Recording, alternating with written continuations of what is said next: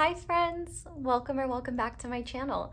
I'm Xoxo, this is Xoxo Tarot, and in today's Pick a Crystal, Stack of Cards card reading, we are going to be doing a classic, highly requested, and one of my favorites, a reading all about your next or current significant romantic relationship.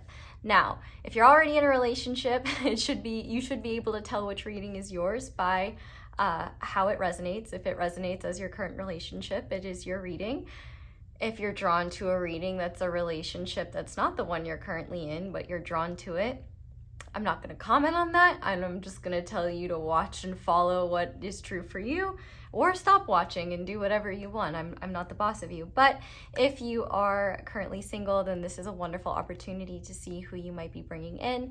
And if you don't like what you are hearing, please choose a different pile, because nobody is going to force you to be with someone you don't want to be with. That is how real life works. That's also how card readings work. If you're hearing who I'm talking about and you're like, no, I would never be attracted to a person like that, then that's not your group. You should know yourself better and just choose a different one. You might find that what you're looking for is in a different group. But with that being said, let's go ahead and go over what we are looking at today. So we are going to start by looking at who your current or future partner is. And I'm going to state now, if you get yourself, that does not mean that you are going to be single forever, unless you want that, which is fine. But if you are coming to a relationship reading, wanting to hear about who you'll be in a relationship with, it is absolutely okay to switch the pile. Yes, it could be indicative of mirroring, but I don't think it's out of the realm of possibility that your future partner or current partner has excellent taste and also watches me. So, it's not shocking if you find yourself. So if you find yourself, just be like, oh, I found myself. Let me try a different group, unless you want to watch it. But with looking at your current or future partner, we're going to look at their personality. We're going to see if I can get anything on looks. We'll do that, and zodiac signs, things like that. And then we're gonna look at your overall relationship with them. So these are things like your relationship dynamics and just the significant features of this relationship. Like, for those of you already in a relationship, if I were to make a summary, or if the cards were to make a summary of your current relationship, or at least certain factors of it, that's what's coming through. So these first two parts are going to kind of be the energy check. Obviously, if you are single, it's not going to be as simple as like, oh, I know this, because you may not know this person yet. You may not know what type of relationship you will be in or want to be in. So for my singles, my advice is to kind of follow your heart with this. And if what I'm reading about sounds like something that is aligned with you, that sounds good, that feels good, then I would say keep watching. And I would say if you're repelled by it or turned off, it's definitely not your group. But with that being said, we're then going to go into tarot with a deck of my choosing, and we're going to look at a special aspect of this relationship that Spirit wants to highlight. I'm really excited about this because I'm hoping that we'll look at unique things that maybe you hadn't considered as special or unique, but that actually are. And then we're going to look at how you're meant to grow together. So this is not supposed to be something that's only you or only your partner. This is something that you both are working on together. I could have worded this in different ways, like what is something in your soul contract or something like that if it is a soul connection, but I just thought it would be easier to do how you're meant to grow together, something you're both learning together. And then we're going to look at a blessing coming to this current or future union. So we'll see something beautiful coming as a result of being in this relationship. And then we're going to finish off with charms. So charms are going to kind of be in addition to your current or future partner, because we're going to be pulling letters and numbers.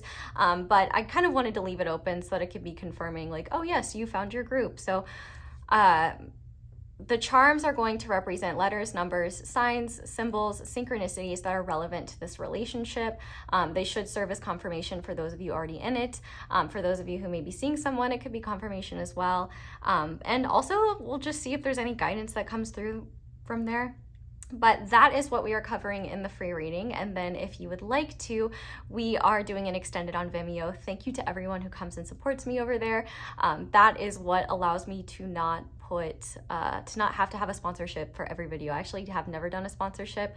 That might be a possibility in the future, but I like to not be beholden to anyone or anything. So thank you to everyone who supports me. But what we're going to be doing on the extended is looking at you in your partner's eyes. So if you aren't with them yet, your future partner's eyes. And we're going to start by looking at how you'll meet if you haven't met them yet, or if you have met them and you're not in a relationship with them, that could be a huge confirming factor. But if you are already in a relationship with them, then the question will be how they would describe this meeting from their memory. So found a way to make that serve both groups. Then we're gonna look at what their first impression of you was and how they see you now. And if you haven't met them yet, or if you're only talking to them, we'll look at how they'll see you once you're together. We're also gonna look at what makes you irresistible to them, and that is going to be 18 plus. I do have some 18 plus cards for that. So I'm kind of excited to look at that. But then also we are going to look at when/how did they, or will they, depending on your circumstances, know that they wanted you to be their partner, know that they wanted to be in a relationship with you. What was the deciding factor where they were like, yep, I want this person to be my partner? And then we'll finish off with guidance for your current situation. So shout out to everyone who comes to visit me over there, and thank you to everyone who hypes up the extendeds. It's so much fun. If you like the way that I channel in the extendeds, I just am more of myself, more unhinged, and am able to just be pretty blunt. So appreciate those who enjoy it too. But we have 4 different stacks of cards for you to choose from today. So you are choosing based on the vibe of the stone or the vibes of the cards, I guess. So starting with group number 1, we have this, okay, this is Granite, painted Granite. I still love her, but she was advertised as K2 stone, which is just essentially a stone that is mined at the K2 mountain. This is not that. This is painted Granite, and I love her anyway. I think she's cute. She's got little paint marks. But yeah, so she's painted Granite. I mean, I assume she's Granite. She could be something else, but she's certainly not what she was advertised. And then for group number 2, we have this rose quartz angel on top. For group number 3, we have this fire quartz turtle representing y'all. And then finally for group number 4, we have this, why am I immediately forgetting the name of the stone? We have flower agate. I wanted to say garden quartz, but this is not garden quartz. I actually have a garden quartz little tiny moon. What don't I have? A crystal addiction, that's what I have. At least it's not crystal meth. All right, so this is flower agate. And it is a moon shape. If you pick this group, I'll show you what garden quartz looks like if I remember it, but that'll probably be 2 days from now, so the likelihoods are slim. Thank God you have Google. With that being said, go ahead and pause the video if you need to decide which pile you feel most drawn to. It is absolutely okay to be drawn to more than one, especially if you find a group where you have yourself. You may want to watch that group if you're interested in seeing or hearing more about yourself. But with that being said, we are going to go ahead and get into our Make a Wish portion. And shout out to my intro squad. Intro squad, I want to know, if you are intro squad, what is your favorite breakfast food? And if you can't choose, you can do as many as you want. And I really, like, I don't care if it's crazy. Like, anything is a breakfast food if it's eaten at breakfast time. Like, I don't know. What's your favorite breakfast food? I would love to hear. But with that being said, we're going to go ahead now and make a wish and do our little mini reading. I thought the Lover's Candle would be perfect for this. The Lover's Tarot card represents things like harmony, unity, and love. And if you're unaware, this is from my tarot candle line on Angelic Magic 888 site. There is a link to both her Etsy page and her website down below. If you are outside of the US, you may want to use the Etsy site, but you can get this candle or any other candles using code ASO10 for 10% off on any candles on her site. But with my tarot candles, a cool factor is they all come with a mini tarot card. So after we make our wish, I will interpret the mini tarot card inside of here and see what Spirit has to say. So let's unveil her. Okay, crazy. All right. So, we have the 6 of Cups, my favorite card in the entire deck. We'll interpret that in a moment, but I also wanted to mention that the Lover's candle also comes with a little rainbow charm. It also has, I believe, rose quartz, amethyst, and I think a little bit of clear quartz, kind of the whole spectrum of the rainbow. But if you would like now to pause the video and kind of just focus your intentions on what you want to wish for, feel free.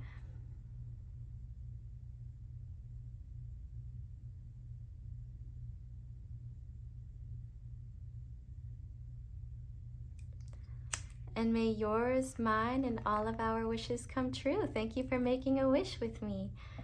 And thank you to everyone who supports Maggie and I. Maggie's Angelic Magic 888. I love her candles. I've been using them forever, and it's super cool to make my own with her. But with that being said, let's go ahead and look at the Six of Cups. So this is beautiful. The first message that I got was, if you are having like the urges to reach out to someone, or you're randomly getting like memories from someone from your past, like especially a childhood friend or someone that you haven't seen or talked to in a long time, this could be your sign to either reach out to them or that they could be reaching out to you soon. And it may be really out of the blue or particularly surprising. If you've had dreams about like an old childhood friend, it's possible they've had dreams about you too, or that they've been thinking about you a lot. But with this Six of Cups as well, this also talks about reunions. So for some of you, you could be reuniting with someone who you have sweet feelings for or deep feelings for. They don't have to be romantic, but we are in a love reading. So I do feel like whether you're already in a relationship or not, you do have beautiful, sweet connection in your future. I also see this too, though, as a beautiful sign that like something is coming back around for you, something that you thought was lost or something that you were worried you wouldn't find again, you're reconnecting to and returning to. And this can even be something that you're unfamiliar with in this lifetime. A little fun story, the first card that I ever drew in my first tarot deck was the Six of Cups. And I remember in that moment feeling this kind of like, this sweetness and this like, I don't know, just this weird feeling of familiarity that I didn't quite understand. And then when I looked up the meanings, I was like, wow, I feel like I'm almost coming home to myself in a way, or like this is I'm returning to something I don't quite understand. And I feel like I've upon reflection through time, I feel like that interpretation was quite apt. Like it may have been new to me in this lifetime, but like something that is near and dear to my spirit, which I guess is this work and channeling and sharing that with y'all. Like that, I think that is something that was new to me in this lifetime. But when I pulled that card, it was like reconnecting with a part of my spirit I hadn't accessed yet. So for some of you, you could be connecting with someone that you haven't met before, but that resonates really deeply with your heart. For some of you, this could be related to children. You know, if you've had a child move away, like go off to school or doing something different, this could be a sign that they're doing okay, or that they are meeting people that are caring for them. Like I'm thinking of a specific example of like a kid going to camp and being really nervous, but then ending up, you know, meeting other kids that they really enjoy spending time with. But I also think as well, you know, this could be related to connections where you feel like a kid again. So this could be the introduction of those connections, the reconnection of types of relationships like that, or a sign to hold on to and cherish the ones that do make you feel that way. You know, if you can laugh with someone and feel like if your inner child can come out with them, I think that's a really good sign. I'm also hearing the song Don't Start Now by Dua Lipa, where she talks about doing a full 180. But the thing is I feel like you're doing a full 180 from a full 180 you already did. So you're doing a 360 in the sense that, you know, maybe something, it just seems like a phase or an aspect of life is coming back to you in a way that you weren't anticipating. And for some of you, this may be really welcome. And for others, it may be like, oh, wow, I didn't know I could experience this again. Or I didn't know that I was able to reconnect to this part of myself. There might be a part of you've almost forgotten about that you're going to be reconnecting to in the near future. But more than anything, this is a beautiful sign of sweet things to come. A sign to act on any feelings of nostalgia, especially if you're feeling called to reach out to someone you haven't talked to in a long time or something like that.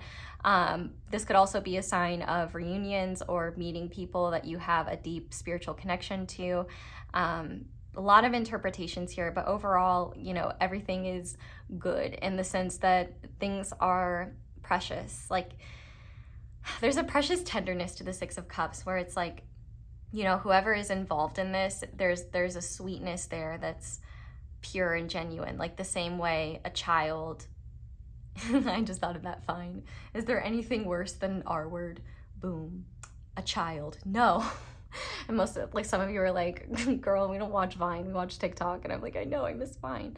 But anyway, to summarize, I feel like there's just a lot of sweet things coming to you in the form of connections, in the form of experiences, in the form of opportunities to reconnect with yourself. You could be reconnecting to like a place that you used to visit and reconnecting to that sense of nostalgia. You could be reconnecting to a part of self that you've been cut off from. There's a lot of different interpretations here, but the past is coming into the present, whether it's past from this lifetime or beyond, and there's a lot of love to be given and received as a result. And I'm very excited for you. So pile all of you, because we're not even in the reading yet. Go ahead now and pick your group, and I will see you in your reading. Thank you so much for sticking around. Shout out to my intro squad, and I will see you in your reading. Hi there, pile one. Welcome to your reading, and thank you so much for being here. If you guys chose the painted granite heart, this is going to be your reading on your current or future significant, your next current or future significant relationship. So we're going to start by looking at who your current or future partner is. Like I stated in the intro, if you get yourself and you don't want to hear about yourself, which even if you do want to hear about yourself, try a different group, because like the point of the reading is not to hear about you. You can, but don't listen to a reading about yourself and then comment, I guess I'm going to be single forever. Yeah, with that attitude, just change it. Have fun. If it does not resonate, obviously not your group. If you do not like who I am talking about, pick a different group, because it's not the one meant for you. All right, so let's go ahead and see who your current or future partner is. So to start, we have the Star. I'm gonna have to hold this up to read it. This tarot deck has like little poems on it, so it's cute. Its evolution, our bodies is natural response, muscles tense, bracing for ever-present danger. This place is safe, I promise. Watch the day, circling the drain. Sing, no one is listening. We also have impartiality. We have chickadee. And we have the archetype of the king. The light attributes are enlightened, benevolent leadership, benefiting those in your charge. And the shadow attributes are excessive feelings of entitlement, rulership without restraint. So right off the bat, signs: Aquarius with the Star, Leo with the king archetype. But we're gonna go ahead and quickly shuffle some astro dice and just see what other signs, energies want to come through. So pile one's current or future significant partner. What signs are relevant to them, please? Okay, so we have Aquarius again. We have Saturn. So the planet Saturn could be significant. Saturn rules Capricorn, so Capricorn energy could be significant. And we have 7, so 7th house placements could be significant. They could have lots of 7th house placements. The 7th house is a Libra house. As someone with a 7th house stellium, if they have one, I do not envy them. It's not fun. But also the 7th house is a house of relationships, so not just romantic relationships, but definitely someone you would know through romantic relationships, someone who takes their partnerships seriously. So we have those. And then I'm going to shuffle some cards in a little bit. We'll do that after, though, just some extra clarifying cards. So your current or future partner, their vibe is very interesting. And I feel like it's one in flux. This is definitely someone who has grown a lot. And depending on whether they're already your partner or someone that you've been on and off with, you could see this evolution. But if they're new, you are certainly going to hear a lot about who they used to be in the past. This is someone who is a natural leader. and someone who, it's interesting because like they're the type of person who can fade into the background if they want to, but they do have these aspects that kind of give them this star quality. It seems like just their attention on you could be quite healing. And I can definitely see here as well, this is someone who knows how to make the most of any situation. I wouldn't be shocked if this is someone who's into like sustainable things, or they're someone who's very crafty, very DIY. Like they could work with their hands or work with wood. Like if they were a carpenter, for example, like they would be the type of person who could make really cool things out of scrap wood, for example. They're someone who can mix like creativity with conservation.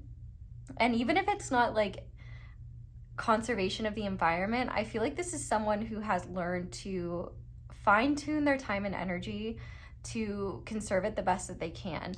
One aspect about them that might be challenging is that this is someone who is impartial to a fault, in the sense that even if it's their situation they're in, or even if it's a situation that like, you know those people that you come to like when you want to complain about something and they start playing devil's advocate. And I'm not saying that this person would play devil's advocate, but this is someone who's not going to indulge you if you just want to hear that you're right and what someone else did was wrong. Maybe unless you tell them and say, hey, I don't want to hear about their perspective. I just want you to console me. I think that would be helpful for them. But this is someone who looks at things from a detached perspective, where even on their own, which I think is something they didn't always do. Like, I think they used to be the type of person who would look at other people's situations impartially, but they couldn't look at their own. This is definitely someone who takes themselves seriously and is likely in a leadership position of some kind, whether it is a leadership position at work or within their community. I could definitely see them being the more dominant one in the relationship, in the sense that they might like steer things like directionally. But that would only be the case if that is something that you wanted. I guess if you didn't want it and they were still that way, I'm sure they are someone who is willing to share that power. But I do think that this is someone in general who has a lot of power, but they try to use that power to help others.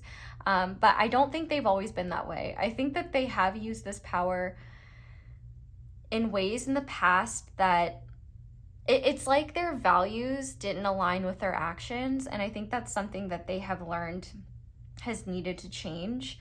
I also think that they've grown and they've healed a lot. Like, they recognize that a lot of their past behavior was not coming from a place of like those being their genuine intentions, but rather coming from a place of wounding, a place of hurt. I feel like this person has done a lot of healing work, and they've also, I feel like, adopted a more positive outlook. I feel like if you've known this person for quite a while, they may have started being quite cynical, but now I feel like they found a nice balance between optimism and nihilism. They might lean towards nihilism more often, but I do think that they have like a beautiful spiritual perspective, even if they don't consider themselves spiritual. The vibe that I get from this person is that they have this greater yearning to serve and lead others, and part of that comes from a place of, why are humans so incompetent? Why can't they do things? I guess I have to do it for them. But it also comes from a place of like, I can talk this talk because I've walked this walk. Like, I feel like this person would be a good leader in positions where they've already like experienced it. So, you know, for example, if they were thrust into a new position that they weren't familiar with, it might be harder for them to step into leadership. But, you know, if, for example, they were teaching at a school they used to go to, like they would be so good at that because they would already know like the social rules, and like, you know, kids wouldn't be able to get one past them because they would know, like, they were like, I went here, like, I know this, like, I was here understanding this stuff 20 years before you. Like, I feel like this is someone who can be quite proud sometimes, but they have learned, you know, as they've matured, what parts of them that they need to be aware of as inhibiting their ability to connect with others. I definitely feel like sometimes they can be so concerned with the collective or humans as a whole, they can forget to be concerned about their intimate relationships. It's kind of something where like they've had to recognize that, you know, what good are their virtues and their values if the people closest to them fall by the wayside. I definitely feel like there is this aspect of this person where they've had to undergo this process of questioning themselves and checking themselves in ways that I don't think they used to in the past. I definitely feel like a lot of people are inspired by this person, and they look at this person as someone like otherworldly, but the reality is that this person isn't inherently otherworldly. It's just that they have the confidence to express parts of themselves that maybe other people don't, and also they've done enough inner work to be more confident in sharing themselves, and also just done enough inner work to be a more effective leader. There are a lot of really shitty leaders in the world. I'm sure plenty come to mind just as I say that. And so I feel like, you know, this person, they're not really as otherworldly as people think. And they would say that themselves. Like, they definitely have a like, oh, I'm not that great kind of thing. But I think that's also partially because they used to think they were the shit and like nobody could tell them anything. And so I do feel like there is still a little bit of bruised ego there, where it's like they don't even want to like put that energy out there, because they don't want to deal with like them being wrong again in that way. Because I think if they had some like big moment where their ego was really shattered, like they've learned to be more humble. But also I feel like they've realized that a lot of what makes them quote unquote great is not things that they were born with. Their character traits they developed, and a willingness to grow in ways that maybe others aren't, or ways that others haven't.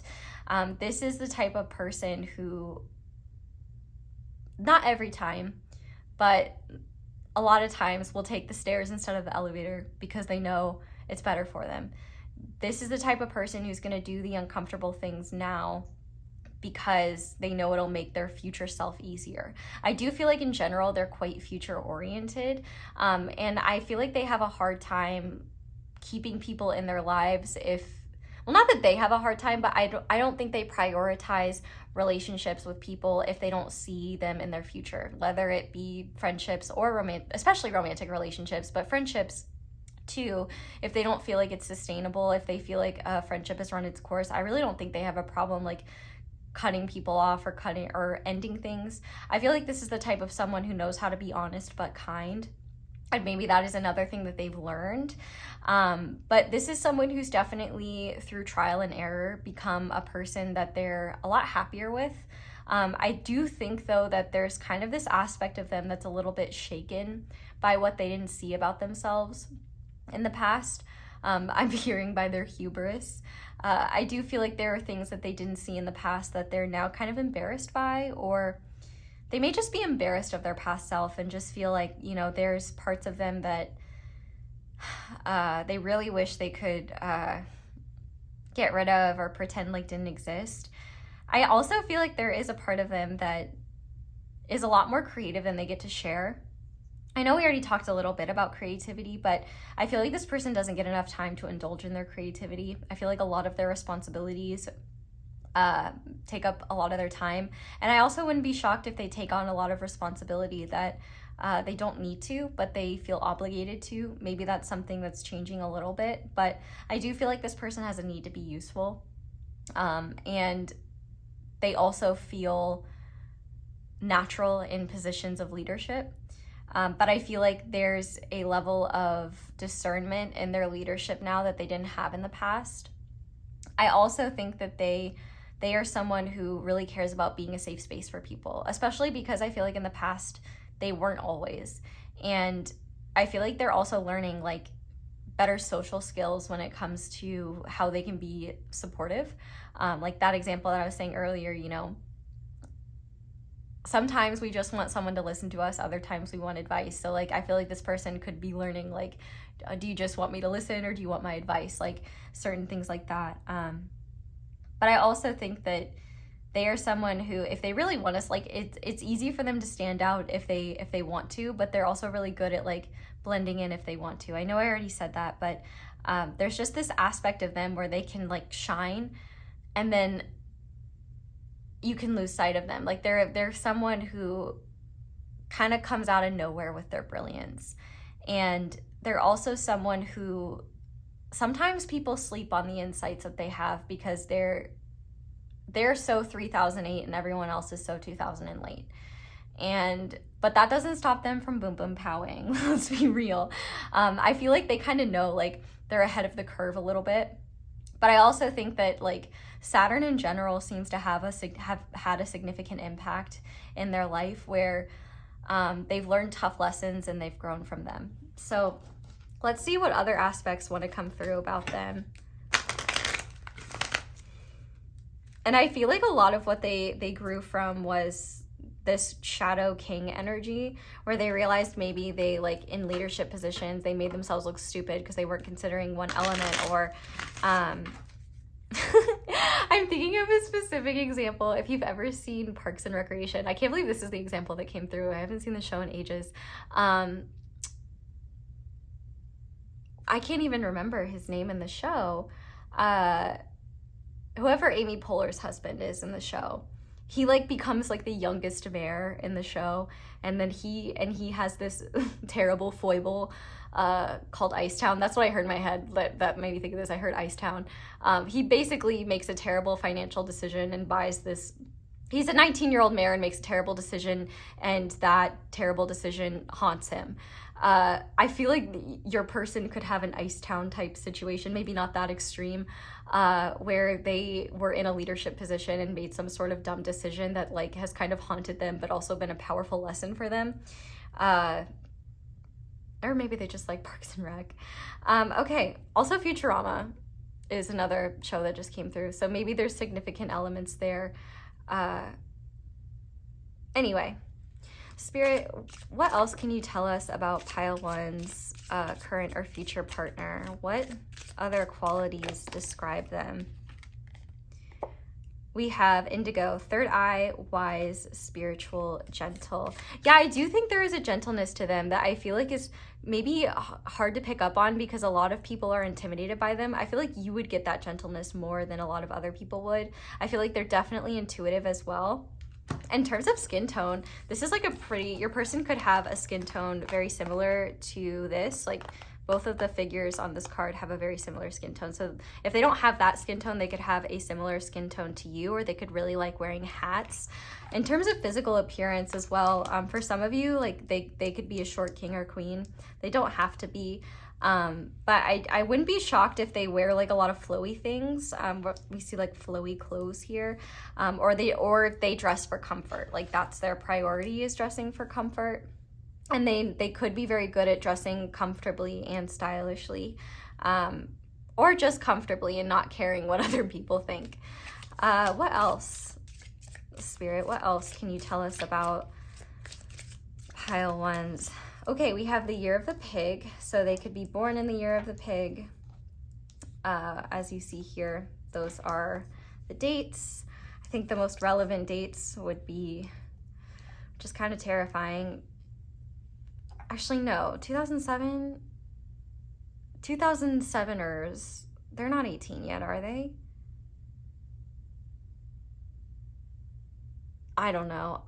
Maybe they're close. I don't know. I don't want to think about it.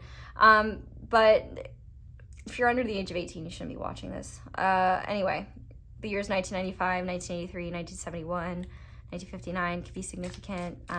What else? What else can you tell us about this person? We also have the year of the rabbit, 99, that works, 87, 75, 63. But also with rabbit, I'm thinking of like lucky rabbit's foot. So they could be superstitious in some way that kind of goes against their logic. Like, they might be highly logical and then have this like really intense superstition that you don't quite understand. Anything else, Spirit? There we have Leo. Fierce, unapologetic, opinionated, strong. And on the back of the deck, we have Scorpio. Intense, dramatic, dominant, loyal. There's that dominant energy. And I did get the vibe that they were loyal. But I feel like that loyalty, loyalty is important because they don't just give that loyalty away very easily. And I also think a big reason why a lot of people don't recognize your current or future partner as gentle is because a lot of times your current or future partner is in positions where they have to back up what they think or what they need to say. And I feel like your person is really good at sharing opinions they feel passionately about in a way that's not going to make people who haven't learned how to hold space for other people's emotions uncomfortable. This is a hot take and it's my opinion, but I think there is an unnecessary amount of shaming for people expressing emotion in general. And I think it stems from the fact that a lot of people don't know how to hold space for intense emotion. I'm not saying that people should be required to, but I think the amount of shaming that we have towards people sharing things passionately, especially publicly, is messed up, because sometimes the truth should piss you off, and sometimes the things that we have to talk about, you know, require more passion than just a neutral tone. But that's just my opinion. You don't have to agree. I just feel like sometimes people are very unfair to passionate people and shame them for something that really is an inability on their part that they've never had to learn or never felt like learning. But anyway, let's go ahead now and look at the aspects of this relationship. So overall dynamics, aspects, energies. So we have illumination, we have birth, we have I'm playing hard to get and I wish we'd reconnect, and we have heartbreak and codependency. Okay, so there's a couple of different interpretations here, so bear with me. But this could be someone that, like, and I guess if I was already describing them, you were probably like, oh hell no, and picked another pile if you didn't want to hear about someone from your past. But for some of you, this could be someone that you reconnect with and get back together with after a period of growing, it seemed. And if that is the case, it would have happened where there was a heartbreak of some kind with them, and it's likely that there would have been codependent elements of your relationship together. And it seems like if you're coming back together, it's because you've done a lot of healing and growing and you can create something new. If you don't know who this person is, have never been in a relationship with them, I do feel like elements of heartbreak and codependency are going to be highlighted a lot. I feel like both of you are going to be in this position where a lot of wounds around heartbreak and codependency are brought up, and you both are really challenged in terms of how you face them.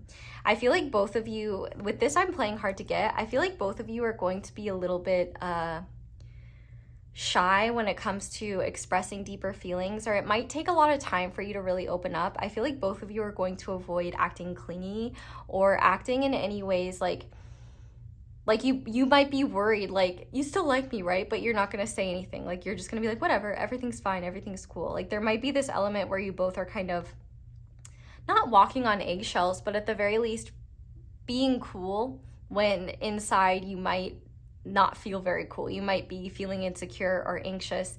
And I do feel like this is an aspect where you both are meant to work on it so that you can connect more deeply and work through these cycles together. The fact that we have illumination and birth, like, there's a powerful opportunity for the both of you to look at your own patterns and say, okay, how can we support one another through this? Like, for example, you know, if you are someone who gets really anxious and is like, do they still like me? You know, saying, I know it's silly, but there are times where I question if you even like me still. And so it would be really helpful if you could just tell me, like, things that you feel about me, like, more often, or just share that. Like, I feel like you guys will be able to talk more about what bothers you, what makes you feel insecure, what makes you feel afraid, and create something different. If you're already in a relationship with this person, I feel like there may be one question you're asking, and that is, do I need to leave this relationship? And my answer is, the only emphatic yes I can give is if this is an ABUSIVE relationship. I can't say the word because I might get demonetized, but I will spell it again. ABUSIVE. If it is that type of relationship, yes, it is an emphatic yes. In fact, you shouldn't even be watching readings on this relationship. That is probably going to give you unhelpful advice, and readings are not what you need if you need support getting out of something like that. But if that is your situation, I am praying for you, and I really hope that you get the help that you need and get the resources that you need, and get into a situation where you're not in that position. I know it's a lot easier said than done. not very good at like talking about situations like that, but I feel it's very important to point out that I would never in a million years ever advocate for being in or support a relationship like that. But relationships can be messy and toxic and not ABUSIVE. And the thing is too is, and I'm not saying that this is inherently messy or toxic, but it seems like there could be patterns and dynamics that have made your relationship, at least as it is now, kind of rough, where it seems like maybe you guys have been through some sort of hardship or heartbreak, and you guys have had to really work through that. Maybe through this heartbreak there's been some distance, and that's made you both realize maybe how you depend on one another, or how you've been leaning on one another in ways you didn't need to. If you are in a relationship with this person, or in this like in a weird situation with this person, and there's no part of you that wants to let go, I do feel like there is a beautiful opportunity for rebirth here, and a beautiful opportunity for the both of you to grow through past wounding. And I think that the beautiful thing is that can actually create a lot of healing. And conflict, obviously conflict constantly is not healthy, but there can be a healthy level of conflict. And I feel like if this is someone that you're currently in a relationship with, it seems like you guys have already entered a brand new cycle where you're both learning and growing from your past together. But if this is someone you haven't met yet, someone you're not in a relationship with, I do think that wounds around heartbreak and codependency are going to bring you both a lot of awareness, and you both have the opportunity to create new cycles, heal old cycles, and do things differently in a way you've never experienced in a relationship before. I do feel like one of the hardest aspects of this relationship, one of the challenges, is a willingness to share those vulnerable parts of you that you're afraid of sharing with one another. I feel like for your person, they might have a hard time validating their own insecurities, because if they look at it from an impartial perspective, they'll just be like, I'm just being immature. Well, I guess they might think immature or insecure. I just need to get over it. And they're also probably really good at being like, well, no, that can't be true, because this is also someone who's incredibly observant of your behavior. So even like small things you do, like your wording, like the difference between I love you too and love you too, like this person pays attention to that, you might too. So you guys might have these really interesting conversations about nuances in relationships, where like how really small things could evoke deep feelings of insecurity or upset wounds that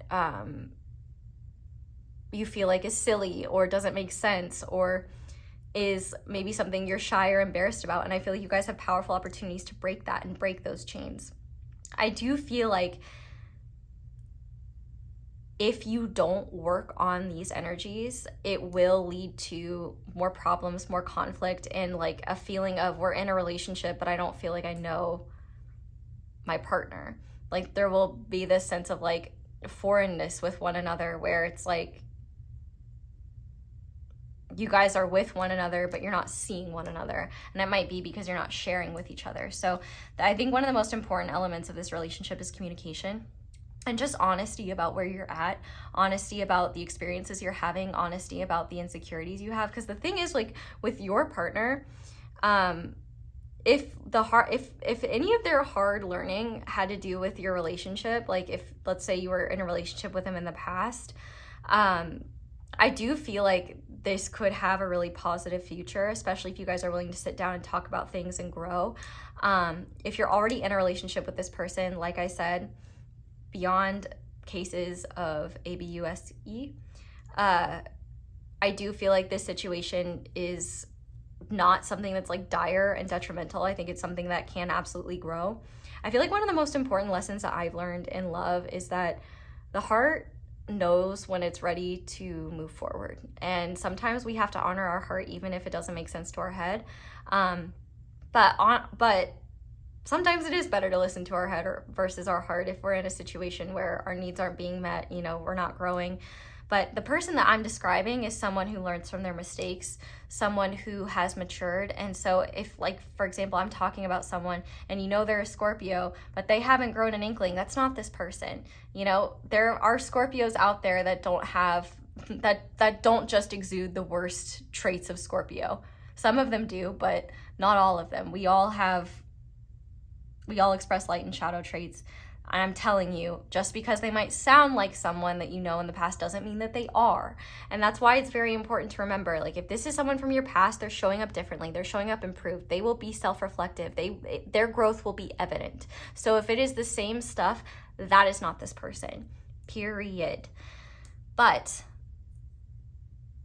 whoever this person is for you, there is a powerful opportunity for healing and growth. And I think one of the hard things will be kind of breaking through each other's walls, like breaking the ice a little bit. Like, I feel like, especially if this is a newer relationship, if, let's say you just got into this relationship recently, which, like, congratulations. It might be that you've got this wounding going on and you want to talk about it, but you're afraid of rocking the boat, or you're afraid of, like, creating an issue. And I feel like one thing you need to know is that this is someone who I feel like doesn't want to, like, if they knew that they were doing something that was making you feel insecure, I feel like they would want to know. And on top of that, I feel like your partner seems to have a hard time knowing when to bring something up and not, because they're really good at invalidating their needs, and they're also really good at, like,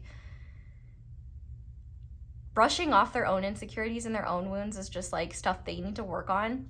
So it may be something where you kind of have to model for them, like, and get the ball rolling, where you're like, hey, you know, I love the time that we spend together, but it really hurts sometimes when, you know, when we're spending time together and someone calls you and you stay on the phone for 20 minutes with them, even though it's not important. I know you don't want to hurt their feelings, but, like, I know that, you know, you want to make their voice heard, but, like, it makes me feel bad when, you know, you're doing that for that long.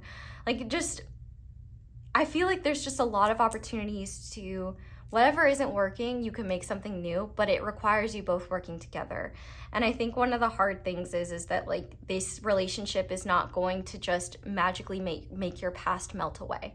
This is a relationship where it's going to give you the opportunity to close doors on your past in ways that you don't have to open them again. You might get a glimpse of them in the rearview mirror and be like, I remember that, but now I know what to do, or something like that. I really feel like, especially this illumination card, not only are there, like, lots of guides and ancestors around you and your person that are, like, protecting you and protecting this relationship, there's also just powerful opportunities for awareness and understanding. Like, there's a lot of spiritual insight, and on a soul level, both of you are meant to grow a lot in this relationship. Like, the only way that this relationship will just fail outright is if both of you lean into the most destructive aspects of yourself, refuse to open up, push each other away, and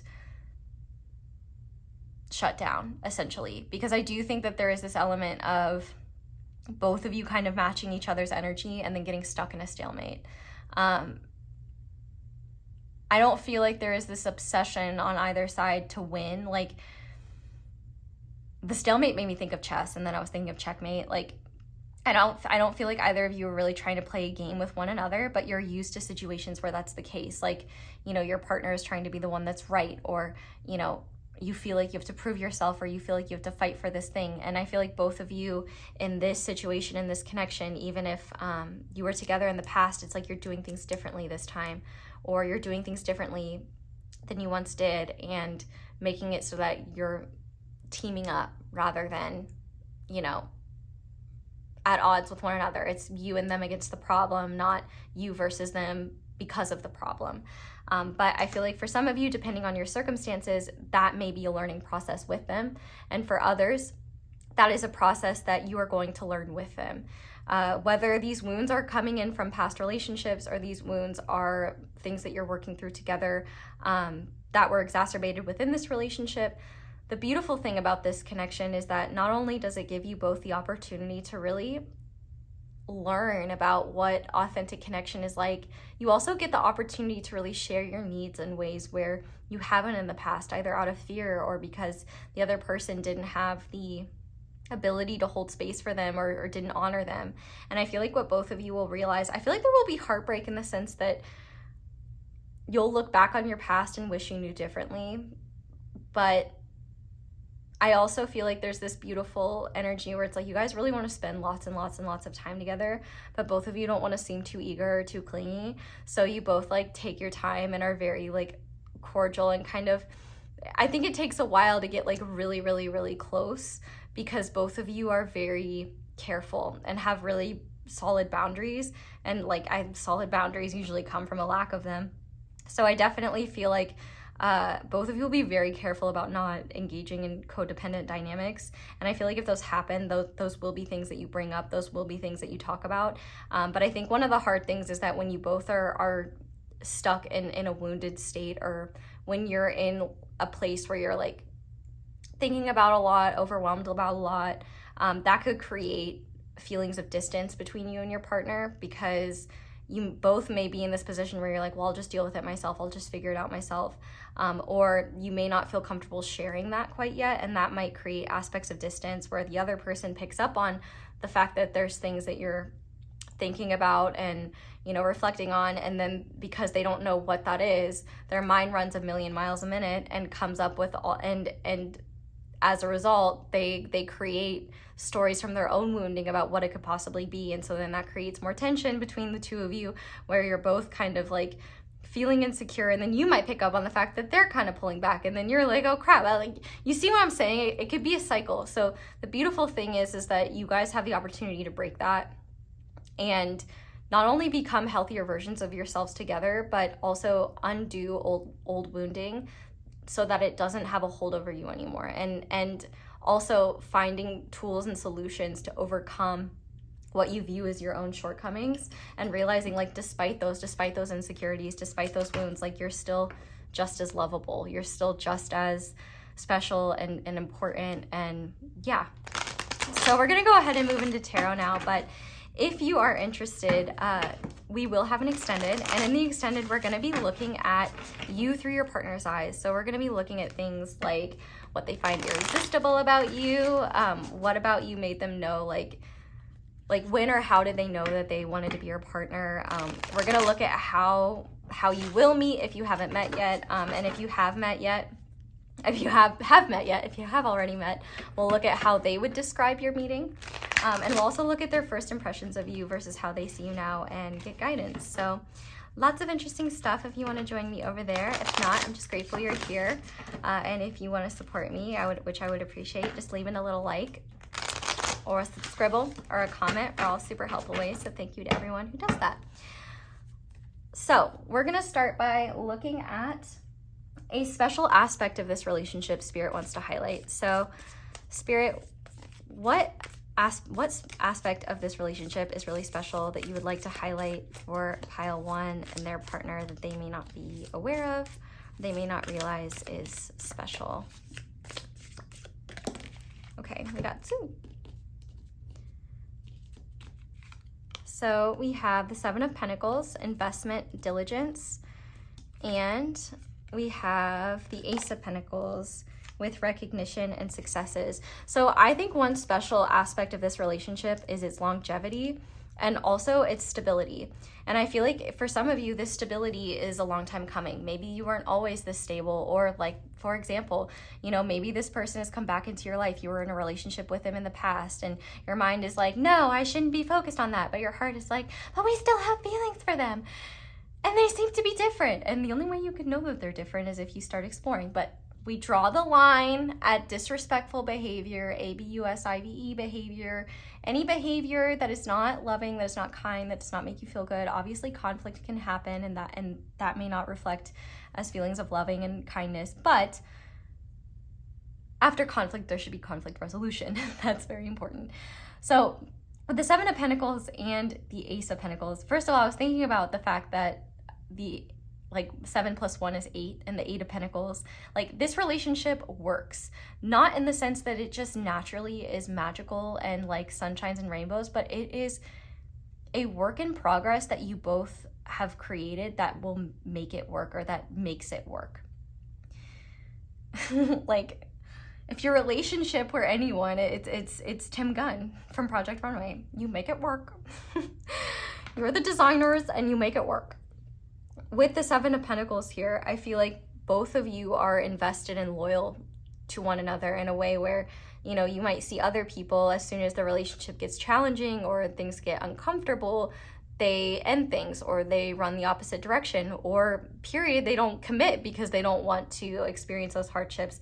Both of you, what's special about this relationship is both of you are willing to ride out those periods of time where you are feeling disconnected, where you are feeling kind of lonely, where you are feeling like, you know, distant from one another, and moving through those in ways where you're not just abandoning the relationship the minute your needs aren't getting met, or pushing it away for something new and shiny coming along. Both of you have this stable vision for your futures, and I feel like both of you are working on it independently as well as together. I feel like one special aspect of this relationship is your commitment to it. You know, like I said, there are plenty of people who don't stick things out in that way, and that's no judgment to them, but one special aspect of this is your commitment and willingness to reinvest and create new structures on top of it. Like, it's not just that you guys are willing to ride things out long term. It's also that you're willing to create new foundations, try new things, and, you know, plant new seeds within your existing relationship. You know, it doesn't matter if for 4 years you had terrible ways of communicating. You know, you guys go to relationship counseling, or you learn an effective way to communicate, and now you guys are communication rock stars, and you don't have those issues anymore. And it's a solid, consistent thing where it's like, yeah, in the past we had this issue a lot because we couldn't communicate, but then we learned, and now we can communicate a lot better. And, you know, if one of us, we have better rules and a better structure for how to go about conflict or misunderstanding, or to communicate certain things that we might feel uncomfortable with. I feel like there's just this beautiful aspect of just a solid, healthy relationship. And even if it didn't start healthy, or even if it originally wasn't healthy, you guys are learning to create, you both have mutual investment in making it a healthy relationship and making it one where you both feel good. And like I said, for some of you, it may not be that this relationship is unhealthy at all. It may just be that when it comes to coming together, you have to face the unhealthy parts of self, and that's uncomfortable and that's hard, but you work together. I definitely think also there's powerful opportunities for success with one another. Like, I wouldn't be shocked, like for some of you, you could work with this person or start a business with this person. I know they say you shouldn't mix business with pleasure, but some people do, and it works out. I definitely feel like no matter what, there's a stability and a consistency to this relationship where I feel like there is trust, and it may be that like that's built over time. But this is a relationship where patience is prioritized, and the both of you, I wouldn't be shocked if one or both of you is like a Virgo or a Taurus Venus, because I definitely feel like there's just this level of commitment and loyalty here that I feel like it should be standard for all relationships, but unfortunately isn't. And there's a willingness to move through the hard times so that you can get back to, you know, what truly feels like your relationship, those good times. But like, I also feel like it's not just about good and bad times, it's also about like an evolution of your relationship. Like, one special aspect of it is the fact that it will or has lasted long enough that you have been through cycles together, you've reflected and you've grown together, and that's just giving you both more confidence to face your futures together. But if you are not in this relationship yet, I do feel like there will be a lot of growth, and this will be a long-lasting relationship. Like, I don't see this being like a fling. I see this being a very solid, very consistent part of your life where there is lots of growth, and time might fly in the sense of like, you know, your time together, but I feel like objectively the amount of time you spend together and the amount of time you're in this relationship is definitely longer. And so that's a special aspect of it, that not that time indicates the value of a relationship, but I do feel like there is just a level of loyalty and commitment here that I think is really special, especially because like, unless you're already like, if you are married to this person, I think this would be expected. But if you're just dating this person, just in a relationship, I feel like there is a marriage type level of commitment and loyalty to one another, which of course that exists in lots of romantic relationships, but I feel like people can be in relationships and like not even seeing it in their future and like still be a part of it. And I'm not judging that, but this is not that situation. Like, there's a real future oriented element where you guys are not future faking or like, you know, coming up with all these like fantastical ideas of what the future could be, but you have solid plans, you act on them, you know. I feel like this is a solid couple, very solid. Okay, let's see how you're meant to grow together. So Spirit, how are pile 1 and their current or future partner meant to grow together in their relationship, please? We have, is that the King of Swords or Spirit of Swords? Shoot, I can't remember if that is, that's the hard thing about this. Let me look. Let me try to find another. It's either the Knight of Swords or the King of Swords. I feel like it's the King of Swords, but it's always the cards that you're looking for that don't pop out, right? Okay, so queens are queens. Dawn is page. I don't see king. I need a king. This one right there, but I don't need that one. I need a different one. I need one in this deck. Please, for the love of all things holy, help me find it. Okay, so king is kings. So then this is the Knight of Swords. So how you're meant to grow together is in your communication skills and also in your, this is describing to me the process of what we were already talking about.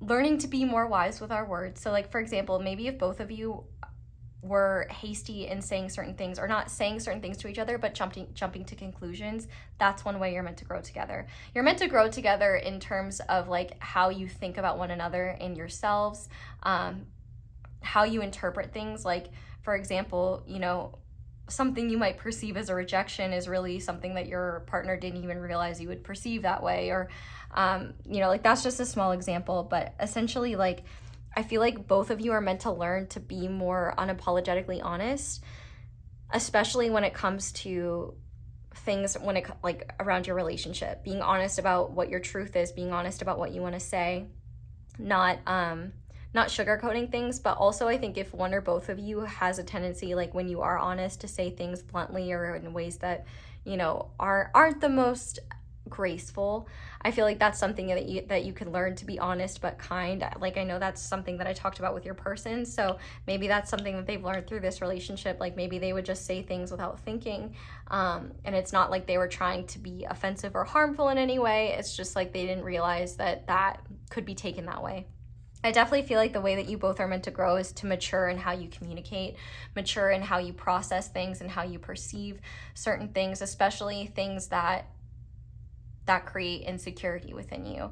I also think that both of you are meant to, another way you're meant to grow together is the time frame in which you work on issues and work on things that are holding you back. Like, I feel like in the early stages of your relationship, it's quite possible that it could take time for you both to start talking about these things, and that could create some disconnect and that cycle that we were talking about earlier.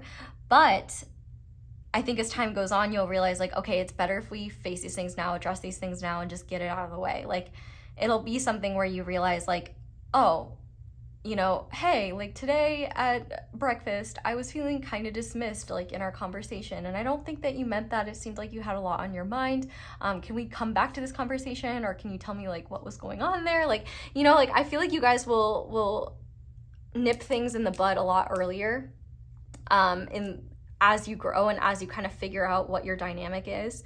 And I also feel like you both will become more confident in terms of speaking your truth and being kind of unapologetic about whatever that truth is. Like, I feel like both of you will become less afraid to speak your opinions to people that maybe you wanted to impress, or people that you were afraid of hurting in the past.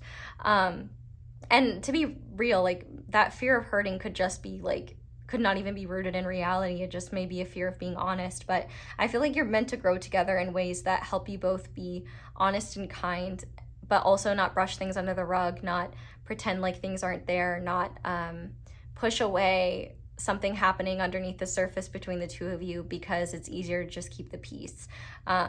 You both will keep the peace by talking about and dealing with and addressing what is disturbing the peace within both of you or together. So I really like that. I feel like you guys also could have complementary interests that really help one another. Like, for example, if you're a writer and they're an artist, like it makes me think of my favorite children's book author and illustrator, Dawn Wood and Audrey Wood. the masterminds behind such works as Hecate Peg and King Bidgood is in the bathtub. Both bops, I must say. So like you could be that, for example. I believe one of them is the writer and one of them is the artist. I had lots of their books growing up, and they're excellent children's books. Hecate Peg is stuck in my psyche forever. And I remember describing Hecate Peg, it's a children's book, to someone else, and they were like, what were you reading as a child? It is kind of messed up, but like, I don't know, I think it's a good book. Anyway, that could be an example where it's like your guys' interests really help one another grow, or you could even create things together based on your complementary skills and interests. I also feel like you guys will really feed on each other's energy. Like if one of you is in a really goofy mood, I feel like the other might feed on that, and like you guys just might be extra goofy. Or if one of you is feeling really fired up about something, the other's gonna be like, yeah, like tell me what you think about that. Like I feel like both of you are gonna learn how to temper your tempers, temper your passions, and like just learn how to merge in ways where you become stronger together, and also just how you can learn from one another to be a more cohesive unit and just stronger individuals. But now I want to see a blessing coming to your union, or that will come to your union once you're in it. So what is the blessing that is coming to those already in this union with their partner, or that are coming in to one? And we have the Four of Pentacles, prosperity, and the Four of Wands, not the Four of Pentacles, prosperity, harmony. So this is beautiful. I definitely think that a blessing coming to this union, the Four of Wands is the marriage card. I'm not saying that you will get married to this person, but that could be a blessing to come from this.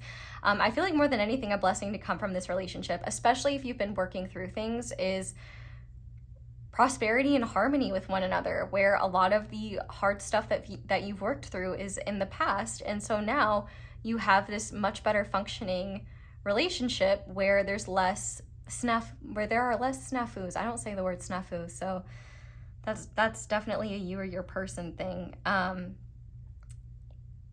Or maybe someone else's, maybe not yours specifically. But I also think with the Four of Wands, like, there could be just a lot of celebrating anything that you've been working towards that, you know, like once you achieve, you will celebrate it. That could be a blessing coming here. But I also just like the Four of Wands is also just union energy. So I feel like just coming into deeper union with one another is something that's happening. And I feel like a blessing coming to this relationship, or that will come, is one where you both feel really good together. Like things feel harmonious, things feel balanced, you feel good, you feel seen, and also that those good feelings will translate to all aspects of your lives, where you will be more prosperous. Like, for example, you know, the good feelings that this relationship evokes makes you more confident at work, so you speak up for yourself, or you know, you feel the courage to take a risk in your career, or you feel courageous enough to go out and start making friends, and because in the past maybe you were too afraid to, and now you don't. Like, there's so many different ways that this could translate, but more than anything, like the Four of Wands is such a positive card to have. If there isn't like marriage in your future with this person, I do definitely think at the very least like a long-term, stable, harmonious relationship where like any conflict or hardship that you work through together, like it's not going to come up 50 million times. It's not going to be something that you have to deal with over and over and over, because both of you, and that's important, both of you are willing to move beyond the problem and take the action necessary to prevent the problem from happening in the future. It's like one blessing is the fact that both of you are invested and committed in this relationship, where you are willing to do what it takes to keep harmony. And I feel like when this relationship is in a harmonious place, like there is nothing better. Like there's just this level of like just goofiness and comfortability and safety with one another, where you feel seen, where you feel understood. And I think one important element of this relationship is being able to explore ideas that the other might not agree with, but still feel safe enough to do so. Like you guys could have different like ideas of how you see the world, but like there's still respect and value for the other's perspective. There's still space. Like I feel like a general sense of like peace and joy is a blessing that's coming, and it's definitely a long time coming, I think, for some of you. And I also think you'll realize, like, especially if this is someone that you're getting back together with after like having a past with them, you will realize like, okay, we had to go through what we had to go through so that we could be like this and we could be here now. But like I said, it is not a past person if that past person shows up with the same old bullshit that caused them to be a past person in the first place. So pay attention to that. But I mean, what's better than this? Four of Wands, like, love it, love to see it. A big blessing coming to you is celebrating this union, feeling good, having beautiful experiences with one another, feeling passionate. This is the vibe of like a picnic on a beautiful day with the people that you love. And so I feel like one blessing is just lots of moments of that, sweet small moments, but also big moments of celebration. I also feel like there will be lots of people looking at your relationship being like, wow, like how, like I wish I had a relationship like that. Like how did you do that? And it's like by being honest with one another and working and being willing to unlearn things that you know made it hard for us to connect and be in a relationship in the first place. Like I feel like this is the type of relationship a lot of people want, but not a lot of people are willing to put in the inner work and the effort to maintain or bring to that state. So yeah, I feel like you guys walk the walk in a way where I don't really think you guys will like talk the talk about it, because you'll be like, oh, it's our relationship and every relationship is different, but like your relationship is the way that it is, not by some, you know, otherworldly magic, but by the willingness of both of you to grow together and move beyond what holds you back and not let your wounds in love stop you from connecting, stop you from being vulnerable, stop you from sharing, and stop you from loving one another, which is beautiful. So let's go ahead now and look at your letters, numbers, and charms and see what else we can get about this relationship. You can take it as confirmation. You can take it as signs. Anyway, we have the letter D. We have, so the letter D or the name D could be significant. Birds could be significant. We have the number 3. We have the number 9. We have a 2, a 5. Let's fix this 2. Just kidding, I can't. We have a 2. We have a 9. We have another 9. We have a 7. 297. You might want to pay attention to the colors as well. Maybe like the colors specifically are significant. We have 93 or 63. 63 or 69. We have 2 3s.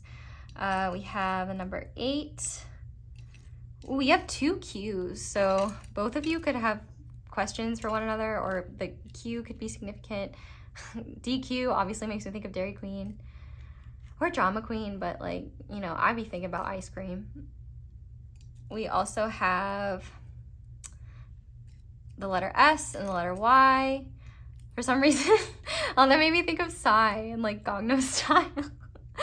Fun fact, I knew Gangnam Style before it was popular.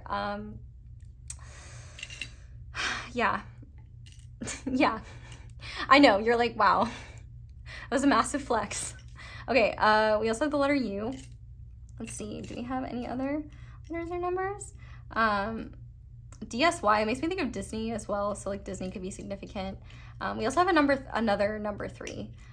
We also have like 83 was already highlighted, so 1983, 1993, 99, we saw that already. 95, 97, 92. Okay, so those are the numbers that are significant, numbers and letters. We have, oh no, we have more letters. Oh, we have another E. So we literally have the name, or no, we only have 1 E. I guess I turned that 3 into an E, but we do have the name D. Or Delaware could be significant. Let's see, we have G. We have another Dolce & Gabbana. I don't know why, but it made me think of the Dominican Republic, even though that would be DR, not DG. We have an M. GM, General Motors, makes me think of that. Cars could be significant. Oh, we do have another D. See, letter. We have this, so we have the name D. Or the last, or D or G. D's nuts. Got it. That could be significant. But we also have this cross. So Organized religion could be significant. Maybe one or both of you belong to an organized religion. But when I look at the cross, I also think about sacrifice. So this relationship could be a situation where you have to sacrifice your ego in order to, you know, remain close, or you have to sacrifice wounding in order to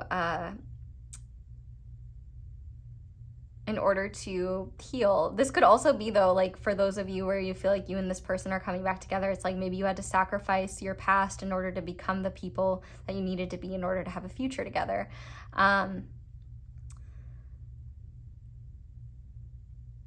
But also 3 days could be a significant time period. Easter could be significant. Things might rise when you're around one another, if you get what I mean. Couple of different situations. Yeah, so they could be Christian, or Christian upbringing could be something that you both bond over. We also have to the moon and back. So yeah, I feel like there's a lot of love between the two of you. You might even say like, I love you to the moon and back, or maybe this person said that and that's confirmation.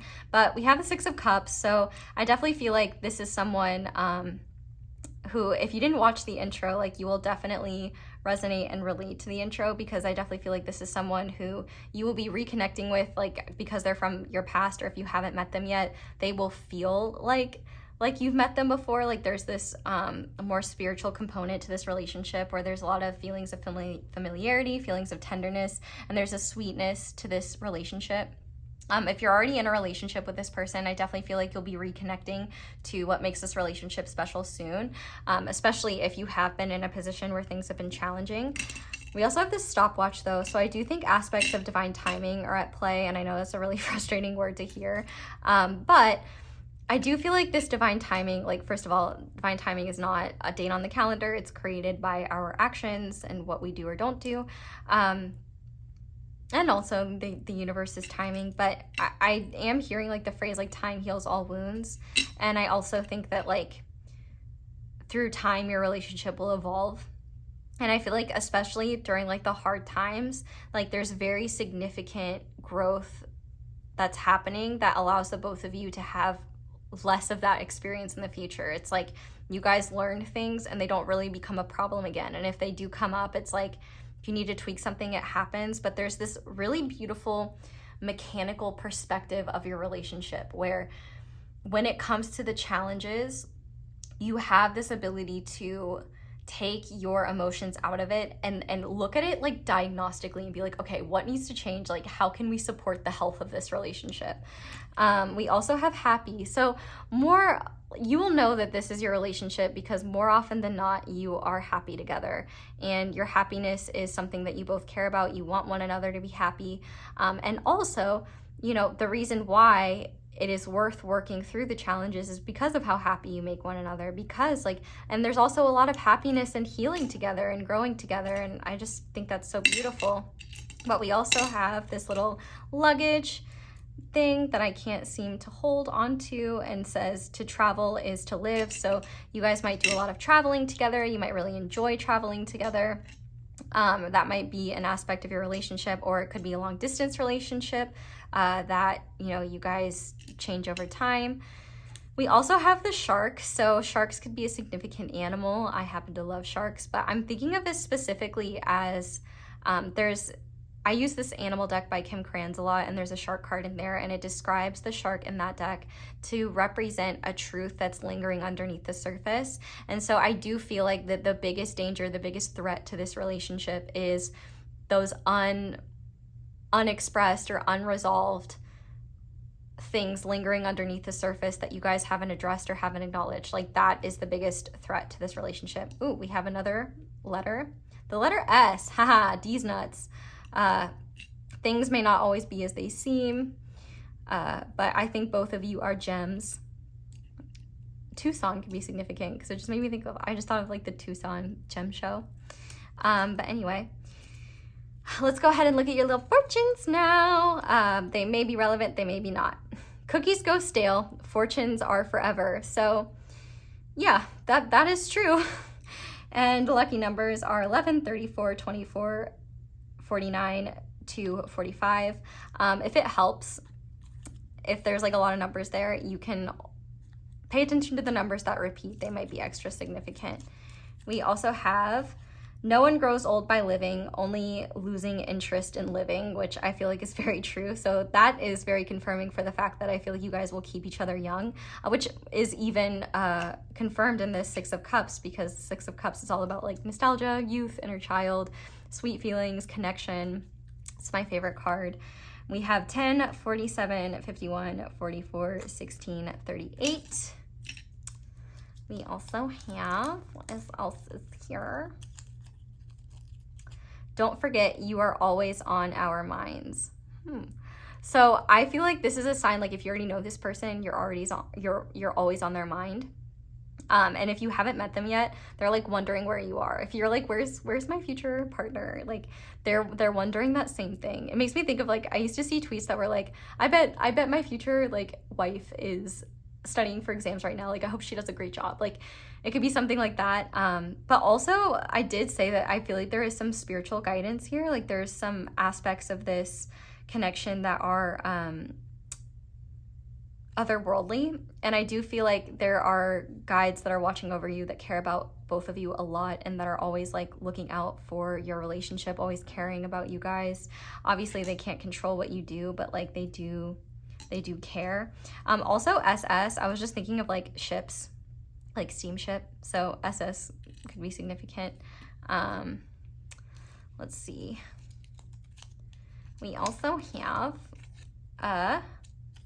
burnt bridges are hard to cross. So yeah, I definitely feel like this is a situation where if you're already in a relationship with this person, or if you want to heal with this person, but there is a part of you that's like out of pettiness or out of like unresolved anger, is like, no, I just want to burn the whole thing down, but your heart is not in that. Your heart doesn't mean that, just your head. I would definitely take some time. I don't think it's the best time to reconnect when your head is still feeling that way, but I definitely think that this is a beautiful reminder that, like, you know, don't push something away that has meaning to you just because you're trying to save face. But also don't hold on to something that is not serving you out of trying to save face. Both important. We also have 17, 19, 4, 1, 47, 48. And finally, we have this week, embrace change as a chance for growth, which I feel like that is literally just like your relationship in a nutshell. But I guess that could be good guidance for this week. And the numbers on that are 35, 32, 36, 45, 34, 6. So I noticed 45 and 47 were significant. So those could be significant numbers, but I'm sure you guys picked out others. But pile 1, that is where I'm going to leave your reading. I'm going to go ahead and move over to the extended now. But if you're leaving me here, thank you guys so much for watching. And thank you so much for letting my ads play in the background. That is one of the simplest and easiest ways to support me, especially financially, and show appreciation for my channel. So thank you to everyone who does that. I don't expect you to watch them. I'm not a monster, but just, you know, letting them play really helps me. So thank you to everyone who does that. But if you'd like to support me in other ways, the best way is to check out the extended. Other ways though, like in the video, comment down below, let me know how it resonates, subscribe if you haven't already. You can check out my candles, you can check out my merch, use code ASO10 for 10% off. You can check out my social media or other videos, but that's all I have for you guys. So thank you so much for watching and for letting me read for you. I hope you enjoyed this reading and I hope it resonated. I hope you all have a wonderful day or night whenever it is that you're watching this video. And I hope you'll come back and see me again soon. Bye! Hi there, Pile 2. Welcome to your reading and thank you so much for being here. If you guys chose the Rose Quartz Angel and the second stack of cards, this is going to be your reading on your I almost said future or current significant relationship. So we're going to start by looking at who your current or future partner will be. If you get yourself, please pick another pile. If you want to hear about yourself, that's fine. But the point of the reading is to hear about who you're going to be with. Well, part of it. So feel free to pick another pile. It's okay if the first pile you pick doesn't hit right. And if the person I'm describing doesn't sound attractive to you or like someone you want to be with, also pick a different pile. Nobody is going to force you to be with someone you don't want to be with. So, and then obviously if you're already in a relationship, if it doesn't sound like your relationship, then I would pick a different group. But with that being said, we're gonna go ahead and see who your current or future partner is going to be. And if you find that there are aspects of you, that's totally okay. It's just likely indicative of mirroring. But full breakdown of the reading in the intro, but let's go ahead and start. So to start, we have the Seven of Swords. Chill, we'll get there. This tarot deck has like little poems, so I'm gonna hold it up and read them. Liar, liar, pants on fire, even birds are no exception. Drongos mimicking the warning calls of other species to steal food and scare competitors. A president lying to the public to abuse power and make his friends a buck. Artifice and deception in our cellular makeup. We're all guilty, so why do you do it? Survival, vanity, greed, motive matters. Okay, motive matters seems to be significant. But to clarify, we also have the Knight of Cups, and it says, water baby, all dream journals and late night art projects. Your cup filled to the very edges with art and play, never mind the actual logistics. Your childlike wonder knows no bounds, but don't forget to do your taxes. And I just remembered my quarterly taxes are due. Okay, that's a later problem. Okay, let's see what else we have here. So we also have dissipating. We have beaver, and we have God, with the light attributes being benevolence and compassion, recognizing the central force within yourself and others, and the shadow attributes are despotism and cruelty, using power to control people. So let's, I don't know, I don't like how this is set up. Once you add, okay, wait. All right, that's gonna have to be good enough for right now. So who is your current or future partner? So this is definitely someone who I am rooting for, and I feel like there will probably be aspects of this that you resonate and relate with or relate to, and that'll probably be something that you bond over. But with the Seven of Swords here, because I can see for a lot of you that would be the most concerning card to come out, this is definitely somebody who has a really hard time seeing things clearly when it comes to themselves. And I also think that whoever this person is, they're definitely in a process of working on their self-esteem. I can definitely see that they are a creative person. I do feel like their creativity, though, is centered in something like practical. For example, they could be into cooking or building sheds or something to do with their hands. If not that, then they may have a hard time indulging in their creativity if it's not practical. I can definitely see that this is someone who has a lot of deep emotional experiences, and they might be ashamed of that. I can definitely see here as well, like, this is the type of person who has tons of inspiration but a hard time grounding it into reality. Mood. But this is also somebody who has a deep connection to, it could be their spirituality, but they have this deep connection to this fundamental aspect of humanity that allows them to be incredibly compassionate towards others. I think they just have a hard time extending that compassion towards themselves. But I would definitely say that this person, they try to be practical. Like, it's their ideal to be practical, but I can definitely see that they get swept up in their passions and ideas, in love. And I definitely think that this is somebody who really struggles between their head and their heart. They have times where they, family is incredibly important to them. They're very loyal to family, and they're very loyal to the people that they care about. But especially when this person was younger, it's quite possible that they got themselves into situations where they would have like romantic situations where they would get swept up in someone and it wouldn't last, and then they would get into these messy situations because they wouldn't follow through on, like, their words had an emptiness to them. Like, they felt them in the moment, but then they wouldn't follow through. So I feel like that is something that I would hope has changed, but I do feel like it's a process of maturity for them. I feel like they've learned that they need to take things slow. And so if you meet this person and they're like wanting to rush into things, I would definitely be cautious. But I feel like by the time you meet this person, you will likely both be at places where you want to take things slow and really get to know each other. But I feel like with the Seven of Swords here, you know, this person is definitely someone who has a really hard time being fair to themselves. I feel like they also have a hard time being completely honest about certain things within them because they're afraid of being judged. So like, for example, they might tell people, and I feel like a lot of this is relatively harmless, like, oh yeah, like I work out 5 days a week, but they really don't. Or yeah, my house is spotless and it usually never is. Like, I feel like this is kind of someone sometimes who talks the talk rather than walks the walk, but they have a heart of gold. And I do think that that is like one of the things that they are trying to improve upon. And I think it's really interesting that, you know, we're here to talk about who you're going to be in a relationship with or who you already are.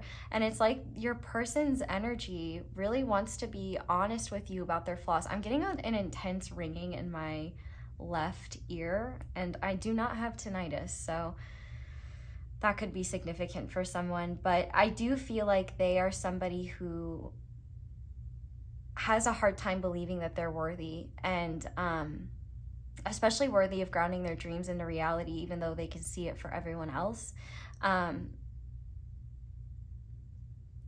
feel like there's a part of them that doesn't trust themselves. And I think, and like I said, I think it's really interesting that they're coming through with all of their perceived flaws.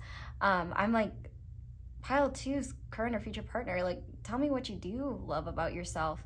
Because I do think that they are very sweet and they're a sentimental type person. Like, I feel like they will remember things like anniversaries, birthdays, and I feel like they're the type of person too, like they might really like giving gifts that either they made themselves or that have like a sentimental meaning.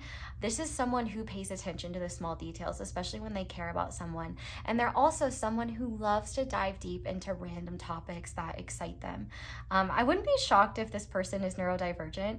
They don't have to be. I even kind of have a theory that I don't know if being neurotypical exists. I think there are just brains that are better to adapting to the current status quo than others, but maybe there is. Who knows? I'm not a neurologist. But anyway, I do feel like this person is a bit different. And I wouldn't be shocked if who they truly are maybe doesn't match the gender norms that they were raised in. And so there could be some complex shame around that. That won't be for all of you, but definitely for some of you. And I definitely think as well, their biggest struggle is their self-esteem and their self-worth. I feel like they at times get really bogged down by their own negative dialogue, and I feel like they can really delude themselves into thinking that they're much worse than they actually are. I feel like their passions are an escape, and I do feel like this is somebody who, well, I guess I'll say this. I feel like when it comes to you, pile two, and this person, it's going to be very important for you to pay attention to patterns with this person. Do they, if there are things that they need to work on and they keep saying they're going to work on them and then they don't, that's something to note. But if, it takes them time to start working on things, but they eventually do. I definitely think it's really important to pay attention to their actions and also just take time getting to know them, because like this is the type of person that can get swept up in their emotions, but this is also someone who will do anything for people that they love. I feel like where they have a hard time is doing things solely for themselves, and they have this tendency to view themselves through this lens of who they think they should be rather than who they actually are. And I feel like a lot of who they think they should be is rooted in like toxic ideals of what we as a society like support or uphold as valid or valuable in society. And I feel like this is someone who has never been honored for their gifts, because they've been criticized so much for what they do weirdly, what they do differently. But I would definitely say that this person is a homebody, and they probably like, this is definitely someone who loves cuddling and loves like cozy nights in. I definitely think they're less extroverted, and I feel like they do need time on their own to just kind of be with themselves and be in their own energy. They're definitely a true introvert. And I feel like this person could be hard to read. In fact, like people might see this person as rude, or like awkward, but they're not. They're just, I mean, maybe they could be awkward, depending on their social skills, but I feel like they're typically just quiet. And I think extroverts don't trust this person. Well, not all extroverts, that's a generalization, but I do think some people project onto your partner because they don't realize that their silence is because they're like thinking about carburetors, not because they dislike the person wanting to connect with them. I also feel like your person prefers to type or write out the things that they feel. I feel like it's easier for them to see things, to speak from the heart when they can see things. I also feel like this person is a very visual person. They may even be the type of person who doesn't have an inner dialogue, but rather just thinks in pictures. I think Aphrodite's that way. Shout out to Aphrodite. Or wait, no. He's one or the other. He either only has an inner dialogue. No, I think it's that he only sees in pictures. He doesn't have inner dialogue. He's one or the other. But yeah, shout out to him. He's awesome. But anyway, I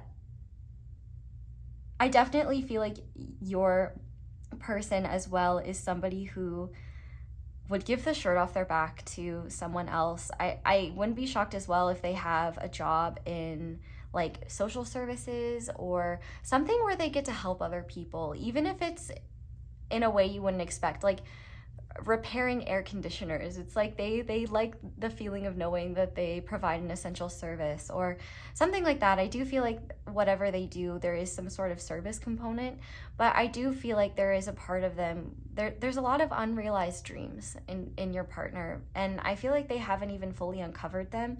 There's definitely a tendency for them to avoid themselves, and it's kind of like they can really only discover who they are through their passions and through what they love, because it's not inherently themselves, then it feels less vulnerable to like understand things about themselves. I feel like they have a better time understanding themselves through characters in TV and movies or books, and they find inspiration through storytelling. And I definitely think this person has a very massive inner world and full of complexity that they really enjoy exploring when it's not too painful to focus on themselves. I feel like there are times where it is too painful for them to focus on themselves when life is especially stressful. If they're having issues staying on time, or if life is particularly stressful, I definitely think that your person has the tendency to kind of withdraw and go within. Not go within in like a healing meditative kind of way, but kind of a withdrawing. But I guess it's not a going within, but rather a disassociating from reality, like choosing different worlds. Like, for example, I can relate to this. Like, I've put in some hours in Skyrim recently just because, like, I just want to pick flowers in a field, and maybe kill a mud crab or two. Like, I don't want to deal with life. So, I definitely feel like this person has lots of fun. They're a very fun person, and they're somebody who really likes to know people on a deep level. Like, this is definitely someone who is not into small talk, probably finds small talk draining, but they really love to talk about like deep philosophical things. I also wouldn't be shocked if their belief systems have evolved a lot over time. And I feel like they are a romantic at heart. Like, I think the thing is that the romantic side of them has to emerge over time, because even though they may want to do like romantic gestures early on, I feel like they're the type of person who's too insecure to do that. Like, and I'm kind of wondering if maybe your relationship will be helpful for the both of you in terms of like self-worth. But I feel like there's definitely a lot of nerves when it comes to romantic gestures and the fear of being rejected by that. So I can definitely see that over time, especially as feelings develop and they get more comfortable, they are the type of person to give tons of romantic gestures, like leave notes or take you to your favorite spot, even though they may want to stay in and not talk to anyone. This is definitely somebody who may not always live up to their own expectations, but I think that they blow others away with their thoughtfulness and meaningfulness towards others. And I would definitely say as well, this is somebody who, when it comes to plans for the future, you definitely want to make sure that you work with them. Like, you know, this person might be talking about, oh yeah, like next year let's go on vacation, and then you guys like talk about it, but unless there's more initiation and something else to help them ground it, it'll be like 3 months away from next year, and then they'll be like, let's wait another year, like maybe now's not the best time. Like, it definitely seems like your person has a hard time validating their own wishes or their own, like, the things that make them excited when they've had too much time to think about it or sit on it. I definitely think, though, they have a bit of a bleeding heart, which can be beautiful. And I also think that there's somebody who, you know, a lot of their skills like that they've developed have been practical. Like, I feel like they're in the process of developing more practical skills and being more grounded. But there's definitely some unresolved wounding and unresolved shame around self-worth and around self-expression and being worthy of their dreams, being worthy of the love that they give. And I feel like this person too has lots of wisdom, but a hard time implementing it. This is definitely somebody who, if this reading is for you, like, you will adore their personality. I feel like it'll be really compatible with yours, either in like a, oh wow, we're so similar, or in an opposites attract kind of way. I feel like this person will really indulge your inner child. And like, this is the type of person who will make a pillow fort. They may not want to clean up the pillow fort afterwards, but like, they will make a pillow fort and name it and, you know, camp out in there for 2 days with you and just like hang out. I definitely think that this is somebody who is a softer type person, a gentler type person. But I also think that a lot of their quote unquote darkness, like, you know, the darkness that we all have, is directed towards themselves. They're definitely not the type of person to lash out at others when they're angry or frustrated. They'll lash out at themselves. And I definitely think this is the type of person who will go to great lengths to avoid people worrying about them. So they may not always be the most honest about, like, you know, when they're really struggling or when they're feeling scared about something. I definitely feel like sometimes you'll see through them, where they'll be like, oh yeah, I'm fine, everything's good. And you'll be like, I can tell it's not. Or you may be able to tell they really want to do something that they're pretending like they don't care about, and they may need that like extra encouragement to do that. But I think one of their skills is making a house feel very homey and very cozy. I feel like they do have very cozy vibes in general, and I feel like they're truly themselves, either with, you know, one-on-one people they trust or when they're by themselves. So I definitely think the most powerful times of connection with them will be when you guys are alone together. But also I feel like this person is capable of like profoundly deep intimacy when they feel safe and trust someone. So I can definitely see here like this being the type of person that, you know on a level deeper than anyone you ever have before. But in terms of appearance, They could have a lighter skin tone, or they could have short hair. They could have red hair, or they could be very hairy in general. They could have like an afro or gray or silver hair. They could also really like yellow or blue. They may have a caffeine addiction, which same. They could really like coffee or something like that. Maybe they're a coffee connoisseur. I also feel like, though, this person has a strong distaste for, this person could be really into like conspiracies or things like that, especially because they might see just like a lot of the rottenness of our societal structures and just be very put off by them. This person definitely likes Tolkien, you know, Lord of the Rings type stuff. Like, they're definitely into fantasy worlds and world building. I wouldn't be shocked if they do things like D&D or Magic the Gathering. I think that's a role-playing game. I definitely think they like games in general, like board games or fun things like that. And I definitely feel like what this person deems as fun is usually quite wholesome. Like, they like to play games with people, or they like to talk, or they like to watch movies. They're definitely a more chill, more relaxed kind of person. Like, that's what they like to do in their free time. Like, they wanna chill. Okay, but Spirit, can you give us an idea of signs significant? We do have water signs with the Knight of Cups, so that is Pisces, Scorpio, and Cancer. And I feel like with the God card, that makes me think of Pisces because it's the most spiritual card. But anyway, what signs are significant to this person? Okay, we have the 9th house, so that's Sagittarius energy. They could have 9th house placements. We also have Taurus, so they could have Taurus placements. That would definitely make the homebody energy make sense. If they're a Taurus moon, you've definitely lucked out. Taurus moons are my favorite moon placement, I think, because they just like, they know how to make you comfortable. And I feel like there's just a sweetness to them that is so earnest. Like, they want to make sure that like they are comfortable, well-fed, and you are too. Like,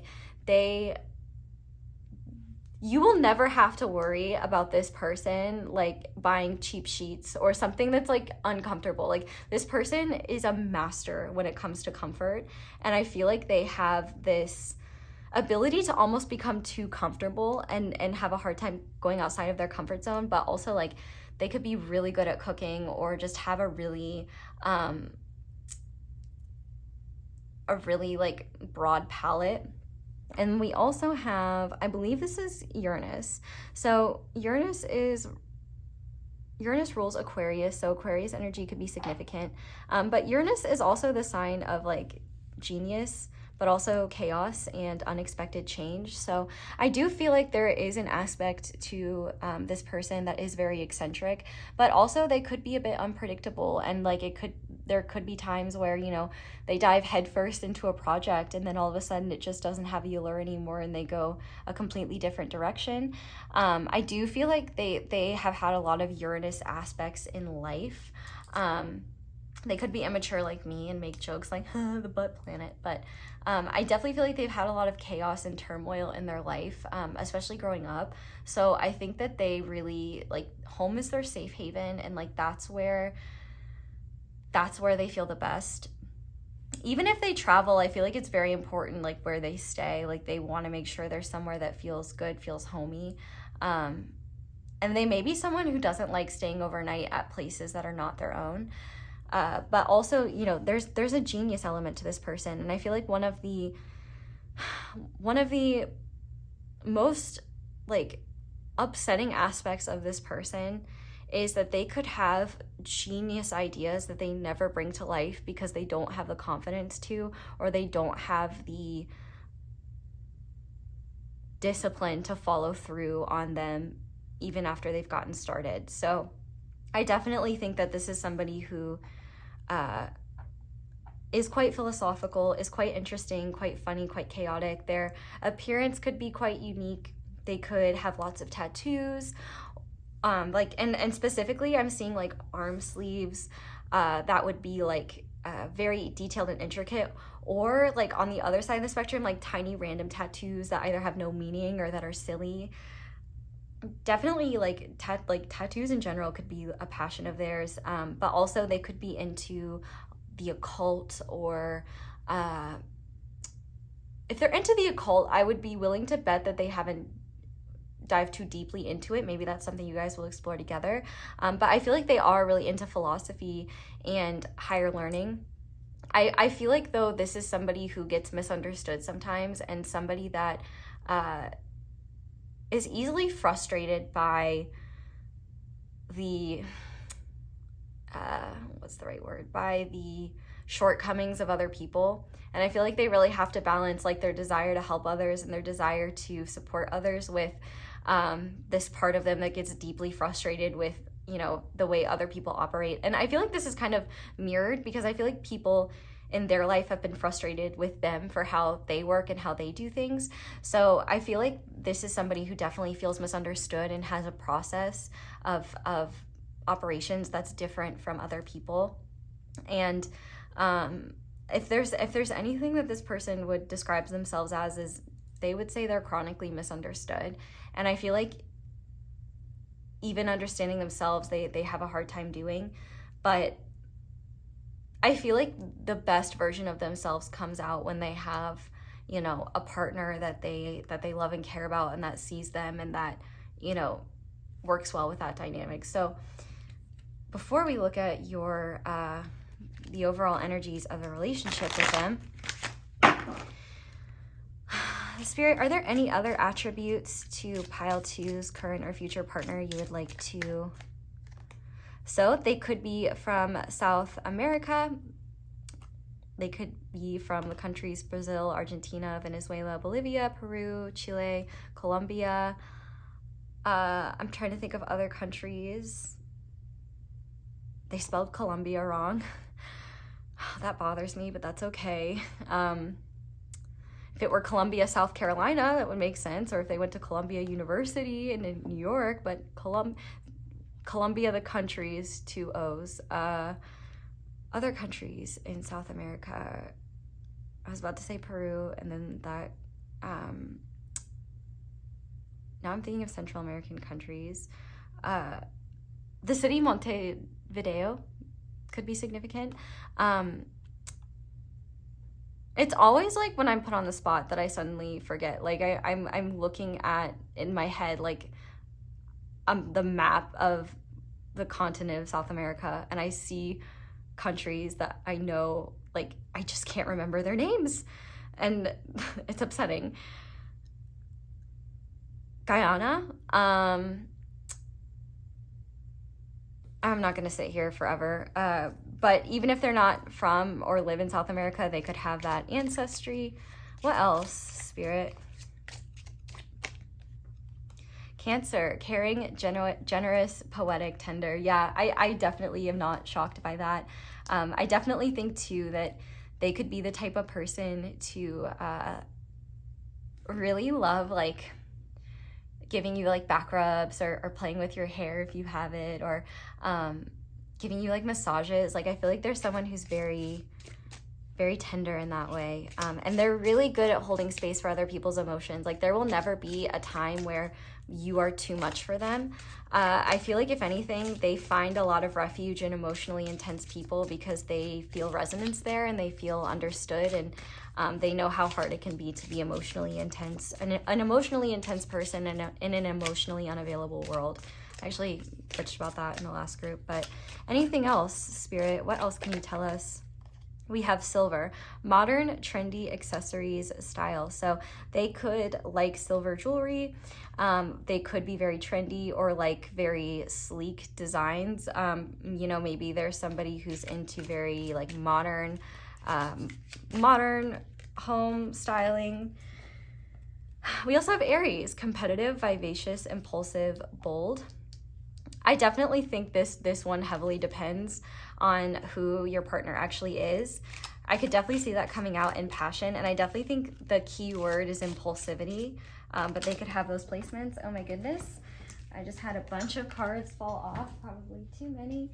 but it's okay. We'll take all of it. Okay, we have air, light or ash hair, light toned skin, pale eyes, minimalist.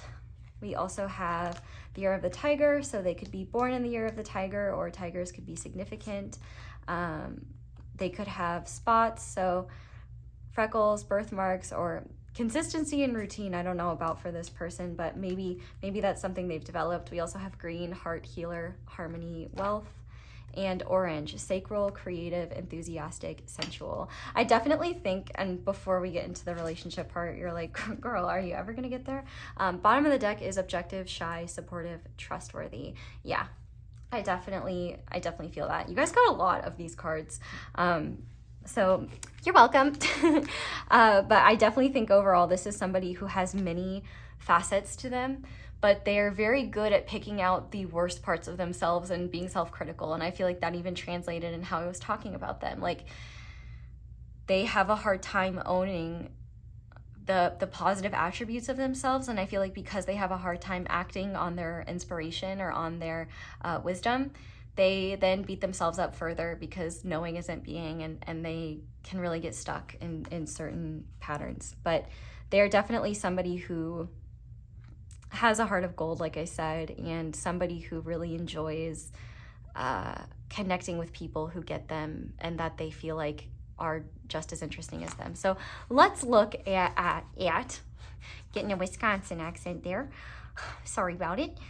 Maybe they like the Packers. Anyway, these cards are going to represent the overall energies of your relationship together. So for that, we have transformation. We have I have to tell you how I feel. This is very chaotic. We have freedom. We have caution. And we have hope. Okay, let me make sure. All right, yeah, they're all in the frame. It's fine.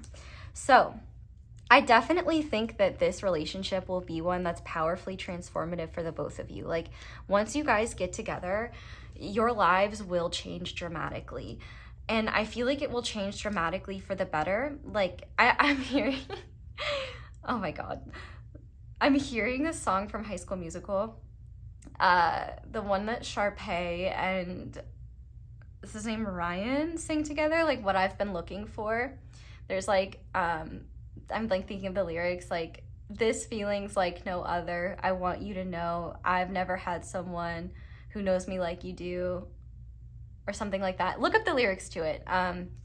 It's a cute song. And I feel like that is kind of the vibe here. And what I love about this freedom card is that it looks so similar to the Lovers card in the Rider-Waite. I would hold up the card on the candle, but I don't want to spill wax everywhere. I definitely feel like this is a relationship where you both feel free to be yourselves. And I definitely think it's one where you will have to open up over time. Like, you guys are two beautiful flowers that are going to bloom together as you begin to feel safer and safer. I feel like the beautiful thing about hope being here is there may be some hesitance at first to really trust in this connection. Like, I feel like you might feel like it's too good to be true, or, you know, even just like what I've talked about with your current or future partner, like, you know, some of those traits where like their follow through may not be the best, or they may have a hard time really expressing themselves, especially early on, because they're nervous or they're feeling insecure, unworthy.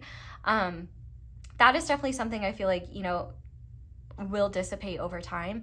And I definitely think, you know, there might be some beige flags, are they called? Like, not red flags, but like caution flags, like yellow flags, beige flags, I don't know. Where it's like, you might be like, that might be a problem, but you can't really know until you see it, until you see things unfold over time.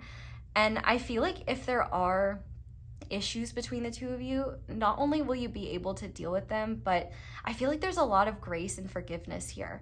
I also feel like one of the beautiful things here, though, is that whatever growth happens between the two of you, I don't think it's like an ultimatum type of growth, or a growth that's an expectation. I feel like it's almost natural and meant to be. Like, you just inspire that in one another. It's like you guys are fertilizer for each other to grow in ways that you couldn't on your own, and that you're not even necessarily like envisioning of becoming is just a natural it's just a natural like alchemy that you guys create together.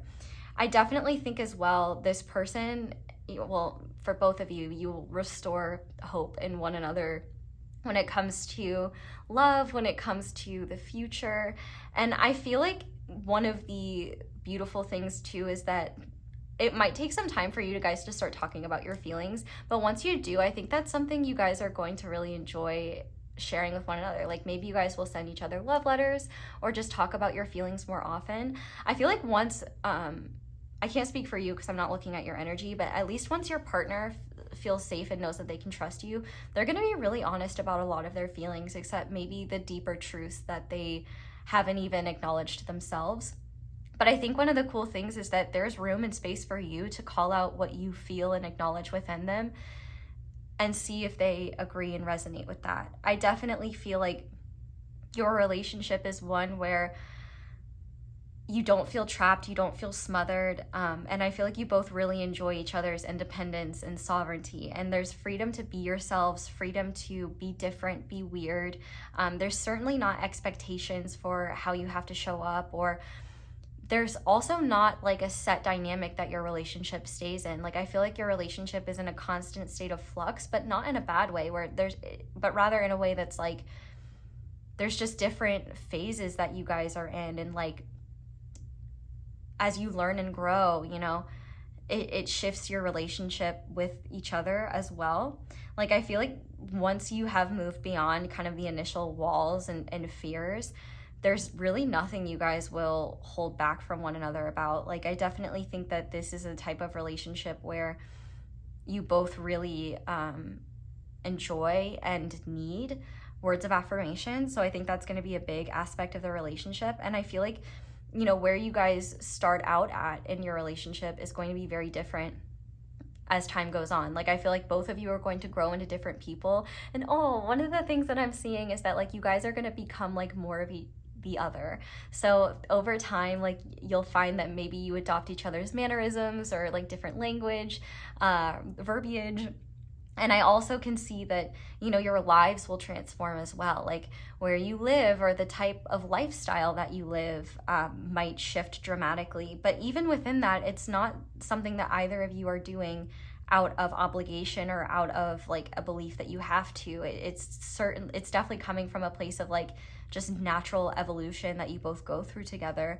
And I feel like one beautiful thing about this relationship is that it's kind of a cocoon of sorts, and one where, you know, there's plenty of room for growth and evolution. Like, and this is the type of relationship that's not based on physical attractiveness. I mean, like physical attractiveness is likely a component of it, but, you know, I feel like this person would find you just as attractive as you are in this moment.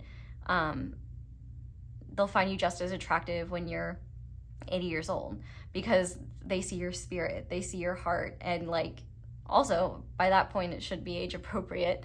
I don't know, I can't speak to what that experience is like because I'm not there in my journey yet, but I do feel like this is somebody who their love comes from something deep and soulful, you know, and I feel like that's the type of love you guys have. Like you are accepting of every version of yourselves. Like, you know, you're never gonna be in a situation where you're like, oh, I can't wear this type of outfit because my partner doesn't like it, or I would love to dye my hair this color, but you know, they really don't like that. Which, I mean, first of all, you shouldn't, well, I'm not gonna tell you what to do, but you have complete freedom to be yourselves and express yourselves, change your look, change your style. Like, I feel like both of you are actually just going to find each other even more attractive. Like the more you get to see each other's, you know, evolutions and see how you guys evolve and see how you change and grow. Like, I feel like there's deeper attraction of just like, I've seen so many versions of you and I've loved all of them. And I also feel like there's just a deep amount of respect for each other and a deep amount of support and nourishment.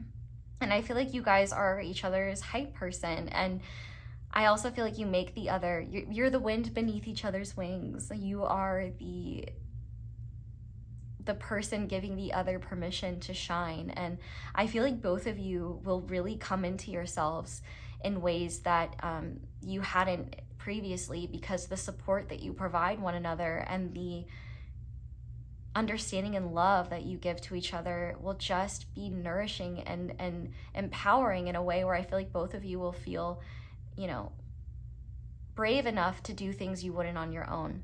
I definitely would not be shocked if after you enter this relationship, people comment on the fact that like you're glowing, or, you know, you seem really happy, or you seem lighter, like you seem brighter. Like I feel like both of you are going to be more optimistic once you're in this relationship, and I feel like both of you will encourage one another not to sink into nihilistic, cynical outlooks that maybe, but if you do, you'll bond over them together. Like I feel like part of your relationship is like bitching about the deep state or something, or I don't know, whatever conspiracies you guys believe in.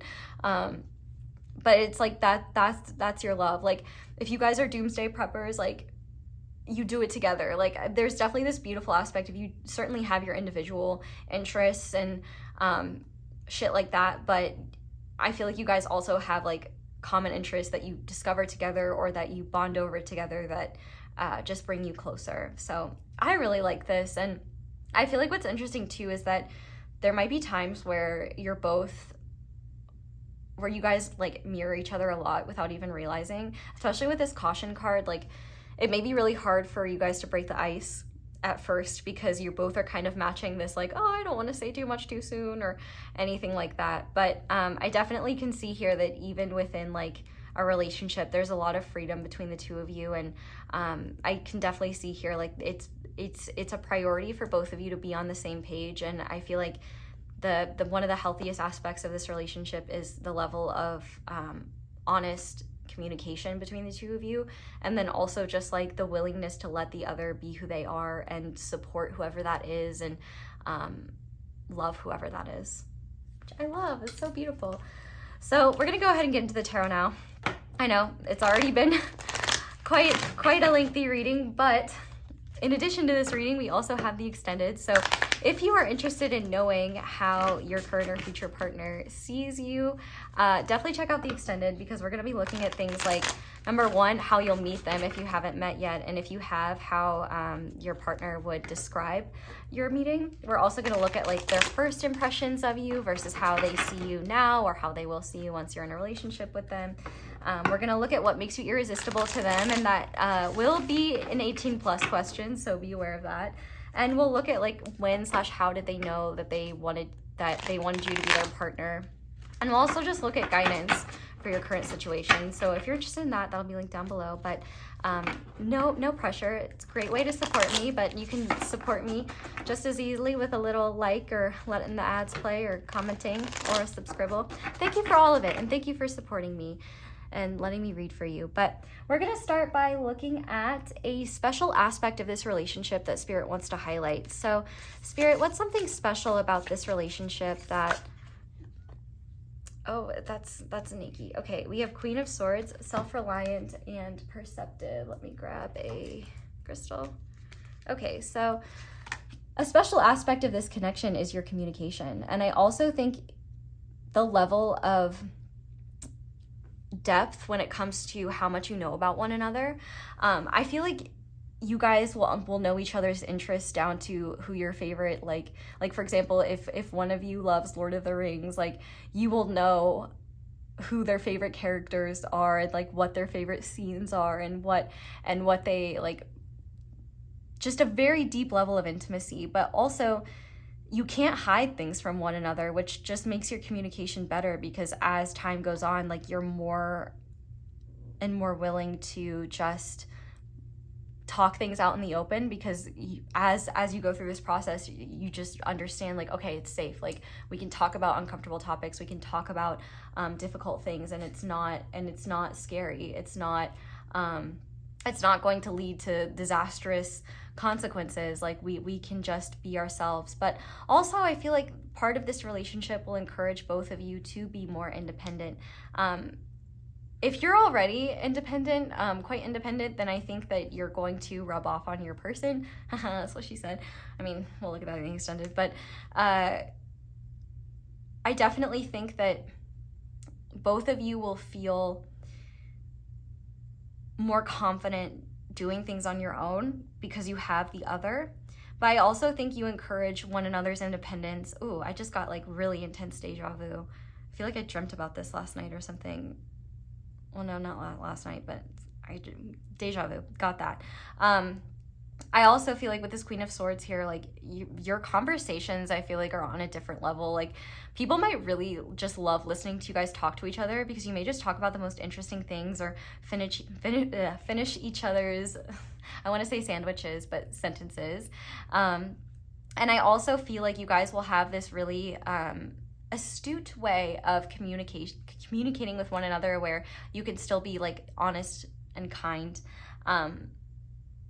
And I also just think that there's like this beautiful intellectual compatibility here where I would be willing to bet that you will maybe help your person like build their logical faculties, and maybe they'll help you be in your heart more. Who knows, maybe you both will encourage that with one another. But I can definitely see here that like this relationship doesn't have to be super mushy gushy all the time in order for you both to be satisfied. Like you guys can be in this is the type of relationship where you can be in, spending time together can be as simple as being in the same room and doing different things. Like that can still be satisfying.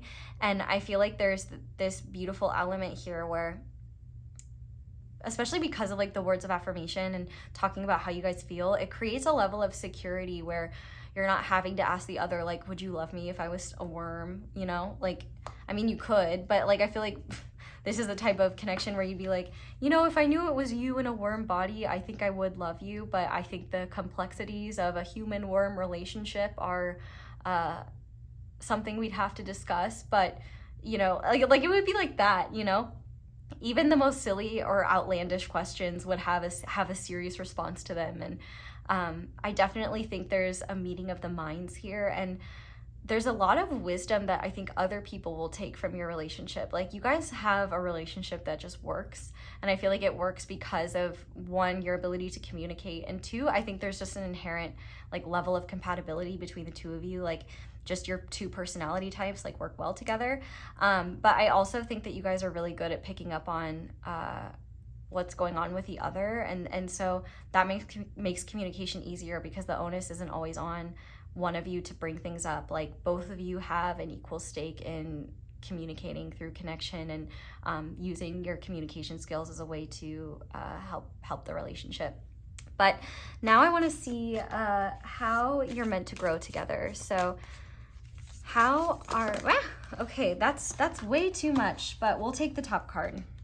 So, and that's the Eight of Swords, which, hell yeah, overcoming fears and self-entrapment. So how you're meant to grow together is to empower and encourage one another to step beyond the limitations of the mind and live your lives more earnestly and more authentically. Like I feel like you guys are going to be a support system for each other's fears and for paralysis. Like, and if you guys struggle with analysis paralysis or just struggle with, you know, insecurities and not feeling good, like I definitely think that you're meant to grow together by being each other's biggest supporters, and also, you know, being there to be the voice of reason when, you know, one of you needs to hear that, like, hey, it's okay to take this risk and make a mistake, or hey, what's the worst thing that can happen in this situation? Like, I've got your back, like, it's okay. I definitely think that you both will encourage one another to overcome those fears and be like each other's cheerleaders and support systems. And I think whether this relationship is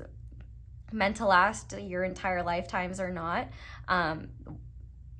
what you learn from this relationship will be wisdom that you take throughout your lifetime. So, you know, obviously we can't predict the future, but like this could be, I mean, I see a lot of longevity in this relationship. And so whether it is meant to last forever, or, you know, as long as you guys are here on this planet or not, like definitely the lessons and the ways in which you grow in this relationship are valuable and paramount to the people you become. And like there's definitely essential lessons, one of them being, you know, overcoming fear, that helps you both become people that you would not have the confidence to be otherwise.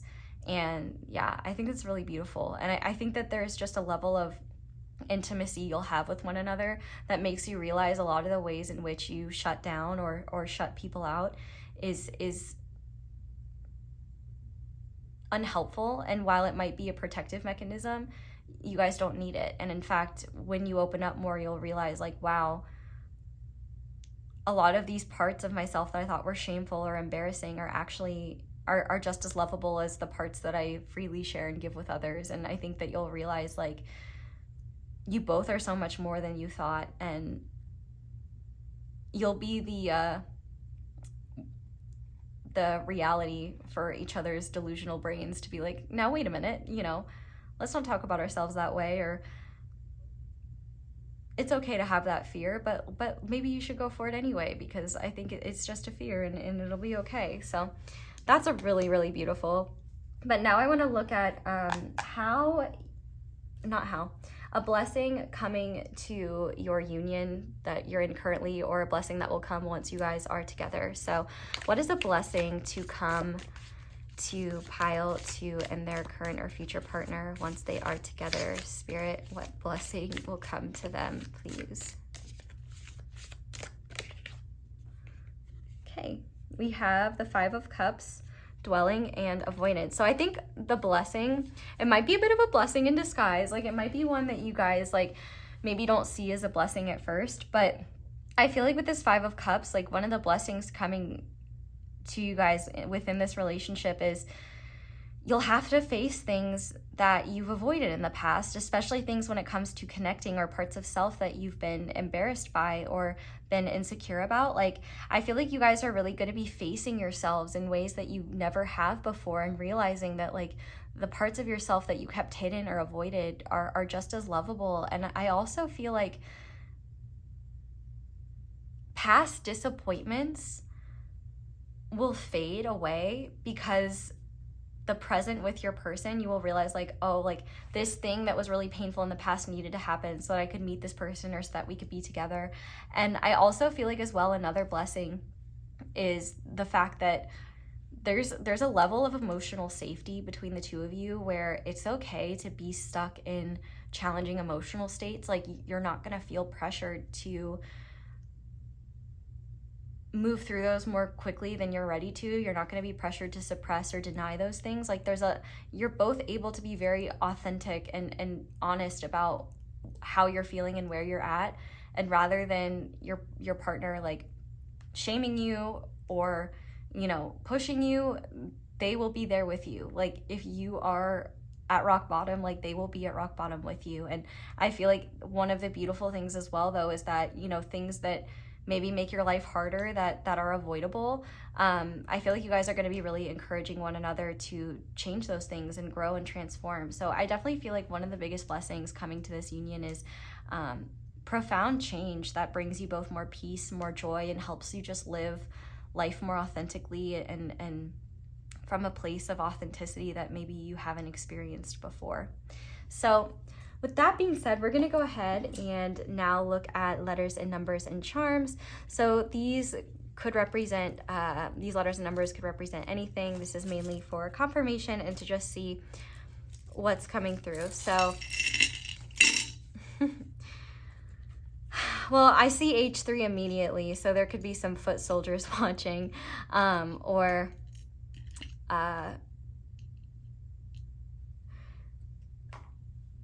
you both could like laughing or something like that. You could have very similar senses of humor. We also have the letter D and a 0, HD, high definition. You'll see each other in HD. The number 30 could be significant. This is broken. So I don't even know what that's meant to be. It looks like a tiny C though, so a tiny C. I'm gonna throw that away though. So it's, well, I'll leave it in for your reading and then get rid of it. Okay. We have the letter M. H and M could be significant. We have the letter I. Those would be the pronouns him. But I was also thinking of Powerpuff Girls, like His Infernal Majesty, the villain. We also have hum. Maybe you guys like dum-dums, the suckers. See, are there any other? Okay, no, those look like all of the letters and numbers, but we have this charm that says, "You're doing great, bitch, keep it up." So I definitely feel like this is confirming the fact that you guys are going to be each other's biggest supporters and biggest cheerleaders, and that also, if you're trying to manifest this relationship and it's not here yet, I feel like this is a sign that it's on its way, and like you are getting into alignment with it. You're doing great, keep it up. But also, I feel like you guys might talk to each other in ways that other people in relationships might not understand. Like you might like call each other, you know, things that other people would see as offensive or as not okay, but you guys take it as endearing or enjoy it. I definitely see words of affirmation being a big factor in your relationship. We also have the monkey.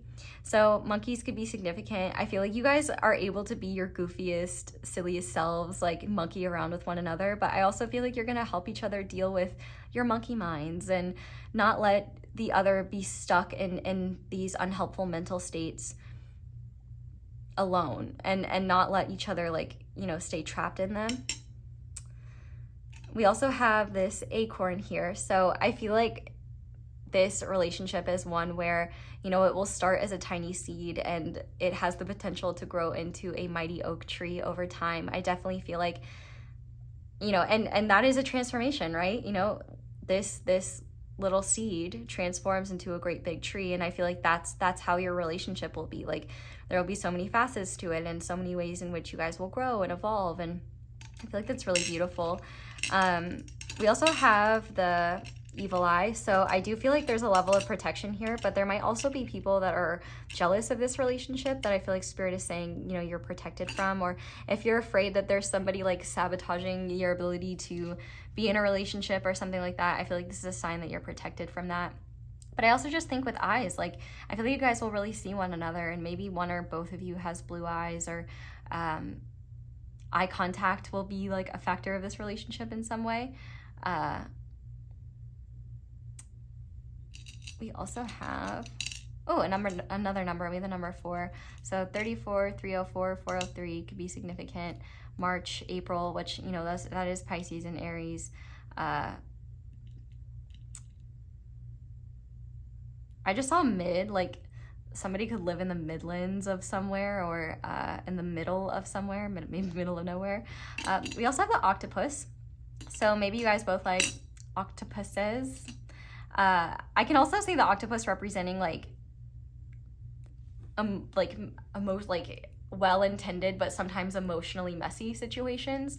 So it is quite possible sometimes you guys will get really enmeshed in each other's emotional states, especially with Pisces energy there. That would make sense. So that could be something that you guys grow through. And with that Queen of Swords being there that we saw earlier, I think that's really powerful, because when there are messy moments, or you guys maybe do when maybe your boundaries aren't the greatest, I feel like there's a lot of opportunities for the both of you to grow from that and learn from that in a way where it's like, it's okay to be emotionally messy, or it's okay to have like messy boundaries, because you guys move through it together.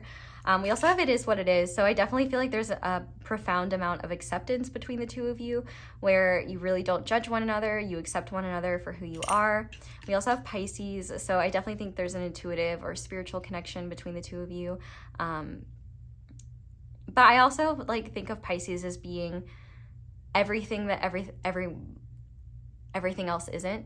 Like, you know, Pisces, the 12th house is ruled by Pisces, and the 12th house can talk about things like prison or mental health, or you know, things hidden in the shadows. And I feel like you guys are going to be able to explore those depths together and really see one another in ways where like all parts of you are accepted. You don't judge one another. We also have this strawberry. So strawberries could be significant in some way. Maybe Strawberry Fields, the band, is significant, or you both just like fruit. You're just very much into each other.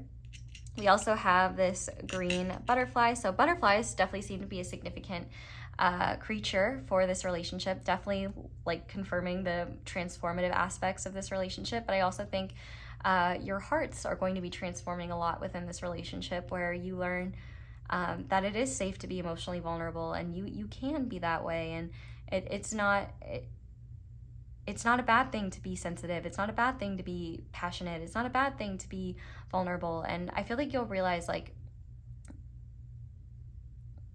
there will be a lot of self-love that comes from this relationship where, you know, as you love one another, you'll realize like you are always worthy of that love, and that there's specialness and the love that you have for one another. And like I said, your relationship is definitely going to go through a lot of different transformations.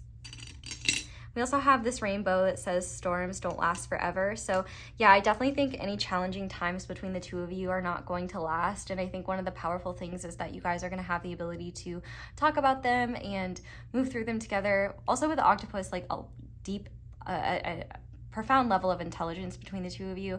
And I feel like, you know, octopuses are quite weird creatures. And so I feel like you guys will really embrace your weirdness together. We also have the stone rhodonite, which is a heart stone. I definitely think both of you will be clearing away a lot of wounds together that no longer need to be there. And I also think that you both will bond over service. Like maybe you guys will enjoy acts of service with one another, or maybe you guys will do service projects together. I can definitely see here that both of you will be really selfless when it comes to the other and really enjoy just doing things that make each other's lives easier. I'm also just seeing the word mud now. So I feel like you guys also are not afraid to like get dirty and have fun and do silly, wild, crazy things together. But finally, we have this little fortune cookie message. Let's see what it says. Adapt to circumstances in order to make progress. So yeah, I definitely feel like both of you, there will be a process of adaptation together. And I feel like these adaptations won't be as hard as you feel like they are. And I think it's going to be really shocking for the both of you to like reflect in time and be like, wow, we've grown so much together. And the numbers on the back are 31, 20, 43, 14, and 7. So we also have 43 here, 34. So those could definitely be significant numbers as well. But pile 2, that's where I'm going to leave this reading. Thank you guys so much for watching, and thank you so much for letting my ads play in the background. That's one of the simplest and easiest ways to support me and show appreciation for my channel. But if you would like to support me in other ways, you can like this video. You can check out the extended, which I'm about to move over to. You can comment down below, let me know how it resonates. Subscribe if you haven't already. Shout out to my intro squad, shout out to my notification squad. If you want me to see your comments, I usually see comments when I first upload. After that, it's up in the air. You can check out my merch, you can check out my candles. Be sure to use code ESO10 for 10% off. You can check out my social media, but I think that's it. So thank you guys so much for watching and for letting me read for you. I really hope you enjoyed this reading and it brought you clarity. I hope you all have a wonderful day or night whenever it is that you're watching this video, and I hope you'll come back and see me again soon. Bye! Hi there, Pile 3. Welcome to your reading, and thank you so much for being here. If you guys chose the Fire Quartz Turtle, this is going to be your reading on your next or current significant relationship. So we're going to start by looking at who your current or future partner is. Obviously, if this doesn't match who you're currently with, try a different group. If you get yourself, like I always say, you don't have to sit and watch that group, and it doesn't mean that you're going to be single forever. Don't affirm that for yourself, especially if it's not what you don't want. But if the person I'm describing, you're like, oh, that's not someone I want to be with, definitely pick a different group. Nobody is going to force you to be in a relationship with someone you're not into. Remember, you have the power. So let's go ahead, and there's a full breakdown of the reading in the intro. Let's go ahead and see who your current or future partner is. So to start, we have the Judgment card, and these cards have tiny poems on them. So I'm going to read it, but I have to hold it up to my face so I can see it. The steady whir of all our imperfections, tumbling over one another again and again. Bitter detergent taste is the medicine, aldehyde clean. Where does one thing end and another begin? So there's like a washing machine on that. We have the bat. I don't know where I'm gonna put that. We have balance. We have networker.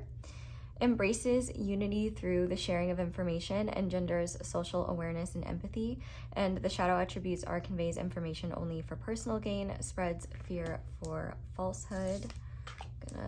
There we go. That feels right. Okay. Wow. Okay, this is a very intense person. I'm not even gonna lie. Can you see that? Okay, good. I mean, especially considering we have the Judgment card here. Not only is it a major arcana, but it's ruled by the planet Pluto. And Plutonian energy is quite intense. Pluto, in astrology at least, rules things like rebirth, sex, death, transformation, very intense, powerful energies. It's connected to Hades, energy like that. I definitely feel like this is someone who has a powerful presence, a powerful energy, and somebody who's gone through intense transformations in their life. I definitely think this is someone who dreams big and is a late bloomer, especially with the back card being here.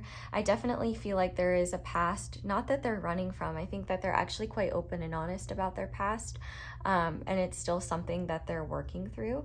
But I can definitely see here that with this balance card, sometimes they're the type of person to go all into something, and sometimes that all or nothing thinking can be a bit more of a curse than a blessing. I can definitely see one thing that they feel like they've learned, or that they're still working on, is being so focused on their dreams that the people that are in their life, the people that love and care about them, they have less of a focus towards them. That's something that I feel like they've realized, isn't fair, and something that they've grown on, and something that they've worked a lot on. I feel like this is someone that can be so consumed by passion. Logic and reason go out the window, which can be a great thing in terms of creation, but not a great thing in terms of like practical things or, people in their lives. So I definitely feel like that's something that they've worked on. But I definitely think that this is somebody that people either love or people hate. Like they evoke strong reactions out of people, whether they're trying to or not. I wouldn't be shocked if this person has like powerful first house placements, like Pluto in the first house, for example, where they just have this innate sense of power that I feel like some people are drawn to and other people are repelled by. I can also see here that they are someone who might be a little bit nocturnal or a bit of a night owl. And I can also see that they have a powerful intuition, especially with like the third eye energy being here in bat. Like I feel like they can see in the dark, like they can see things before they happen. They can sense things before they know they're true. And I feel like this is someone who either has a really strong social network, or they're really good at networking in general. They might be really good at, maybe that's something they weren't always good at, but they found their stride when it comes to like networking, or just the type of like talk that you have to engage in career spaces or things like that. I definitely feel like this is someone that can be quite charming, but that's not something that's inherent. That's definitely something that they've learned over time. I definitely think as well they could really love, this is the type of person who would be really fun to watch like reality TV with, if that's something. They may not be into that, but if they are, like I feel like they would have really funny commentary, or you would just have a laugh riot with them. I feel like they really can be a riot.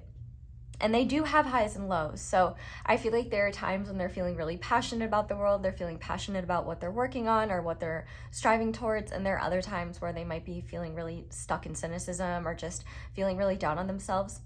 They're definitely in this process of transformation constantly. And I feel like there's been so many different versions of them in the world. I don't know how many of them you have known, but I feel like you will meet a decent portion of them for sure. Like, I feel like they will just continue evolving. It like reminds me of Pokemon. Like, they even evolve beyond like the Charizard level. Like, they might start out as Charmander, end up in Charizard, and then they like continue evolving into like super mega Charizard or something. I don't know.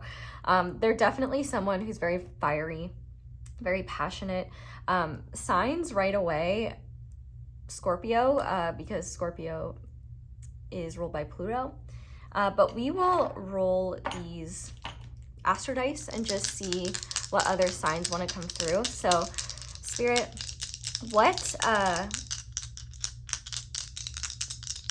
signs, planets, houses might be significant to pile 3's current or future partner? What's coming through? Okay, so we have Gemini, we have Venus, and we have the 7th house. So that definitely makes the communication element make sense. So they could have Gemini energy, They could have prominent Venus placements. They could have Venus in their first house, which Venus in the first house, people are very physically beautiful. Every Venus in the first house person I've ever seen, like, is just very, very beautiful. Seventh house, they could have seventh house placements. So the seventh house is Libra, so Libra placements. Libra is also ruled by Venus, Taurus as well.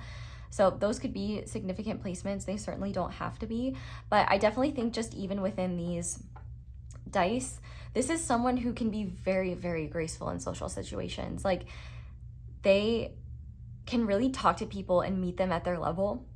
And I do think that this attracts a lot of envy. I feel like people look at this person and feel like they do things effortlessly. But one thing that people don't realize about this person is that it's not that they do things effortlessly. It's that they've learned, they've gained these skills. And I feel like they're really good in one-on-one situations because this person has such depth to them. And it's actually really interesting. I feel like a lot of people could look at your current or future partner and be like, oh, they're so shallow or they're so fake. And it's like, no, you just don't know them. Like, it's not fake to be a persona of yourself in social situations with people you don't know. Like, that's normal.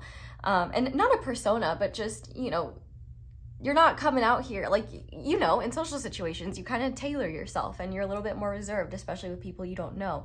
And I feel like this person has done a good job of keeping the parts of them that they perceive to be like successful in social situations without being too intense. Like, it's almost like they've learned how to dial back their intensity a little bit. And I feel like there's just a lot of envy around this person. Like, there's a lot of people that really want to tear this person down. I feel like they're used to that. I feel like they don't even pay much attention to it, but there's a real envy around them. And I feel like people really like assume the worst about them, especially if they're like physically attractive. People might be like, oh, like, you know, they're just surface level. Like, they just, you know, they're fake, or, you know, they're just really good at talking to people to get what they want. But that's not true. Like, they have the skills, the passion to back up what they're talking about. And I also think that, like, a lot of people don't get to see this person's depth. They have been through some really intense, challenging things in their life, and they have gone through rebirths. And I feel like because of that, they have a really nuanced understanding of what it's like to be stuck in darkness, what it's like to be to feel like the world is against you, to feel all alone. And I feel like not only do they have compassion for that, but they also don't allow people in those states to dictate how they feel or what they're doing, which is quite powerful. And I'm like, can they give me a lesson on that? Because, geez, I feel like a lot of us are affected by that, whether we're in it ourselves or have a hard time seeing others in it. And I definitely feel like this is someone who has gained a lot of power over time, just internally, maybe externally as well. They could be in a powerful position in life, but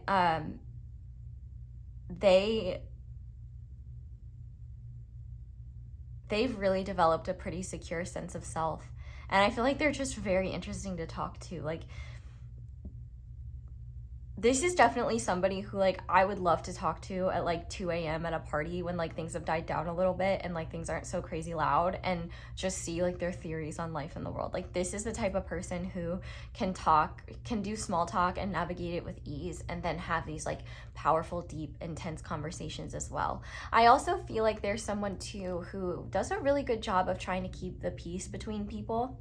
And don't get me wrong, like, they're not a people pleaser or someone who needs that peace. Like, they are willing to fight for what they believe in. And they also are not averse to conflict whatsoever, especially like considering we had Scorpio energy there, Pluto energy. Like, Pluto's not keeping the peace. Pluto's gonna do what Pluto needs to do to evolve. So I feel like this is definitely an energy where they may not want to go to battle, but like, they have no problem fighting for what they believe in, speaking their truth, engaging in conflict with others, especially if it's to speak their truth. There are two different cards. Judgment can talk about fame, and this balance card, actually, like, the story in the card talks about fame. So this person could be famous in some way, or you could feel like they have the potential to be, or they have like some sort of star quality to them. I wouldn't be shocked if they either dress very like stylishly, or they have a very interesting aesthetic that works. Like, I'm trying to think of an example. But you know, people that have kind of a quirky aesthetic, but it like works really well for them, and it looks really nice. Not that you have to have an aesthetic or look nice, but I do feel like I feel like this person has a type of style that's hard for other people to pull off. Like, it's very them, and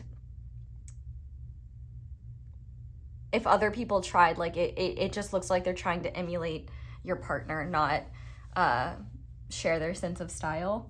I also feel like they really love just talking to people. I think that they have a lot of fun with that. They like getting to know people, and I wouldn't be shocked if they have a pretty decent network of friends, or they could have friends in high places, or just be the type of person who gets a long way because they know how to talk to people. Like, I feel like this person has read Dale Carnegie, like How to Win Friends and Influence Others. Like, they definitely have. And I would say that they have not mastered, because I think mastering is a process that takes a long time, and who can we say we've truly mastered anything? But I feel like they've refined, I would say, maybe some of the outliers of their personality that were maybe more detrimental than beneficial. And they've found like a happy medium. I definitely think that this is somebody who believes in themselves, and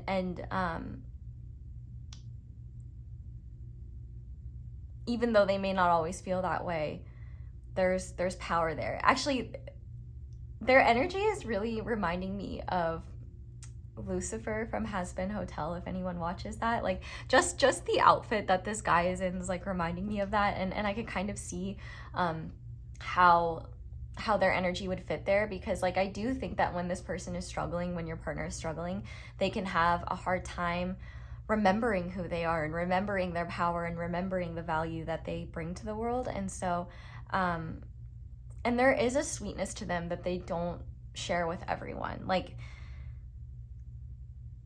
they're very gracious and like graceful in their social interactions, but they're not someone who, they're not like a Charlie Morningstar, for example, who's also from Has Been Hotel, who's like a bleeding heart, like sweet ooh little baby. Like, they're still quite powerful and respected, and I feel like there's something about their energy that just kind of commands respect.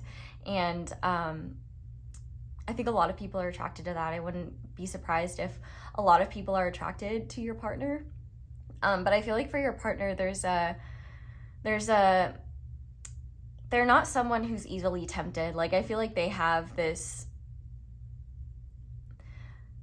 they can only truly like connect to those that understand the depths of them. They could never be with someone that they could only swim on the surface with. They need someone who understands these powerful, intense, you know, cycles of life, and these experiences of darkness and light, and, you know, in the human lifespan. And so I would be willing to bet, just even me describing this person, you're like, I really relate to this. This kind of sounds like me. Yeah, I mean, I'm sure that you relate to this, but it's not out of the realm of possibility that you would be with someone that has similar qualities to you. So I wouldn't take it as just you. I would take it as, oh yeah, you guys have that in common, and that's probably something you bond over.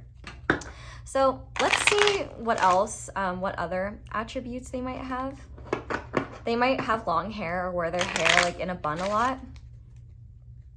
They might also enjoy running, like, and it's funny too, they might enjoy distance running, like marathon type running, or sprinting type running, like intense. They do things intensely, like, or they don't do them at all. I feel like they've gotten better at that, but like, this is not someone that goes on a casual jog. They either run as fast as they can, or they're like, oh, I'm training for a marathon. Like, they do things, when they do things, they do them big. They do them quite intensely. Also, the letter B could be significant. They could have a B in their name, because we have two B's here.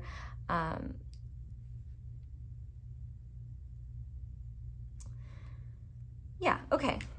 Spirit, what else can you tell us about pile 3's current or future partner? What cards describe pile 3's current or future partner? So they could be from Africa or have African ancestry. The countries coming up here are Nigeria, Kenya, Ethiopia, Ghana, Egypt, Uganda, Morocco. I'll just list some other African countries because one time somebody commented like they were sad that their country wasn't listed.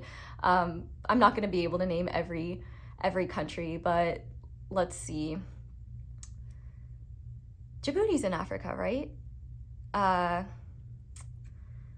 Eritrea, South Africa, Zambia, Niger, Egypt. Oh wait, Egypt's right there. Chad. There's definitely like way more.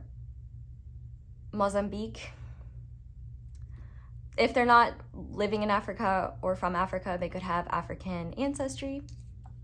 Let's see what else. What else, Spirit?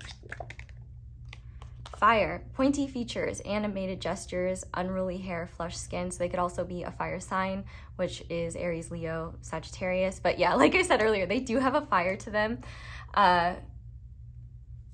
They could speak very passionately. It makes me think of like you know how there's kind of that meme of like when you like have like an Italian accent, like you do that with your hands. Maybe Italy is significant. Let's see what else. What else, Spirit?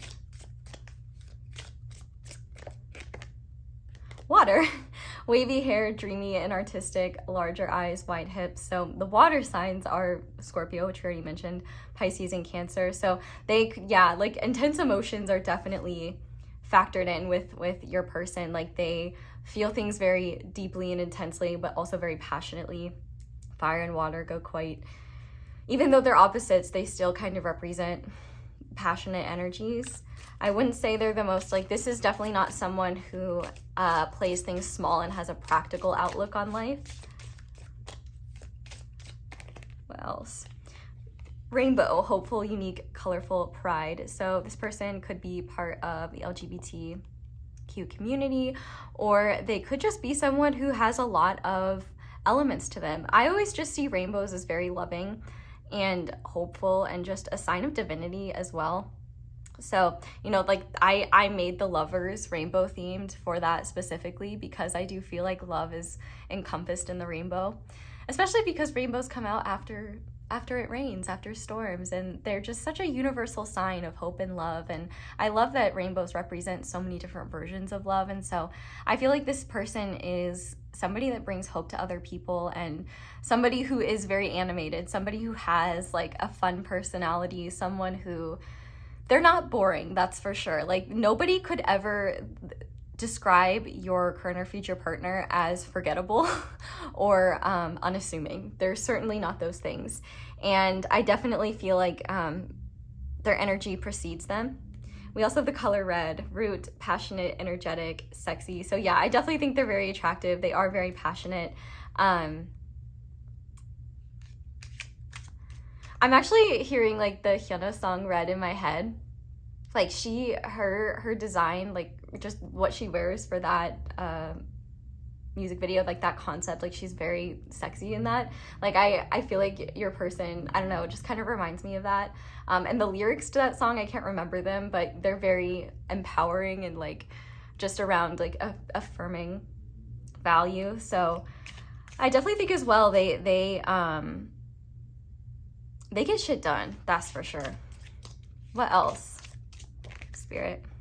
We have yellow, solar plexus, cheerful, confident, blonde. So they could be blonde but I think the solar plexus is really powerful and makes sense here because the solar plexus can represent like self-esteem, confidence, willpower, and I definitely think they've got a lot of that. And there we go, indigo. Third eye, wise, spiritual, gentle. And I feel like not everybody gets their gentleness, but they are certainly somebody who's quite intuitive and can see things before others and has a good idea of like,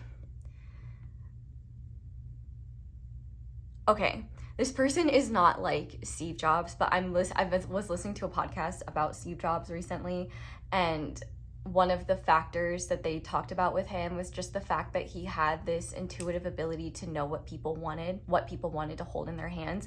I do have beef with him because I love buttons, and I think it is egregious that we've lost buttons. I miss buttons I could press, but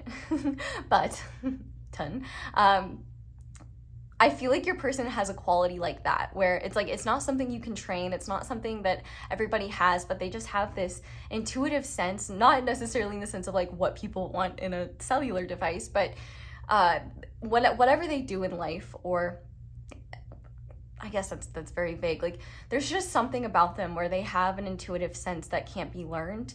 And it might be very specific, like a specific quality that they have. Like, maybe this intuitive sense is around their social skills, or around like their work in some way, but it could be broader and linked to a lot of different aspects of life. They just have this natural ability to know what to do in ways where it's not based in what they think is best. It's just a gut feeling of, I know this is what I need to do. I know what this is right. Also, I think it's interesting that they have kind of primary colors around them. So maybe they like primary colors, or they like very, they know how to take basic elements and elevate them. Interesting. Okay. Let's now look at the main aspects of your relationship with them. So these are just representing, like, if we were going to summarize your relationship, like, what are the key factors of it? So for that, we have truth, we have security, we have make, and your support in harsh times. I love this. This is so cute. Okay, I definitely feel like this person is a winner when it comes to a partnership with them. You may feel like you won the partner lottery, and I bet they'll feel the same way. There's this feeling of being held with each other. Like, I feel like this relationship is a it's a comfort zone, but not in a bad way. It's where you both feel safe. I feel like you both are incredibly supportive of one another. I wouldn't be shocked if you're both quite handsy with each other too. And I feel like there's a protective energy with the both of you, where you're very protective of one another. You're very caring, and I feel like your hearts are really safe with one another. The fact that we have truth here, your relationship is based in truth. And I wouldn't be shocked if that your relationship starts when you start having deep conversations with them, where you really get to open up and talk about your theories of the world, or, you know, past hardships that you've gone through and what you learned from them. I feel like there's a deep amount of respect for each other's intellect and each other's journeys. And I feel like there's just this element of, we get each other. Like, and you both might be quite different, but there's a core energy between the two of you that links the both of you, that's just like an understanding of the human condition in ways where not only can you empathize with one another, but it's like you both have learned lessons that, what's the best way to word this? You both have learned important lessons in life that make you both compatible. So like in the sense that, you know, you both learn a certain thing, you might be less attracted to someone who hasn't learned that specific thing yet. So like, for example, I don't really think there needs to be an example. That could be so many different things. Like, I feel like one of the things that you both will find very attractive about one another is there's no feeling like one of you is ahead of the other in terms of wisdom, or in terms of awareness in life. Like, you both have these differing perspectives that are very helpful for each other, but there's a core understanding that I feel is intuitive, and that you may talk about, may not, but it just like it's really attractive because it's like, oh, we both understand certain things, we both learned certain things that other people haven't, that maybe past partners haven't, and that just makes it easier. It's like it feels like you guys are on the same page, and you're not stuck holding space for someone who hasn't learned lessons you've already integrated. I definitely think that your relationship is a safe space for each other. I would not be shocked if you guys know each other's deepest, darkest secrets and really enjoy talking about that stuff. I feel like you guys are kind of best friends in the sense that you tell each other everything, and there's really no, like, there's no hiding anything. Like I get visions in my head of, you know, when you're in a relationship with someone and, you know, you do things that for them that like nobody else would do, like shave their back hair or things like that. And it's not like, and it's not something that the other of you deems gross. Like, it's an act of love. Like, it's something, like, you guys might do things that, you know, other people would deem gross, but like, you don't find them gross. You love each other. You love helping one another. And it's simple, it's natural, it's normal. And I feel like both of you are very supportive. And when there are times when one of you is really stuck and struggling, the other is there to be there. And I feel like there is no expectation or requirement or obligation to fix that. I feel like both of you are just really understanding. Definitely a lot of cuddling and a lot of pillow talk in this relationship. And I feel like both of you are powerful creators together. I wouldn't be shocked if you guys do things like have projects together. Like, if you have a house, you know, you guys might do projects in the house together.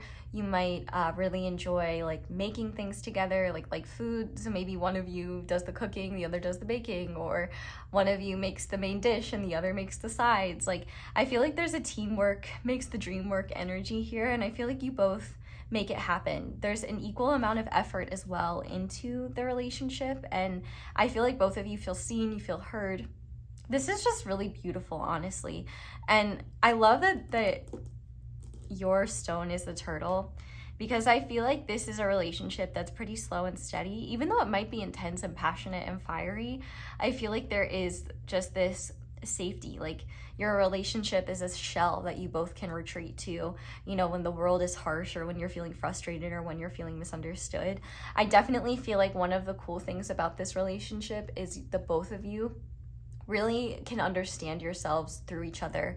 Like, when you're going through a challenging time and you're talking about how you're feeling, I feel like your partner will be the one to be able to put things in perspective for you in ways that help you feel seen and remember who you are. Like, you know, if you're feeling really down on yourself or feeling insecure, like, your partner's going to be the one to be like, now I know you. Like, I know you're feeling that way, but, you know, here's how I see you, and here's what I know you're capable of, and here's who you need to remember, like, what you are. Like, you both will be able to speak straight to each other's hearts and empower one another with just your faith in each other.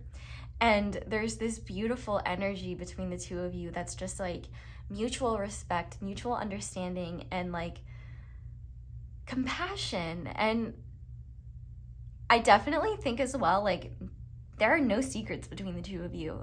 And I feel like if there are secrets, it's because like one of you is planning a surprise, or one of you is like just trying to do something to surprise the other or do something special. And you guys might be really bad at hiding those things. Maybe your partner will be better at hiding it just because they do have kind of an intense energy, but they certainly don't have to.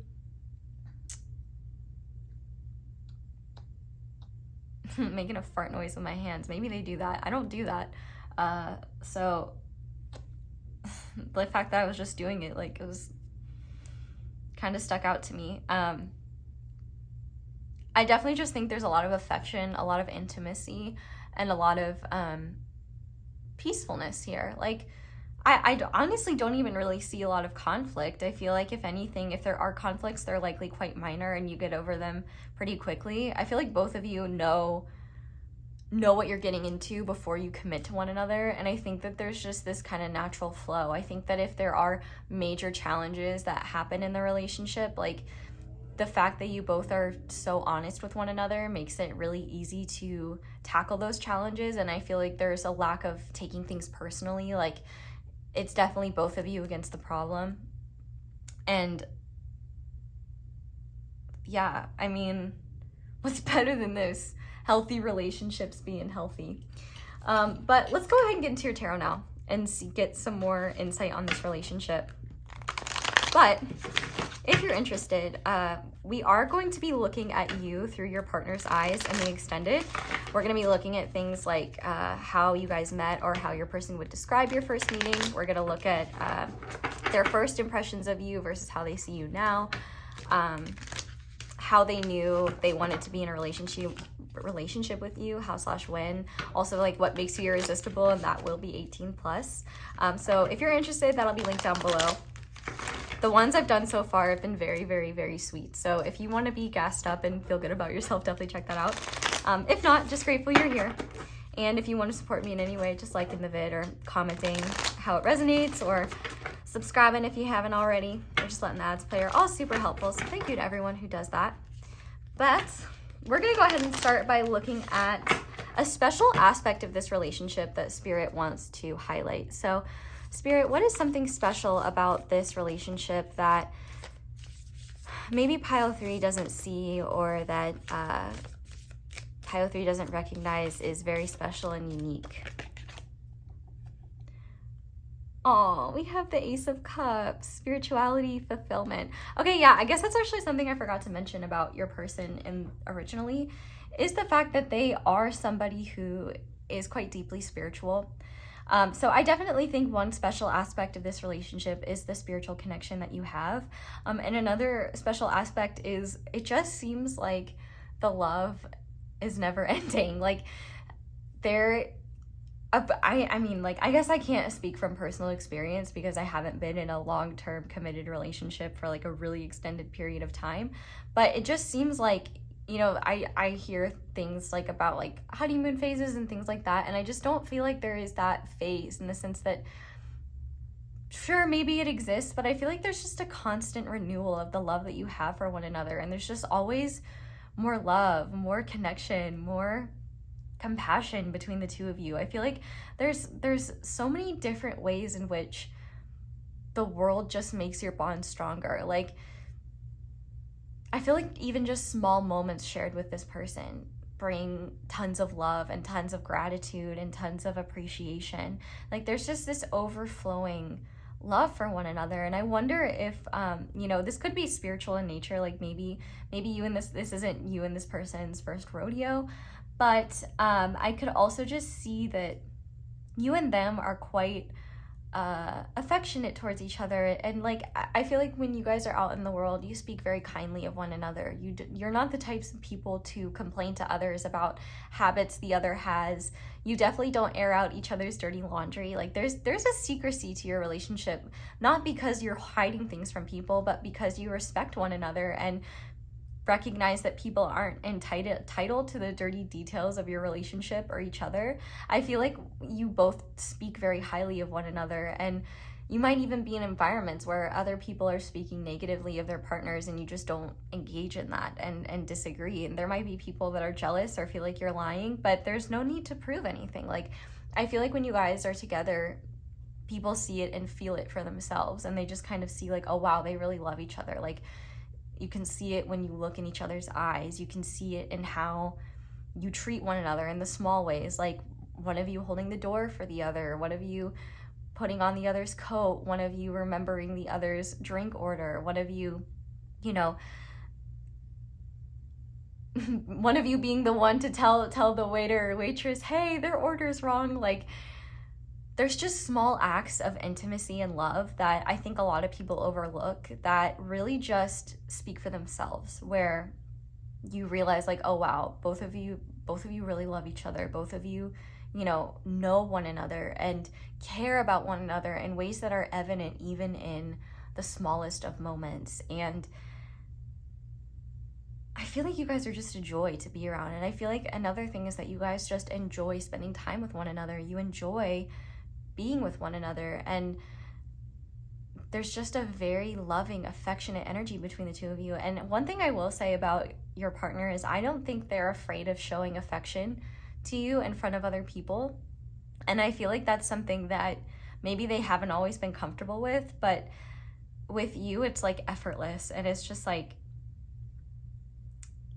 they love showing the world that like you're their partner. They love showing the world that they're with you. I feel like they're very proud to be in this relationship with you, and there are just so many opportunities for the both of you to feel loved and seen, and I feel like it's especially in the small things that really help maintain this relationship, like small gestures, like leaving one of the other a note, or cooking one of your guys' favorite meals when, you know, your partner's having a tough time. Like, just small acts of kindness, I think, go a long way. Small acts of love. And I think just what's really special is you guys genuinely love each other. You know, not everybody is in a relationship because of this type of bond, connection, and love. Like, there are lots of different reasons people are in relationships, and I think that your relationship is the type of relationship people dream of having. Like, I hope I have a relationship like this one day. Like, it's really beautiful and it's really special, and I hope if you're already in it, please like comment. I mean, if you want to. Obviously, you're probably a little bit hush-hush about things because you don't want to sound like you're bragging, but definitely feel free to talk about it, and you know, just give others faith that this does exist and that they can have this, because it does exist. And I think sometimes it's very easy to focus on the types of relationships that aren't like this, and I feel like you guys are kind of role models in that way. Like, you're not meant to be, but I do feel like this is the type of relationship that can make other couples reflect and be like, why aren't we like that? It's like,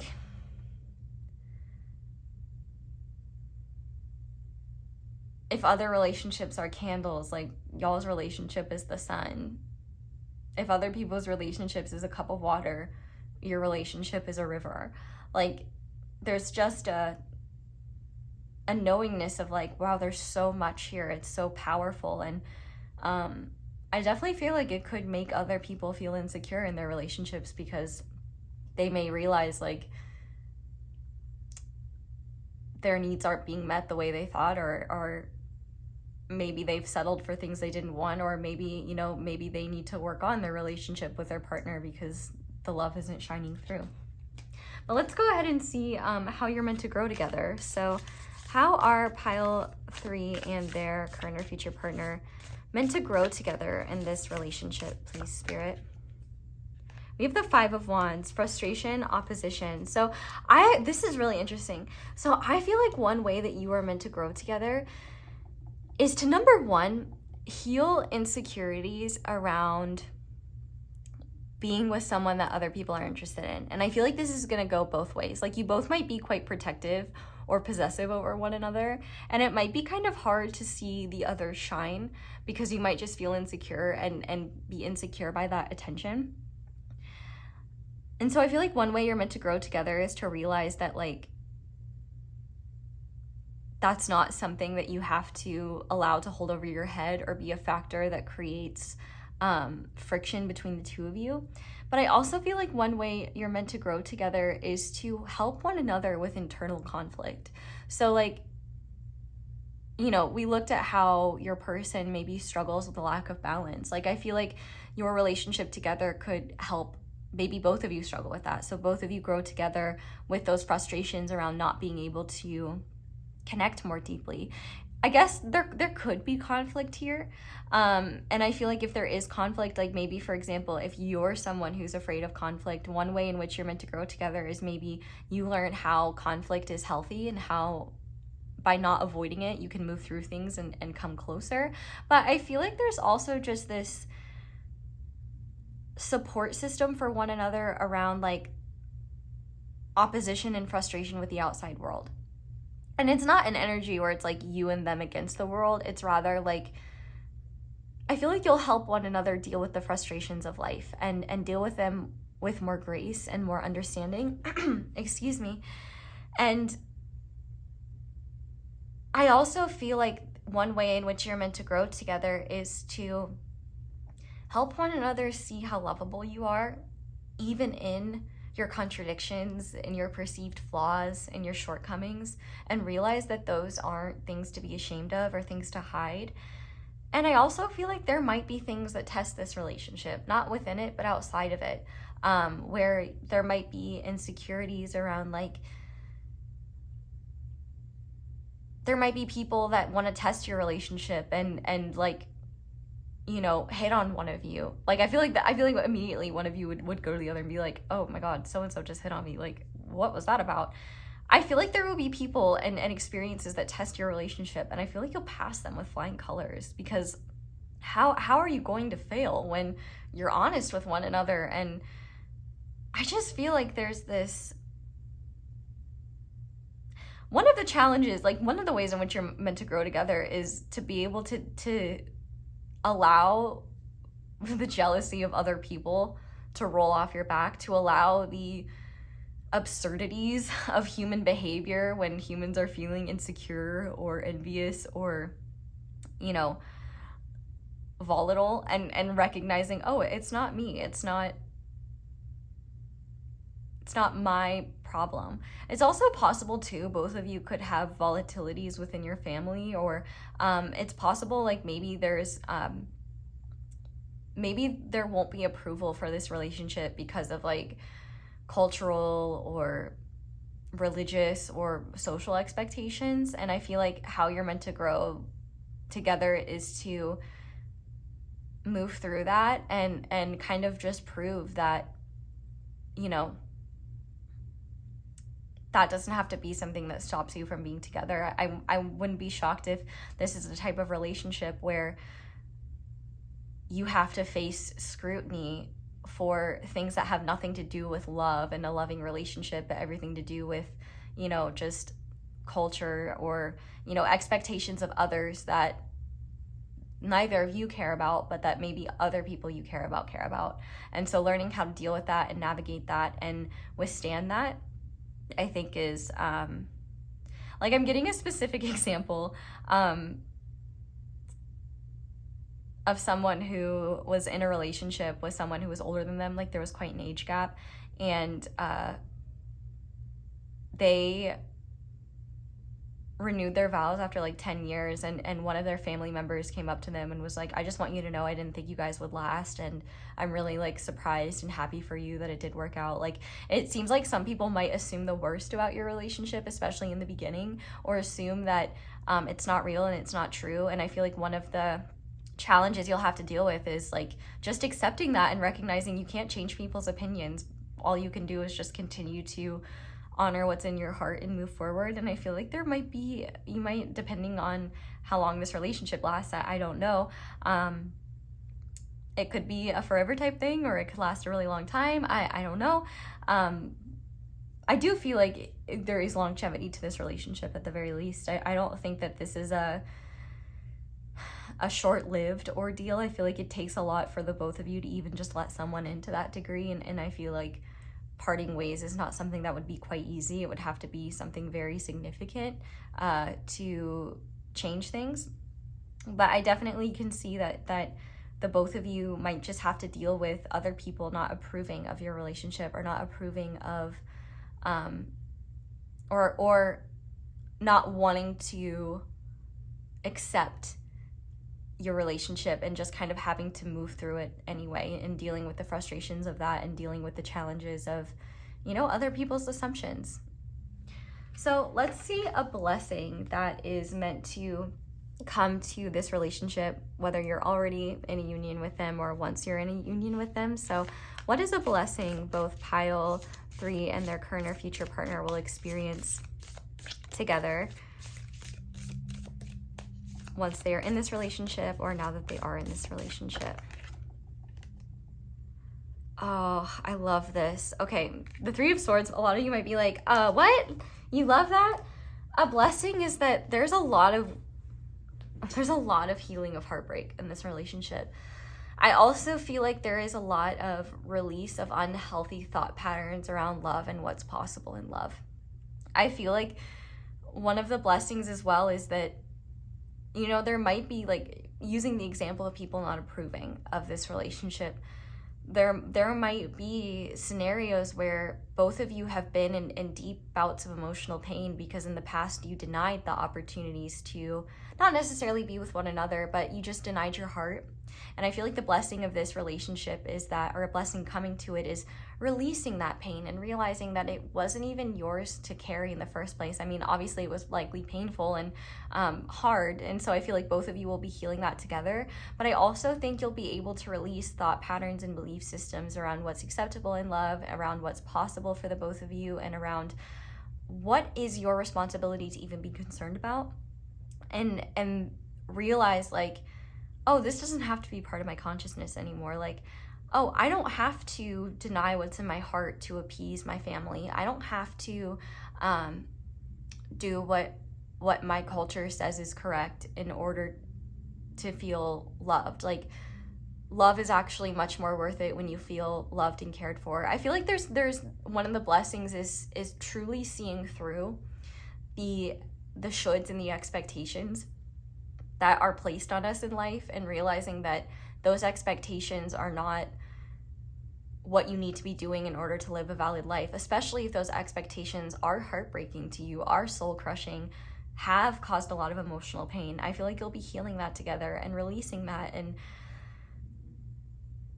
this is definitely the type of love that speaks for itself. And I feel like there will be awareness and recognition with both of you where it's like, if they can't see it, they're crazy. Like, it's not our problem. Like, some people are blind to love because they're looking at it through a mental lens and they're not feeling it, you know? And I think that a big blessing is just freedom from that. Freedom from having those expectations be a part of your decision making, being a part of how you choose to live your life. And I definitely feel like there's a lot of liberation in this relationship where the love shared between the two of you cements your truths in ways where, you know, someone coming in and being like, your relationship is an abomination to my God or something like that, you know, you're just like, okay, well, I'm in love, so I hope you find that too. Like, I feel like there's just this very, okay, whatever, like, you don't have to approve, this is what I'm doing, I'm standing firm in that. And I feel like as well, there might be some shifts in who sticks around in your life because of this relationship. And I feel like you'll realize that maybe if there are people that don't approve and go their own way, they either you realize that maybe they were bringing you down in the first place, or you realize your life is lighter without that pressure. And that may not be forever, but I definitely think that there might be some painful things that happen once you're in this relationship that are losses of people outside of it, not like literally, but, well, I mean literally in the sense that they might not approve and they might distance themselves, or they might choose to not be a part of your life. But you'll realize like, oh wow, that's actually a huge blessing, because I didn't realize how much pressure they were putting on me, or I didn't realize how miserable their opinions made me, or things like that. I definitely think that even, and I feel like it even comes down to your outlook on life, where like, you know, if you have a specific dream, you know, maybe in the past you'd be like, oh, well, that's not possible because I'm not talented enough, or I can't do that because people like me aren't able to do things like that. And I feel like there's a complete rewriting of the script where it's like, actually, you can do that. Actually, why can't you? Like, I feel like there's this real recognition of how fear of being hurt, fear of rejection, fear of disapproval has caused the both of you to act in ways that harm you, harm your soul, harm your heart, harm your spirit, because you're trying to receive approval or stay safe, and just realizing like, no, actually my joy lies beyond this comfort zone. My joy lies beyond this approval, and realizing you don't need that approval to live a life you love. And I don't know if you can hear, but it's raining right now. And I feel like that's just a beautiful sign of like emotional healing and release of the painful past. And I feel like there's definitely healing you'll do together when it comes to relationships, and when it comes to vulnerability and intimacy, that will be quite powerful as well.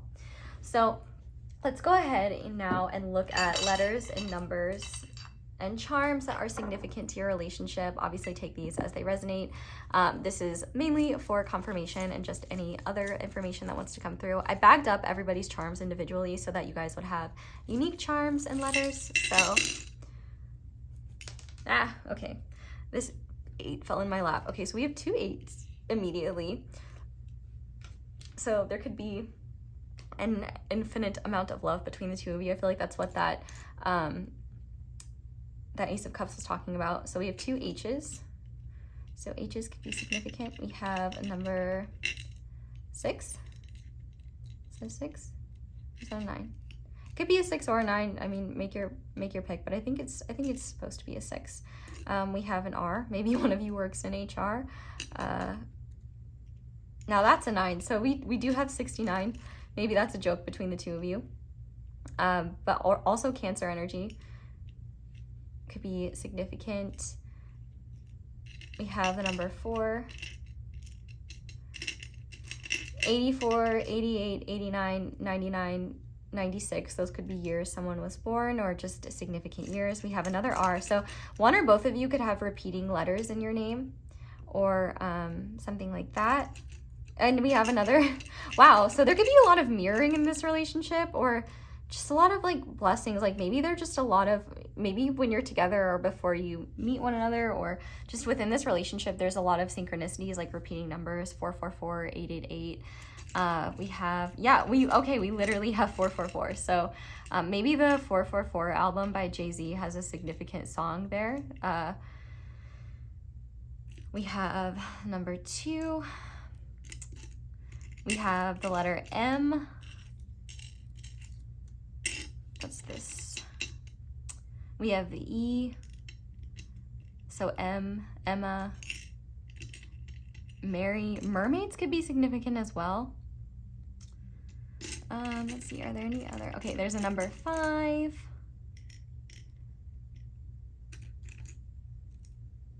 Oh, there's a Scorpio charm. We have an I, a C. We have a G. We have, okay, I think that's all. Okay, so we have this yellow gem. So it's making me think of citrine. It's obviously not citrine, it's plastic, but there could be a lot of financial abundance in this connection. Also, citrine is a stone that doesn't need to be cleared. So I feel like there's just a natural clearing energy to this relationship where you guys don't have to be something that you're not. You guys don't have to like, it seems like there isn't much of a need to tune the relationship. Like it just seems like it's more often than not in a pretty good space. There's actually a lot of coins that came through for you guys. So we have a penny with Lincoln on it. Let me look at the year. The year's 2015, so that could be the year that you met or just a significant year in general.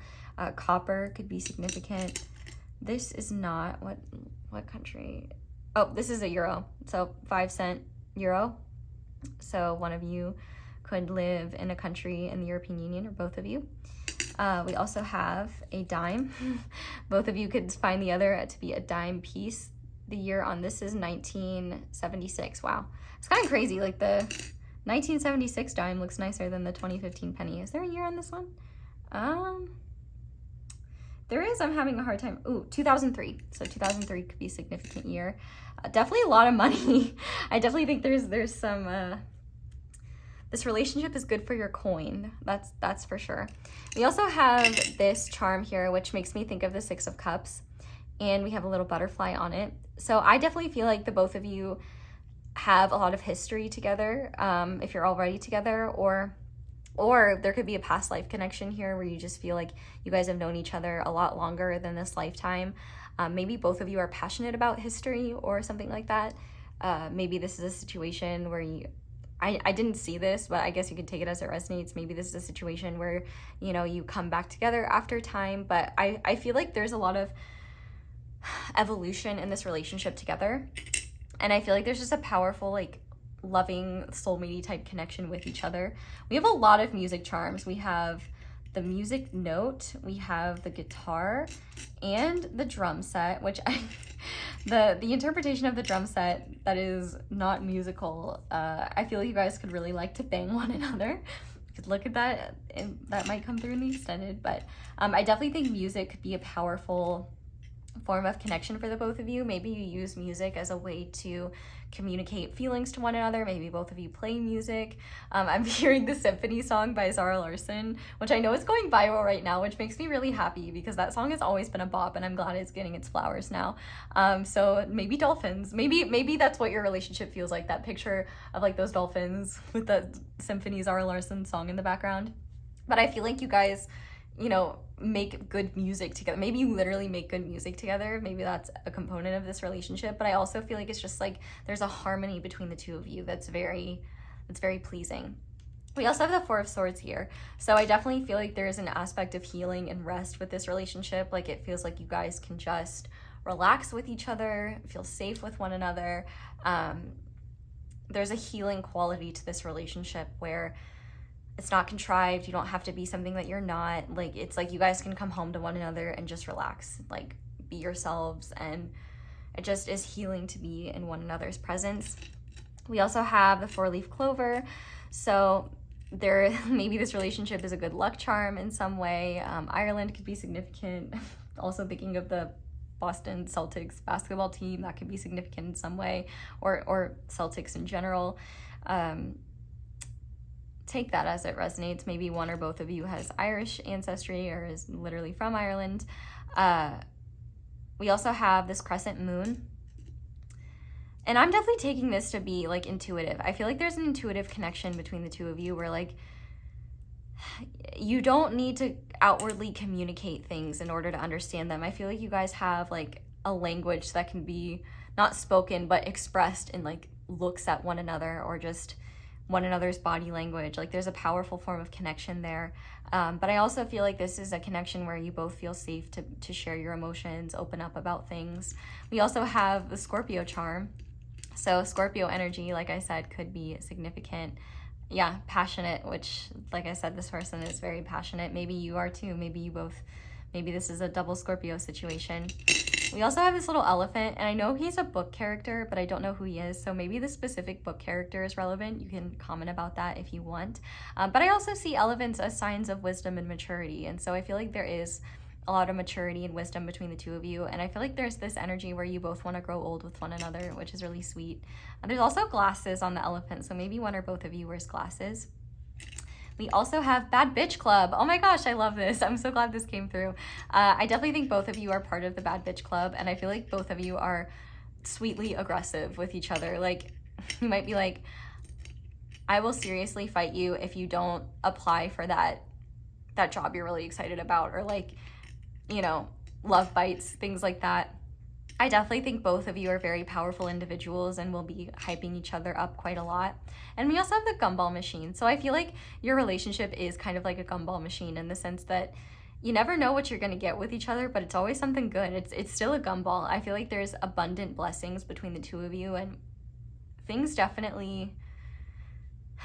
definitely not dull or boring with you, which is really interesting because it's like usually people attribute passionate relationships to be, you know, volatile or not last, and I feel like there's kind of the opposite. It's like this relationship is very passionate, but it's stable. It has a solid foundation to stand on. It's like Gomez and Morticia Addams. I think that's what I would describe it as for sure. But let's look at these little fortunes. We have curiosity is life. So I definitely feel like you both could indulge in each other's curiosities. There could be lots of exploration together. And the numbers we have are 39, 30, 44, 33, 23, 15. So even more repeating numbers. Fours especially seem to be significant. Maybe one of these numbers represents like an apartment floor or something like that. But we also have be mischievous and you will not be lonesome. So yeah, you guys could be very mischievous together, very silly, very fun. I definitely think there's like a lot of inside jokes between the two of you. Like this is the type of relationship where I could see one of you instigating a Nerf dart fight when the other comes home. Like there's definitely a lot of fun, and I could see you guys doing like small harmless pranks with one another. Like I don't know, I'm not much of a prankster, so I guess you would have a better idea of that if that's the case. But I feel like there's a lot of fun here, and you guys don't mind being silly. In fact, I think it's almost kind of a requirement. And the numbers on the back here are 55, 16, 4, 41, 5, 28. I had a fortune cookie last night, and do you know what it said? Do not be loud in public spaces. What kind of fortune is that? Like, I know I'm not loud in public spaces. I'm loud at home. But like, I feel like the humanity is just so collectively done with our entitled behavior. They're just like, you know what? You don't get fortunes anymore. We're just gonna tell you. Like, next I'm gonna open a fortune cookie that's like, put headphones in before you watch something in public, which I agree with, but not a fortune. Anyway, pile 3, that is where I'm going to leave this reading. I'm going to head over to the extended now. So thank you guys so much for watching. Thank you so much for letting my ads play in the background while you do something else. That is one of the simplest and easiest ways to show support and appreciation for my channel. So thank you to everyone who does that. If you enjoyed this video, you can do things like, comment, subscribe. Shout out to my notification squad. Be sure to click that little notification bell if you want to be notified whenever I upload a new reading. I also have merch. I have my candles. Be sure to use code ASO10 for that. You could check out my social media, but that's all I have for you guys. So thank you so much for watching and for letting me read for you. I really hope you enjoyed this reading, and I hope you all have a wonderful day or night whenever it is that you're watching this video, and I hope you'll come back and see me again soon. Bye! Hi there, pile 4. Welcome to your reading, and thank you so much for being here. If you guys chose, I was gonna show you a garden quartz moon. 1 second. I forgot how far I got into the intro, but hi, pile 4. Welcome to your reading, and thank you so much for being here. If you guys chose the flower agate crescent moon, then this is going to be a reading on your current or future significant relationship. So if you're already in a relationship, if this doesn't resonate what I'm about to describe, then I would choose a different group. If the person I'm describing sounds like you, it could be indicative of mirroring, but it could also be that you picked your own group. Feel free to pick another one. It is not, these aren't based on you picking the correct one first. Just, that's why I do these energy checks, so that, you know, you can find what is for you. But if the person I'm describing is not someone that you sound like you want to be, not someone that sounds like you want to be in a partnership with, also pick another group, because nobody's going to force you to be with someone that you're not interested in. But we're going to go ahead and start by looking at who your current or future partner is. Thank you guys for being here, in case I didn't say that. Full breakdown of the reading in the intro. But to start with that, we have the Emperor, and this tarot deck has little poems, so I'm going to have to hold this up close to my face so I can read the poem. But it says, "Some days I stare at it, too big for this room, unapologetic, authoritarian, the nerve. One could argue I'm envious. What would it feel like to exist, to take up so much space, unashamed? And then there are the days, the long kind, I pour myself into those cushions when no one is looking, and they hold me simply because they can." That's a beautiful description of the Emperor. I really like this deck. It basically describes tarot cards in inanimate objects, which I think is cool. We also have Quest, we have Cricket, and we have Destroyer, with the light attributes being releasing what is potentially destructive, preparing for new life, and the shadow attributes are intoxication with destructive power, destroying others' dreams or potential. So immediately the Cricket card was sticking out to me. There is a song that I cannot remember for the life of me what it's called. It's a rap song, and I just remember there's like a specific lyric where the girl rapping goes, "Where's my competition? Crickets." And I feel like that describes your current or future partner very well. They definitely have a heavily masculine energy. That doesn't mean that they're a man, but they definitely have a masculine energy about them. I would not be shocked if they are in a prominent position in their career, or they're just more mature. The Cricket in the deck that we're using does indicate someone who has good vibes, someone who is fortunate financially, someone that has a lot of good luck and blessings coming to them. And I definitely think that this is someone who is very hardworking, someone who has a lot of self-control, and someone who is a natural leader. Not only does your current or future partner have a lot of power. They could have that power in literal ways, like they could be in a powerful career position, they could have a lot of respect and prestige in their community or something like that. Or they're just an empowered person. You know, maybe they're so empowered they don't need any of that. They could be the type of person who never actively sought leadership, but it was always brought onto them. Or they could be the type of person who was always meant to be a leader and knew that. This is definitely someone who is unapologetic about going after their goals. They're ambitious, and they definitely do not take failure as a sign to stop. They are someone who is determined. And I think one of the challenging things about this personality is they are right. So if there is something wrong in their process, it will not be revealed to them until they realize it themselves. Like 50 people could be like, hey, this would be more effective if you did it this way.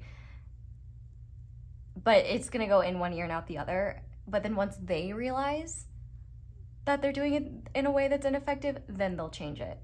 They have no problem growing and evolving, especially with this Destroyer card here. I feel like they have matured and changed a lot of aspects of themselves that were self-destructive, and they don't have a problem letting go of aspects of self that, you know, don't serve their goals. Like they have huge goals, huge ambitions, and I wonder if for them, like if they're not striving towards something, they don't know how to live. Like I don't think that they're so like ambitious and workaholic that they can't take time to like slow down, but I do think that they definitely enjoy the finer things in life, but they work hard to get them. This is someone who enjoys working hard, someone who is proud of how hard they work, and they put a lot of effort into self-control and making sure that their actions are in alignment with their goals. And even when they're destroying something, tearing something down, like this is not the type of person to be chaotic. Like even if they're tearing something down, like it's a controlled demolition. Like they're gonna make sure that they put the dynamite in the right places and that like it's the most safe and effective way possible. Obviously that's an analogy or a metaphor, I can't remember the difference. I'm sure someone who's much smarter than me will say so in the comments. Thank you in advance. But they're definitely someone who sometimes can get caught up in their ambitions. I do feel like sometimes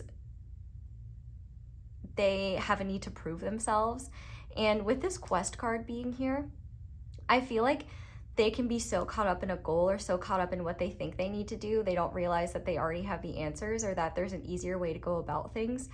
If there was a word for this person, I would say strive. Like they sometimes strive to the point where they forget that they can just embody. And I feel like they're getting better at that as they get older, but there's definitely, I would be willing to bet that they have funny stories about misconceptions in their thinking, where maybe they took a completely unnecessary detour in their life because they thought it was necessary. This is definitely someone who sometimes does things by the book to the detriment of effectiveness or like speed. Like I feel like this person is someone who is process oriented and is someone who will uphold like the structures they feel are important. I also feel like they're someone who has allocated a lot of respect. I feel like they're someone who, like I said, is quite powerful. And with this throat chakra card being here, not only do they have like a powerful mind, but I feel like they can be very powerful with their words. Like they're someone who can command a lot of presence in a room, and I feel like they're very good at giving speeches. Even if they don't like it, it seems like they can just be very good at presenting.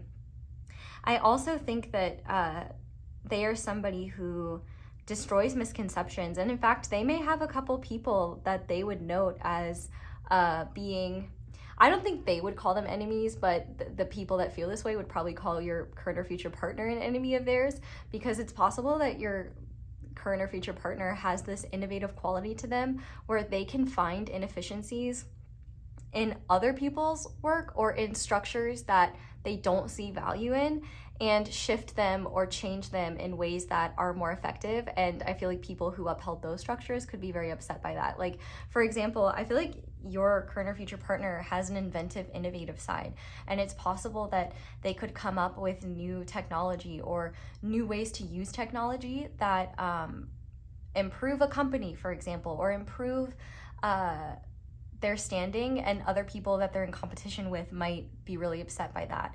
I feel like your current or future partner is always one step ahead, even if they don't, honestly, maybe even a few steps ahead, even if they don't always realize it. There's somebody who is so focused on their own growth and progress and goals that they're not like worried about what other people are thinking, or if someone's trying to sabotage them, or if what they're doing might not work. Like, this is someone who believes in themselves. And it's really interesting because they have no problem dismantling systems or structures that they don't see value in, but the ones that do, they can ride for so hard that they may not see how their own systems could use a little bit of a shift. Like, an example of this that I'm thinking of is, I don't know why Elon Musk comes up a lot, but your person is definitely not like Elon Musk personality-wise. Like, the example that I'm thinking of is, I read Walter Isaacson's biography on him, and it goes into great detail about how he removed a lot of things in the manufacturing process. Like, the way that he chooses to manufacture things is he's taken out a lot of things that he deems unnecessary to make things faster and things like that. But, you know, the public has seen, you know, the consequences of that, and how, like, for example, with the Cybertruck controversy and how poorly made they are, like, you can see how this process led to undesirable results.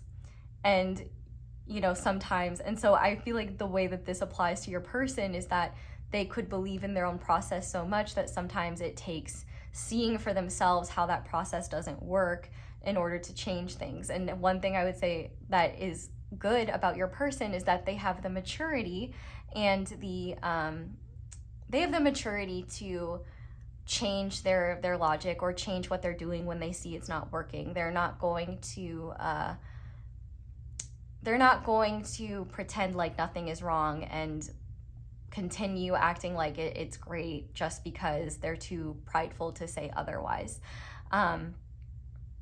This is definitely someone who commands a lot of respect and is quite stubborn. It is hard to change their mind unless they are open to it being changed. Like, they have incredibly powerful convictions, and they're not somebody who asks for advice from other people unless they genuinely, one, think they need it, or and even then they won't ask. If they feel they need advice, they're only going to ask those that they feel are in the best position to give it. This is definitely not someone who leans on the opinions of others very often. I feel like they, and to be fair, like, they have a pretty good process. Like, they're very good at leading, they're very good at delegating, they're very good at recognizing like who is good at what. I feel like they're also someone who is mature and has a level of humility when it comes to dealing with others. I feel like definitely as they've grown, some of their destructive tendencies in terms of like how they deal with their power and deal with their leadership, like they've become more mature. I'm sure they've made mistakes, either trusting the wrong people or taking advice from the wrong people, or you know, not handling certain situations with enough grace.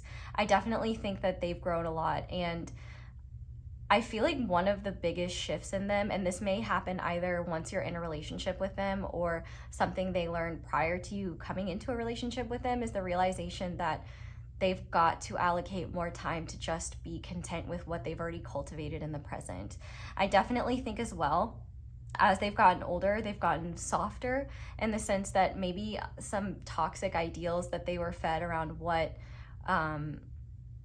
around what a leader is supposed to look like, or how they need to behave in order to express power has changed, where they realize like, oh, true power is not me forcing something. True power is allowing things to speak for themselves, or, you know, giving space for others to throw in their opinions, but, you know, at the same time making space for them, but not letting them override what I think. Like, I feel like your current or future partner is somebody who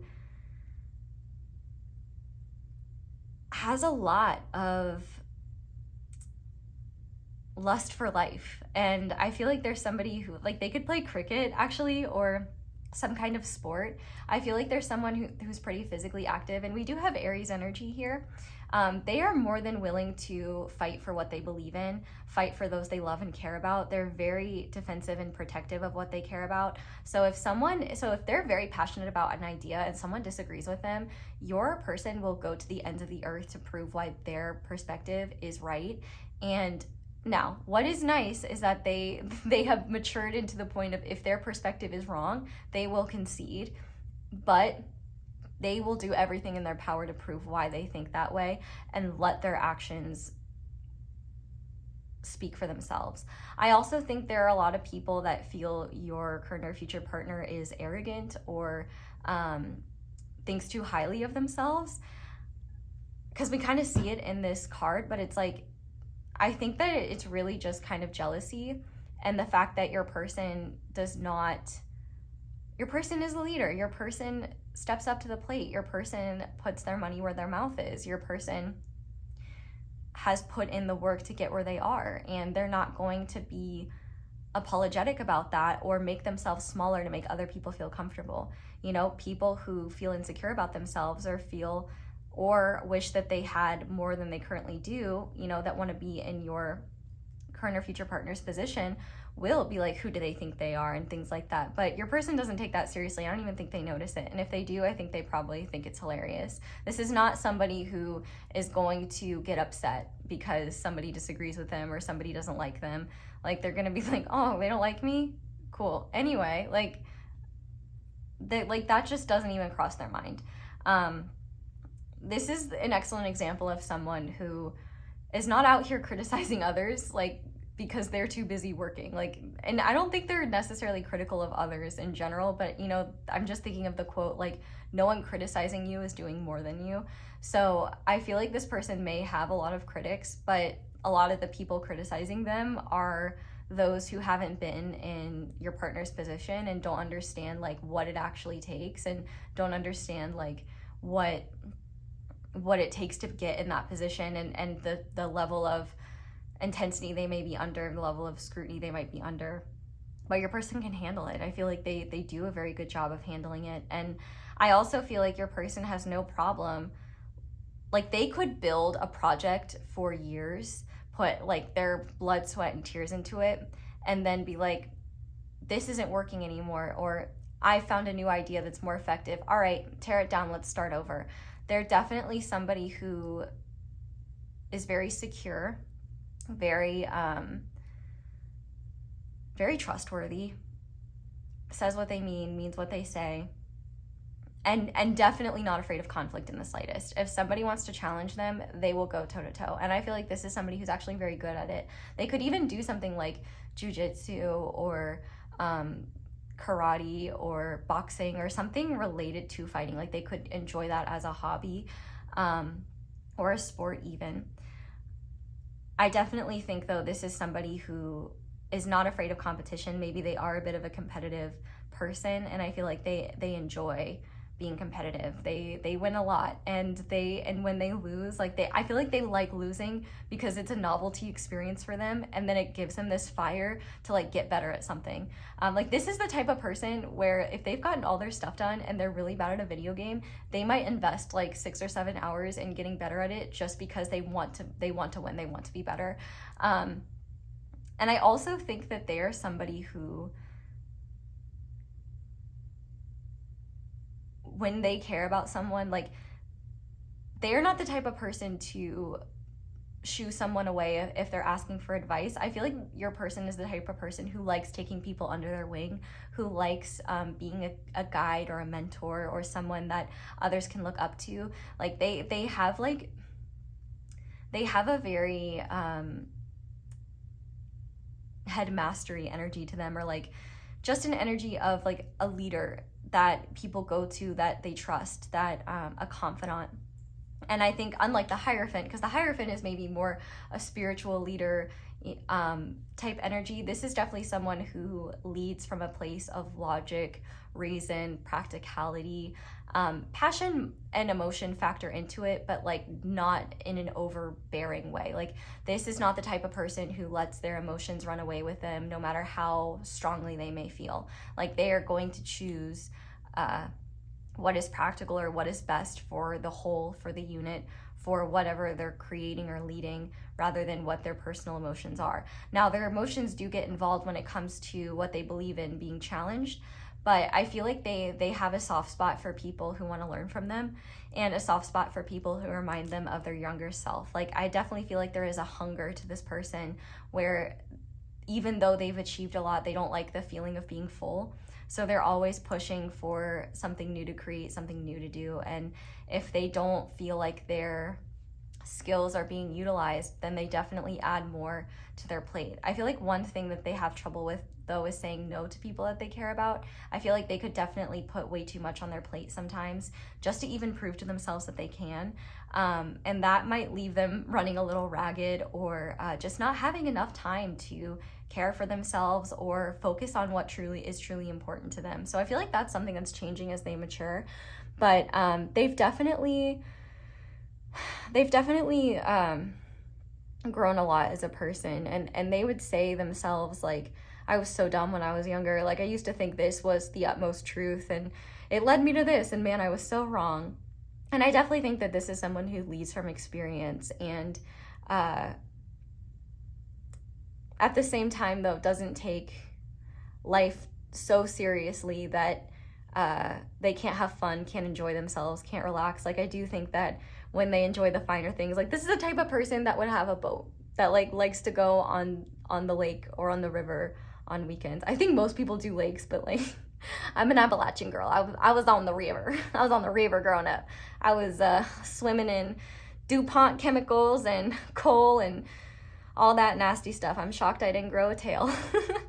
But I definitely think that they're someone who likes to be active. They definitely take care of their health.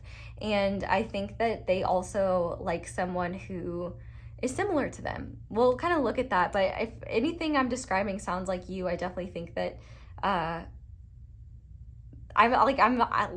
already getting like power couple vibes. Like I feel like this is someone who's not attracted to someone who is disempowered or who is dependent on your person to feel safe and protected. Like they want someone who, I mean, they like being protective, they like that feeling, but they also, you know, want someone who can hold their own and stand for themselves. But let's get some astro dice and see what other signs, planets, houses might be significant. So Spirit, what else can you tell us about pile 4's current or future partner, please? Okay. Yeah, I believe this is Uranus. So we have Uranus, we have Cancer, and we have the 11th house. So this is Uranus, right? Yeah, because that's Pluto, and Neptune's like a pitchfork. So Uranus. So this person definitely has a genius aspect to them. They are innovative, they are highly intelligent, and they've earned the leadership position that they're in, for sure. Uranus rules Aquarius, and Aquarius is also in the 11th, also rules the 11th house. So Aquarius energy could be significant. Uranus could be a powerful energy in their life. Like, even though this person, and Uranus does have to do with like chaos, and sudden change. But I feel like this person isn't like that, but they're very good at handling it. They do have a powerful level of genius in whatever it is that they do, and I do think that they are just ahead of the curve in how they see the world and what they believe. They believe in themselves before others do, and I think that they prove themselves time and time again. But also with Cancer energy, whether they have Cancer placements or not, I definitely think, number one, they could have a soft spot for their mother, or they could have a very strong connection with their mother or a female parental figure. But for all of you, for sure, I definitely feel like this is the type of person who has a pretty strong shell around them. But, you know, once you've gone past that, you can really see like, oh wow, they're they're so sweet and soft, like, to those that they're willing to show that part to. Like, they do feel strongly and they do feel deeply, but they don't show everyone that. In fact, actually, I think that one thing that kind of makes me sad about this person is that they've had to really suppress their sensitivities in order to be as successful as they'd like, or be able to tolerate the pressures of whatever it is that they do. And I also feel like with this Cancer energy, they are somebody who not only is very loyal, but they don't get over emotional slights easily, in the sense that, like, it takes a lot to bother them emotionally. If you're not in their inner circle, if you're not someone that they would put on a list of like, yes, these are the people that I love and care about, like, they're not going to take much very personally. But like, let's say for example, they had a business partner that they were really invested in, that they had a strong relationship with and that they cared about, and that business partner did something to betray them, like, they would have a really hard time ever getting over it. And that would be something that, like, they would feel very slighted by and feel like, I can't trust a business partner again because what if they do this? But I feel like there's growth there for them in that way. And I do feel like it depends on who it is. Like, they're less forgiving when it comes to slights that affect their material comforts, their prosperity, and their ability to use their material comforts to protect the people that they care about. With the 11th house being there, I definitely feel like they are somebody who makes their dreams come true, and also somebody who is really good at leading groups. They know how to organize, lead them, energize them, inspire them. Like, they could be like a politician or something like that. And I feel like this person would be like, yeah, I could do that, but I wouldn't make as much money, or like, I wouldn't want to be fake, or I wouldn't want to deal with that crap. Like, I feel like this person is somebody who does not like frou-frou crap. Like, and so I guess actually, like, a politician, for example, you know, they have to do a lot of schmoozing, a lot of you know, campaigning, right? And I feel like they would just be like, I don't want to do that crap. Like, and maybe if anything, they might not be a very good politician because they might be too honest and too passionate and tell people why they're wrong. And those that are corrupt and already part of the system probably won't like that, and then use their honesty to their disadvantage. I don't know. I definitely think that there's somebody who has no shortage of goals and could do many things in life, wear many hats, and be excellent at all of them. Like, I feel like this person could find Atlantis and people could be like, well, Atlantis doesn't exist. And your person would be so determined that it would materialize into reality. Like, they can make things happen. And I don't even know if your person believes in manifestation, but they manifest quite a lot. And they just don't realize it. They just make things happen. And the only thing that gets in their way is themselves. And once they become aware of how they're doing that, they're usually very good at eradicating the problem so it doesn't happen again. I also think that their family is one of the most important things to them, and like, a partner is included in that. And I definitely think that once, as they get older, like, it will just become even more of a priority as they start to have less energy. Like, they're definitely gonna be like, okay, let's keep things secure. Like, how do I set my family up for a good future? Like, I definitely think that this is somebody who, if they aren't already, like, definitely wants to be a parent, or wants to help others.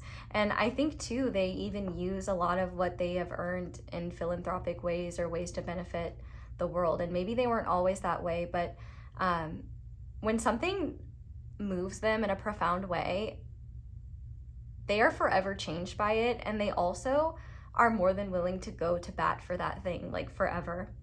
This is somebody who has a million hills they would die on because they know those hills inside and out, know the value of them, and would spend every ounce of energy, you know, proving that. Like, they are definitely someone who says what they mean, means what they say, and like has very strong convictions and will not back down from them. This is somebody who would like this gives me the vibes of there's like a Rick and Morty episode where and your person is not like Rick. Rick is far too insecure and unstable to be like your person, but at one point he's at some convention being booed, and Rick's like, your boos mean nothing to me, I've seen what makes you cheer. Like, your person has that energy. Like, they wouldn't care if the entire, like, if they were on, if they were the leader of a company and the entire board of the company was against them and trying to get them out, your person would do everything in their power to prove them right and wouldn't care. They wouldn't care about like the fact that they're wrong. I mean, I guess they would care about that. Like, they wouldn't care that they were in trouble. They would care about defending their stance and like would do everything in their power. And this is somebody who will not give up unless there is absolutely no more fighting possible. Definitely somebody who, like, if you're the type of person who has a hard time telling a waiter or waitress, like, actually my order's wrong, like, this person's like, their order's wrong, like, they're definitely the type of person to speak up for others. And this person definitely doesn't like bullies, and in their line of work or in their experience, they've dealt with a lot of bullies, and I don't think they deal with bullies kindly, and I think they actually get a fun joy in tearing bullies down and really exposing them for what they are and blowing the wind out of their sails, which I like. I like that about your person. Can they video that and send it to me? But we're gonna get some more insight about them. In terms of like appearance, they could be older than you. They could have gray hair or like a long beard. The Emperor usually has a long beard. They might really like the color green. They could wear a lot of blue. Not getting a whole lot in terms of appearance. We'll see if it comes out in these cards. But Spirit, what else can you tell us about pile 4's current or future partner? What cards describe them? Naturally it falls on the ground. Okay, we have Gemini. Witty, entertaining, persuasive, versatile. So yeah, I definitely think that they can get people on their side. Like, if I had a business, I would want this person, I would go to this person to be like, how do I talk to investors? Like, what do you think I should do with this presentation? Like, I definitely think that this is a business-oriented person. And if they're not business-oriented, there's definitely a field in which they're very skilled in or are becoming very skilled in. I also think that they are somebody who, like, a lot of people want to dislike, but eventually can't because they're like, they're too charming, or like, once I got to know them, like, I like them too much. And, you know, I feel like there are people around them that might be jealous of your partner's success or jealous of what they're able to achieve and want to dislike them and literally can't, because there's an earnestness to your person that you just can't fake. And like, they're not like, they won't start a business just because they want to make money. Of course they want to make money, but they also want to do something they're passionate about and make the world better. And if they can't do that, then it's not worth it for them. And it's quite possible they've been in positions where they were just doing things to make money and they realized how it really affected them. Like, it affected their energy, it affected their desire to work and do things. And I feel like this person, their level of intensity, like they do what they do and strive for what they strive for because they want to and because they enjoy it. Like, they don't run themselves ragged because they want to prove a point. I mean, maybe they do. That could be a reason, but I feel like it's because they enjoy proving that point. They enjoy, you know, pushing themselves, and they enjoy having something to work towards. What else, Spirit? What else can you tell us about this person, please? We have Taurus, humble, practical, focused, patient. I definitely think that they are somebody who, like, gives people second chances and is the type of person who's not gonna, like, you know, you make one mistake, oh, you're fired. Like, they're going to try to work with people. And I think they really enjoy actually developing people's skills. And I think they have a knack for recognizing where people's strengths lie and developing those. I also think that your person hates with a passion people that talk, like, sell themselves short or don't see their value. And I feel like they're very passionate about proving those people wrong and showing them that they can be more than they are. They don't have a lot of time and energy for self-pity and, like, woe is me attitudes. Like, this is not somebody who cries over spilled milk, that's for sure. What else, Spirit? What else can you tell us about this person? Yeah, Leo makes sense.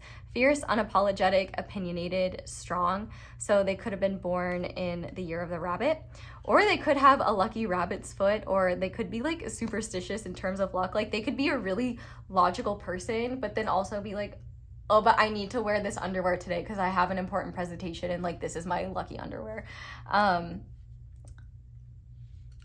Like I said, they're definitely opinionated and definitely unapologetic about what they believe. They fit the lion vibes. What else, Spirit? What else can you tell us about this person, please? What else can you tell us? We have the year of the dragon, so 2000, 1988, 76, 64. But I definitely think, like, dragon energy is very significant for them. Like, they are very fierce. And I do think there's a version of Shark Tank called, like, Dragon's Den, and that I was thinking of that. And if you don't know what Shark Tank is, it's just like a show where people try to get wealthy business leaders to invest in their companies. I feel like your person would be on one of those shows, like, both as the person seeking investment and as the person investing, depending on the period of time and what they're doing. They're definitely someone who, like, really enjoys the process of building something. And I feel like they are not somebody who is, like, going to hold on to success of the past out of fear that they can't do something else. Like, they have a genius. They know how to build something. And when they have a good idea, like, look out anyone who tries to stop them. We also have indigo, third eye, wise, gentle, spiritual. So I definitely think that they do have a spiritual side that they don't show to everyone. And I also think that they're incredibly intuitive, even though they're intelligent. Like, they use their intuition in whatever it is that they do.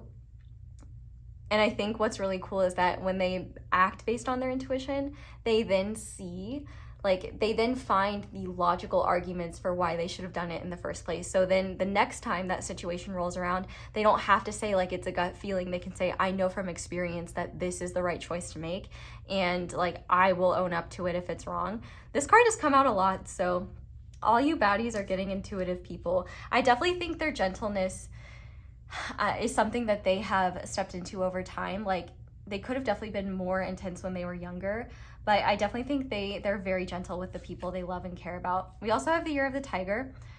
The eye of the tiger could be a significant song. Another fierce animal coming through. Anything else, Spirit?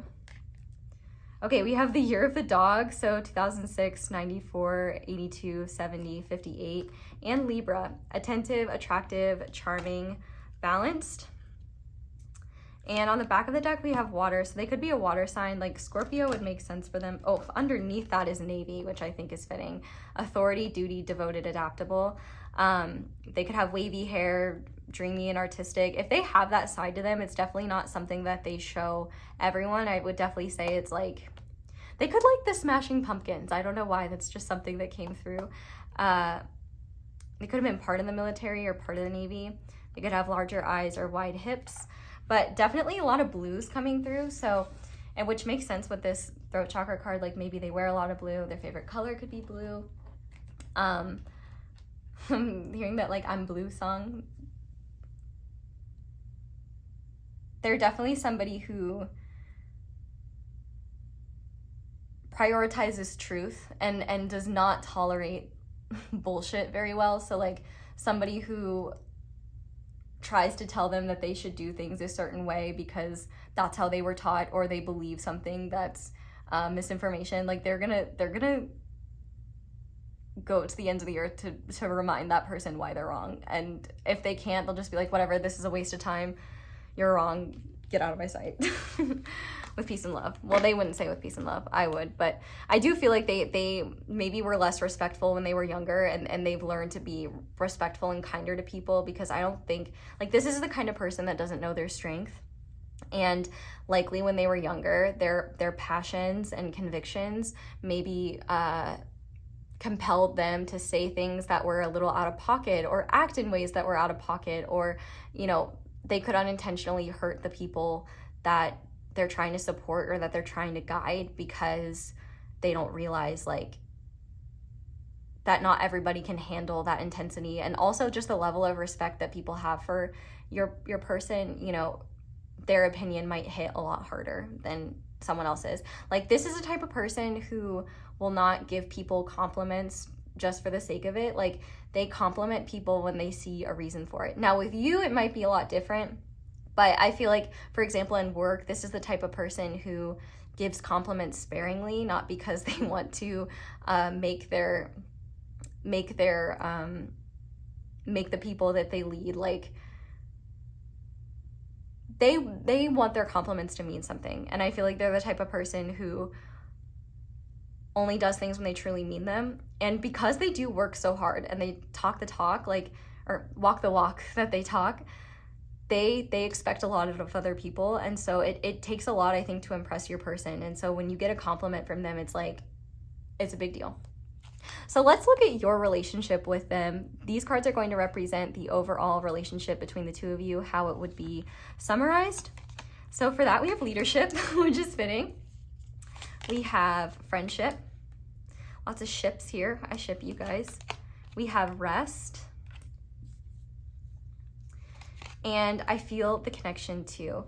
So I definitely think that this relationship is one that will take time to develop. Like, I feel like this is a friends to lovers situation, and one of the foundational aspects of your relationship is that you are friends.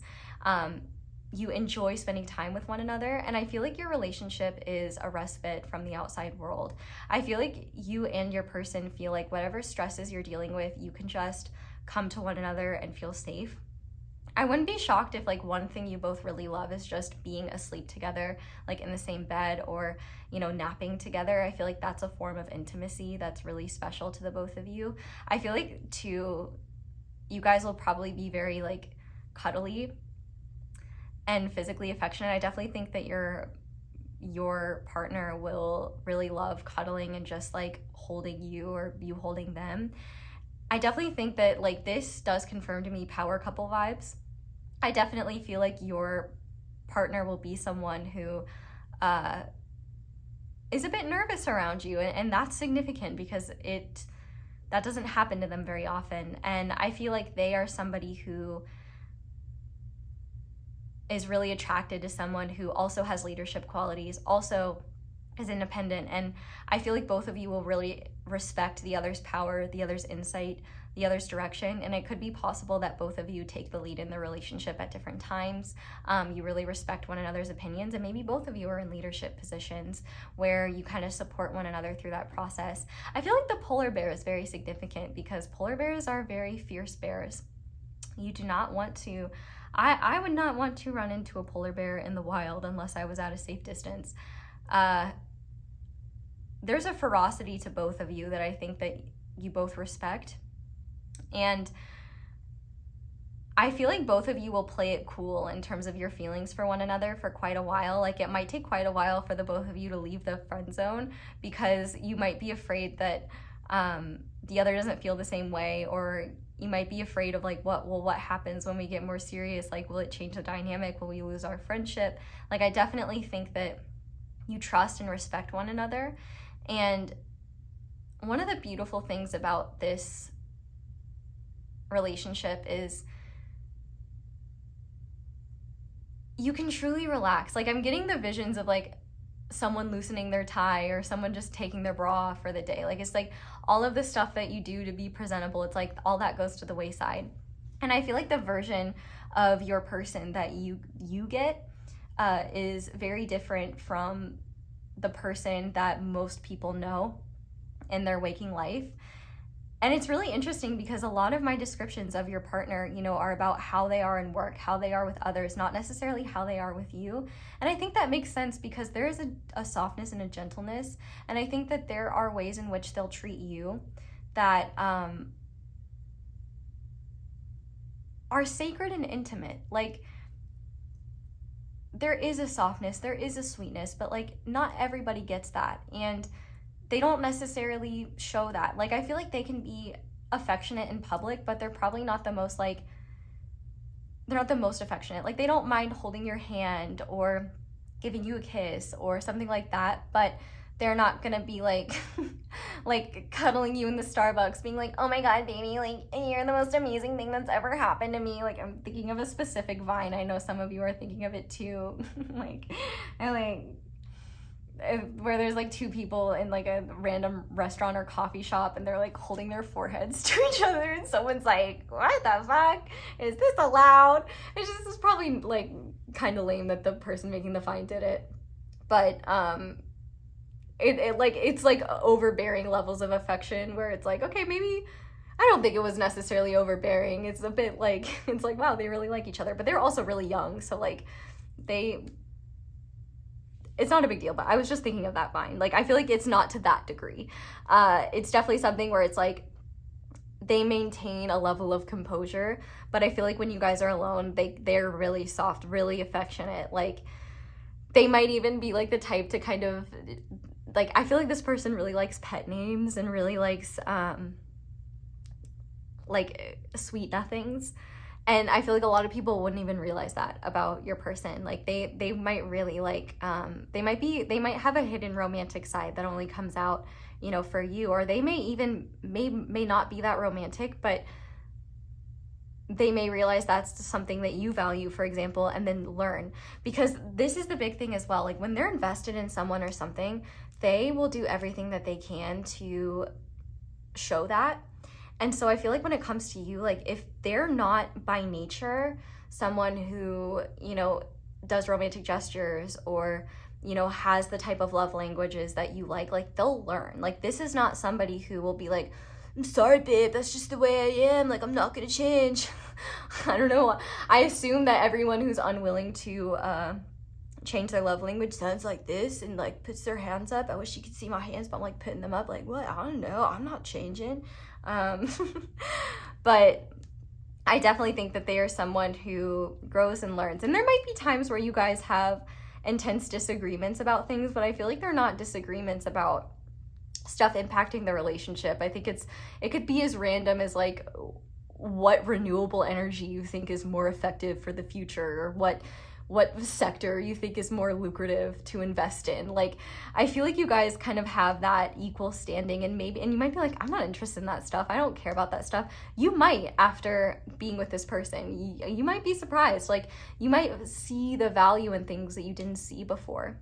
Like, I feel like this person is someone that can make things interesting that before they told you about them, they were boring. Like, I had someone teach me about water towers once. I didn't know shit about water towers, and I was like, oh my god, like, water towers are so cool. I didn't even realize it. Like, they kind of have that quality of making anything interesting, and so much so that you may want to do your own research and develop your own understanding.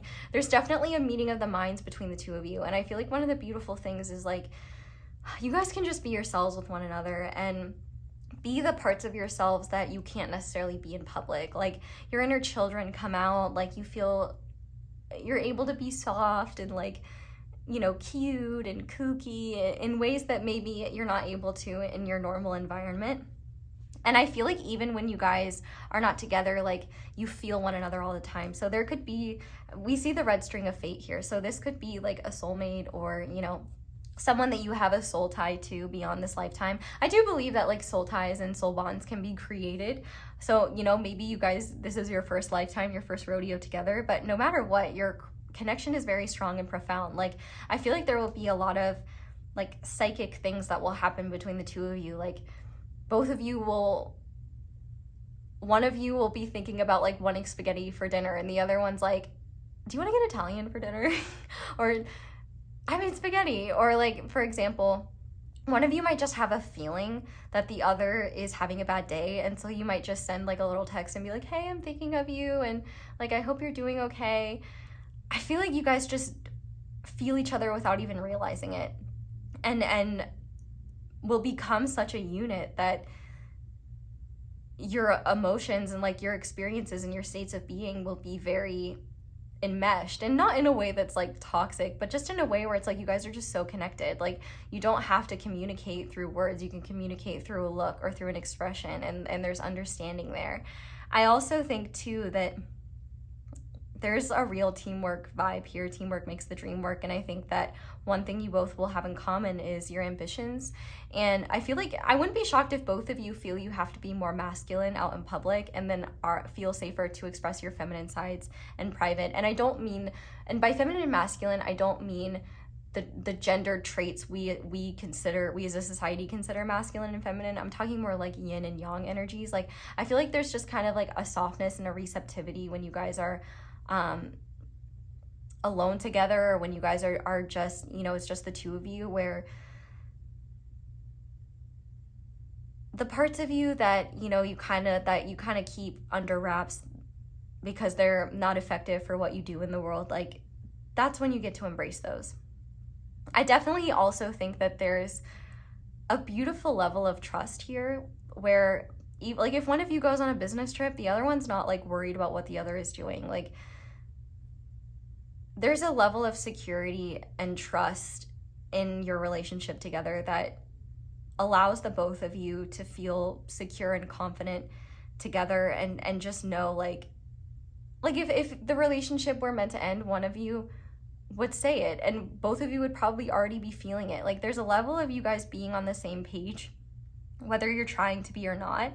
And I feel like as well, like one of the beautiful things about this relationship is the friendship that exists between the two of you. Like everything else is just makes it even better. And I think that this relationship will evolve into a really solid foundation, or it'll start with a really solid foundation of friendship and evolve over time. And even though I do feel there will be intense feelings for each other before you get into the relationship, it's just that, you know, I feel like you both will really value each other's time, energy, presence, friendship, and be afraid to like ruin that. I also think you guys could have a lot of dreams about one another, or even like if you guys are sleeping in the same bed, you could have the same dream. I've heard of that happening. But I also think a lot of people will look up to you, and your relationship might be one that a lot of people are like, what's your guys' secret, or how do you guys do it? And it might even be the type of relationship that people are like, man, if they don't make it, I don't have faith in love, which I don't necessarily like that, because we should always have faith in love, and just because a relationship ends doesn't mean it failed. But I feel like no matter what, even if this relationship weren't meant to last a lifetime, like, or, you know, a very long time, you guys would end it as friends. And in fact, it would likely be one of those things where just the romantic feelings would dissolve and you guys would still be friends and supportive of one another, likely. But I mean, you know, that may not be the healthiest thing, who knows. But I do just feel like this relationship is pretty healthy, and I do feel like whatever you guys do, it requires a level of independence or time apart, whether it's just because you guys work a lot or, you know, have a lot to do. But I feel like even in those cases, you don't stop feeling each other. Like if one of you has gone on a trip and so the other is just spending time like with friends or something like that, you know, you'll be thinking about, you'll see something that makes you think of them, or, you know, you'll order something that reminds you of them. Like it's almost just like, even if they're not physically present, their energy and essence is always around you, like this comforting cloak that reminds both of you that like you don't have to be physically together in order to be connected. And I definitely think that both of you are very protective of one another and give very good hugs. And I feel like your partner especially, like they will have a hard time. Like if anyone was disrespectful to you, they would, good luck. Like that's when they would go into polar bear mode. And I bet you guys give each other really wonderful hugs. Like your hugs might be something that just are so nourishing and like healing. This relationship is just very healing. Like this is the type of relationship where it's not like you're not working on intense, it's not like intense growth. It's like sure, you both you might grow in the process of the relationship. I mean, that's one question that we're about to look at. But I feel like it's just kind of one of those relationships where it's like, we got into it because we like who the other is, and it is a refuge, like, but it's not intense and like forcing the both of you to grow and expand and evolve. It's like there's a comfortable, nourishing, safe, secure energy between the two of you that that isn't forced or isn't challenging to maintain. It's the status quo. But if you are interested in knowing how your current or future partner sees you, definitely check out the extended, because we're going to be looking at how you will meet them, or if you've already met them, how your partner would describe meeting you.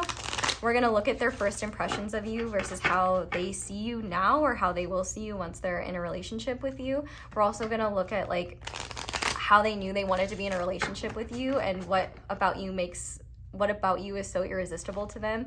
And that will be an 18+ question, so be aware of that. And we're also going to get guidance for whatever your current situation is. So if you're interested in that, that's linked down below. But if not, I'm just grateful you're here. They've been very sweet so far, though. So I would say, like, if you're not someone who gets extended or has checked out the extended before, you might want to on this one, because they've been very sweet. And I can definitely tell, like, with this person's hidden softness, I'm sure they've got a lot of sweet things to say about you. And even if you haven't met them yet, it's just future energy, how they will. So anyway, but if you'd like to support me, if you're enjoying this and would like to support me in ways that are not related to the extended, just liking the video, super helpful. Letting the ads play. Thank you to everyone who does that. Yeah, just thank you. Thank you for being here. Thank you for letting me read for you. And I'm hearing Beautiful Soul by Jesse McCartney. So thank you for being a beautiful soul. Okay, we're going to start by looking at a special aspect of this relationship that you guys may not realize is special. We'll just see what Spirit wants to highlight as something special. So what is special about Pile 4's current or future significant relationship with this person, please? What is special about this relationship between Pile 4 and their current or future partner? Okay, oh, okay, the boobs are out of the way. Actually, I don't know if those are supposed to be boobs. I don't know. It's a pretty androgynous looking figure. Oh, okay, I guess it's, okay.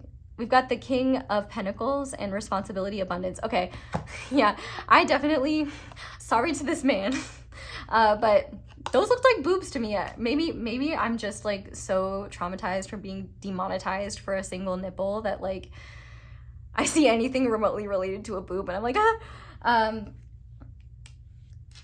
Anyway, this makes so much sense. What's special about your relationship is first of all, just the caliber of humans that you both are. The fact that we have the King of Pentacles here, both of you are abundant, secure, responsible, trustworthy. Like the King of Pentacles the King and Queen of Pentacles are what I consider and what a lot of other people consider to be like husband and wife cards.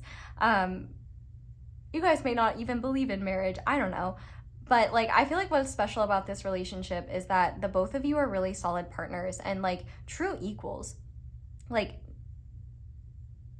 one of you could be the breadwinner, especially if you both choose to live together and live your lives together. But even then, if one of you stayed home, for example, the other would not devalue that or treat it as less than. Like there's a deep level of respect, and like both of you have ambition, both of you are generous, both of you are gentle, both of you are patient, and both of you like the finer things in life. Both of you are willing to work for it. You're not choosing beggars. You're not entitled.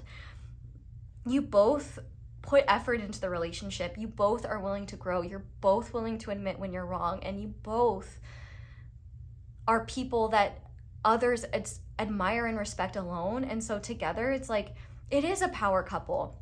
And I feel like it's a power couple that's not like flashy and in your face. It's a power couple that's like, oh wow, like they're both catches and they found each other. Like I feel like both people might, like a lot of people just might be jealous that the both of you found one another, but at the same time, because it's like they want you to themselves or your partner to themselves, but they also like get it. Like this is a solid relationship where not only is there trust, but both of you work for what you want. Both of you have respect for what you've cultivated. Like, neither of you are going to make reckless decisions that impact the well-being or safety of your joint finances or of each other's lives. Like, both of you will not make decisions that fundamentally alter the relationship without consulting one another. Like, both of you take your role as a partner seriously. So like, I feel like you both will, no matter how much time passes, you both will put effort into your health, into your appearance, into, you know, just showing the other that like they're a priority, they matter, and that you value the relationship. I also just feel like there is an equal balance of power here where, you know, in certain situations where one person is very ambitious and abundant, like the other might not be. They might be attracted to someone who doesn't have as much power as them. But that's not the case here. Like, both of you see one another as equals. This is a relationship of true equals, and both of you take an equal amount of responsibility for the health of the relationship and for supporting it. And actually, what's funny is I think, if anything, both of you are hard on yourselves, feeling like you should be doing more, and the other's like, no, what are you talking about? I should be doing more. Like, you do so much. Like, there's a real understanding. And I feel like both of you also are the types of people to be selfless when it comes to recognizing the other's needs. Like, you might, for example, you might really want to spend time with your partner, but you know that your partner's been really stressed about a project, and know that, you know, what's best for them might be to go golfing for a few hours and then hang out, or you might know that maybe they need space to decompress. Like, both of you are willing to put aside your needs, still communicate them and be like, hey, like, I know, like,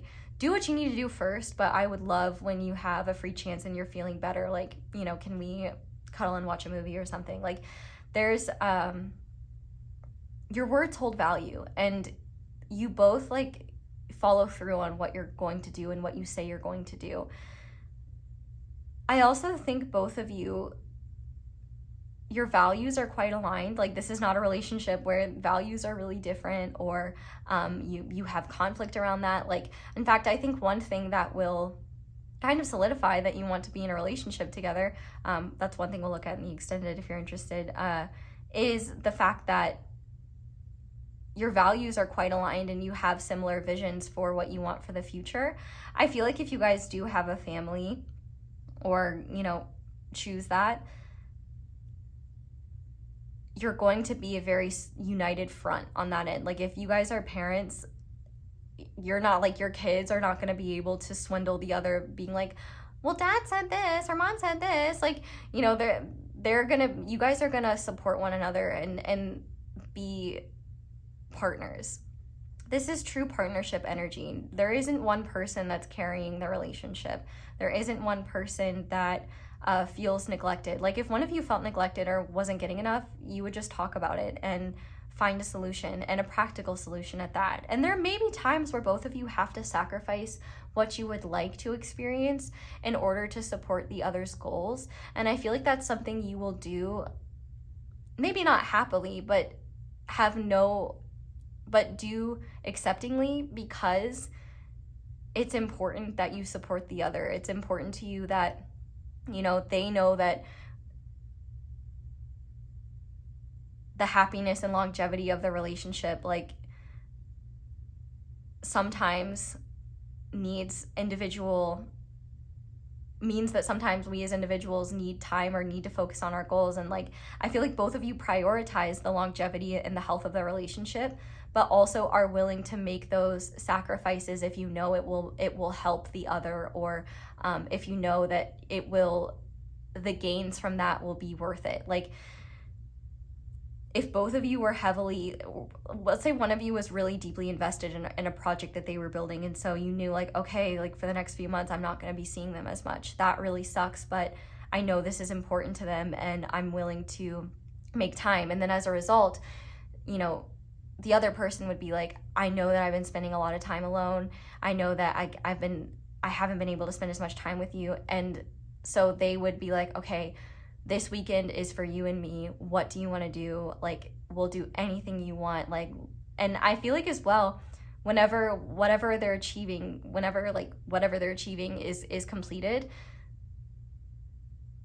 there is usually some sort of like beautiful celebration. Like they surprise you with a trip somewhere, or if it's you, for example, you might give them a gift that they had been eyeing for a long time, or just showing your appreciation. And I feel like even in those times where you may not be together as much as you would like, or be able to be as close as you'd like, you still find ways to remind the other that you're thinking about the other, and that you care. So like, if one of you is spending a late night at the office, the other might bring dinner, and you guys might eat it together, or just small sweet things to show that you care, and show that you're willing to support the other and their goals and ambitions. Like I think about my grandparents and the fact that my grandfather made a huge risk, basically gambled all of their finances on a new business, and my grandma supported him, helped him the whole way, and it was very risky, and it actually ended up paying off. Like that was what officially broke them out of the cycle of poverty. And I just kind of see them in that example, because there were challenging sacrifices, and there were times where they didn't know if things were going to work out. In fact, they invested essentially all of their money into like this business, and then a house that came with like a cabin, and they were basically in agreement of like, okay, if this fails, we're gonna live in the cabin and rent the house, sell the house, do what we need to do. Like they made some extreme sacrifices in order to make their lives better, and in order to help one another follow their dreams.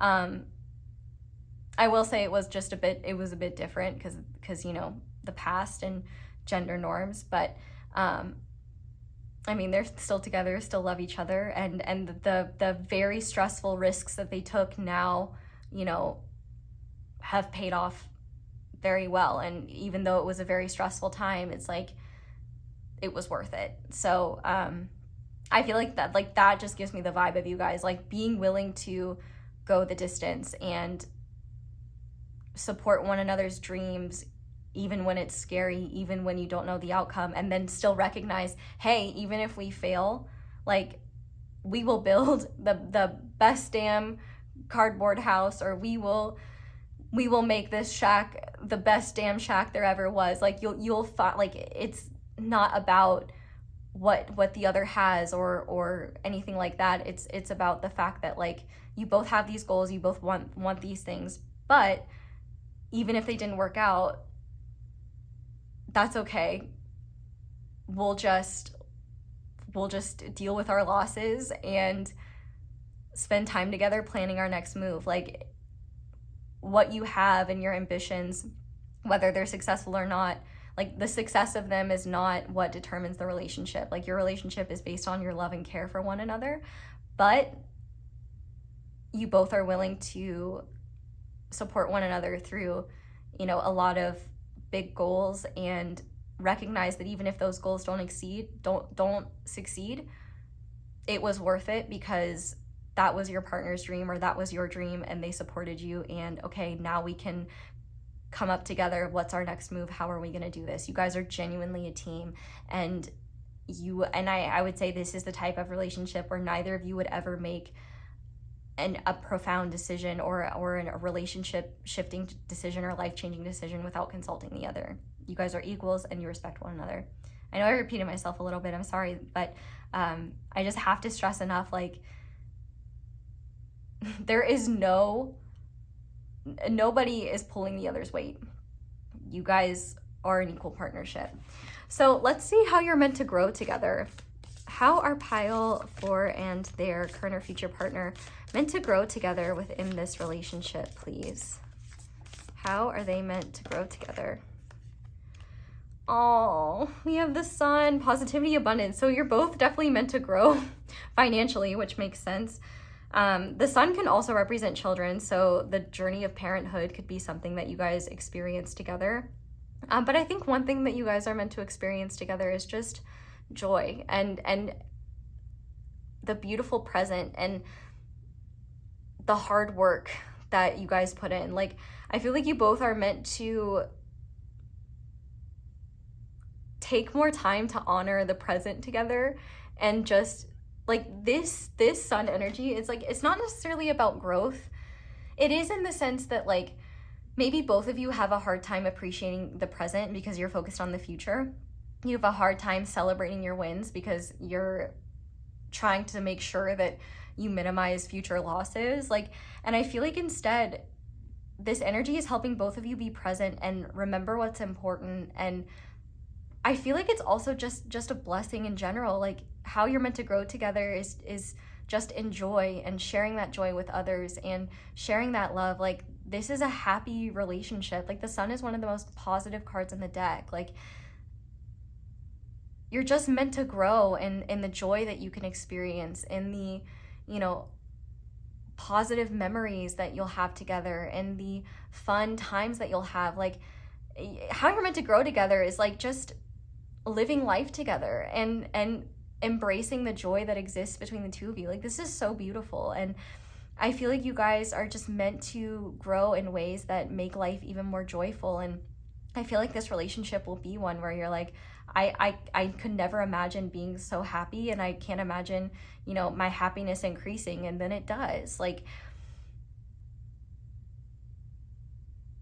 I feel like one thing that in terms of like personal growth, this relationship will help both of you let go of what isn't necessary, and what maybe you've held on to, or maybe what would impact your mood in the past that you realize is not important and not worth wasting energy over. I definitely just think that there's a lot of light here and joy, and you're just meant to embrace that. I feel like this is a relationship where, like I said earlier, it's not about profound, intense growth. It's about the enjoyment and love that exists between the two of you, and sharing that with each other and all those around you. I feel like people are going to love spending time with you guys. Like, I'm hearing the lyric from the song Lover by Taylor Swift, where she says, we can let our friends crash in the living room. Like, I feel like you guys might have third wheels a lot just because they like being in your presence. Like, people will find you guys inspiring. People will want to know, like, you know, how did you guys find each other? And I feel like a lot of people will be like, where do I find my pile four? Where do I find my pile four's partner? And you guys will be like, I don't know. Like, but I feel like, you know, a lot of people, if you two do get married, I will just say, like, that wedding will be one of the most, like, there will not be a dry eye in that house. Like, and, or I'm not saying, like, I don't mean house literally. I mean, you could get married in a house, but like anything. But it could be anything. I meant house non-literally. I feel like both of you are meant to grow your finances. Both of you are meant to be prosperous and share that, and set yourselves and your families up well, and especially your family. Like, I feel like you guys are really going to have a beautiful, joyful life together. And I feel like it will confirm to the both of you, one, that good things are worth waiting for. And I feel like both of you will be really glad that you didn't settle for something less. And I also think that this relationship is just meant to expand your idea of what joy looks like, and how joy can find you, and help you recognize what gets in the way of your joy, because I feel like you'll realize a lot of those things are much smaller and less important than you realized before. But let's go ahead and see a blessing coming to your relationship once you are in it.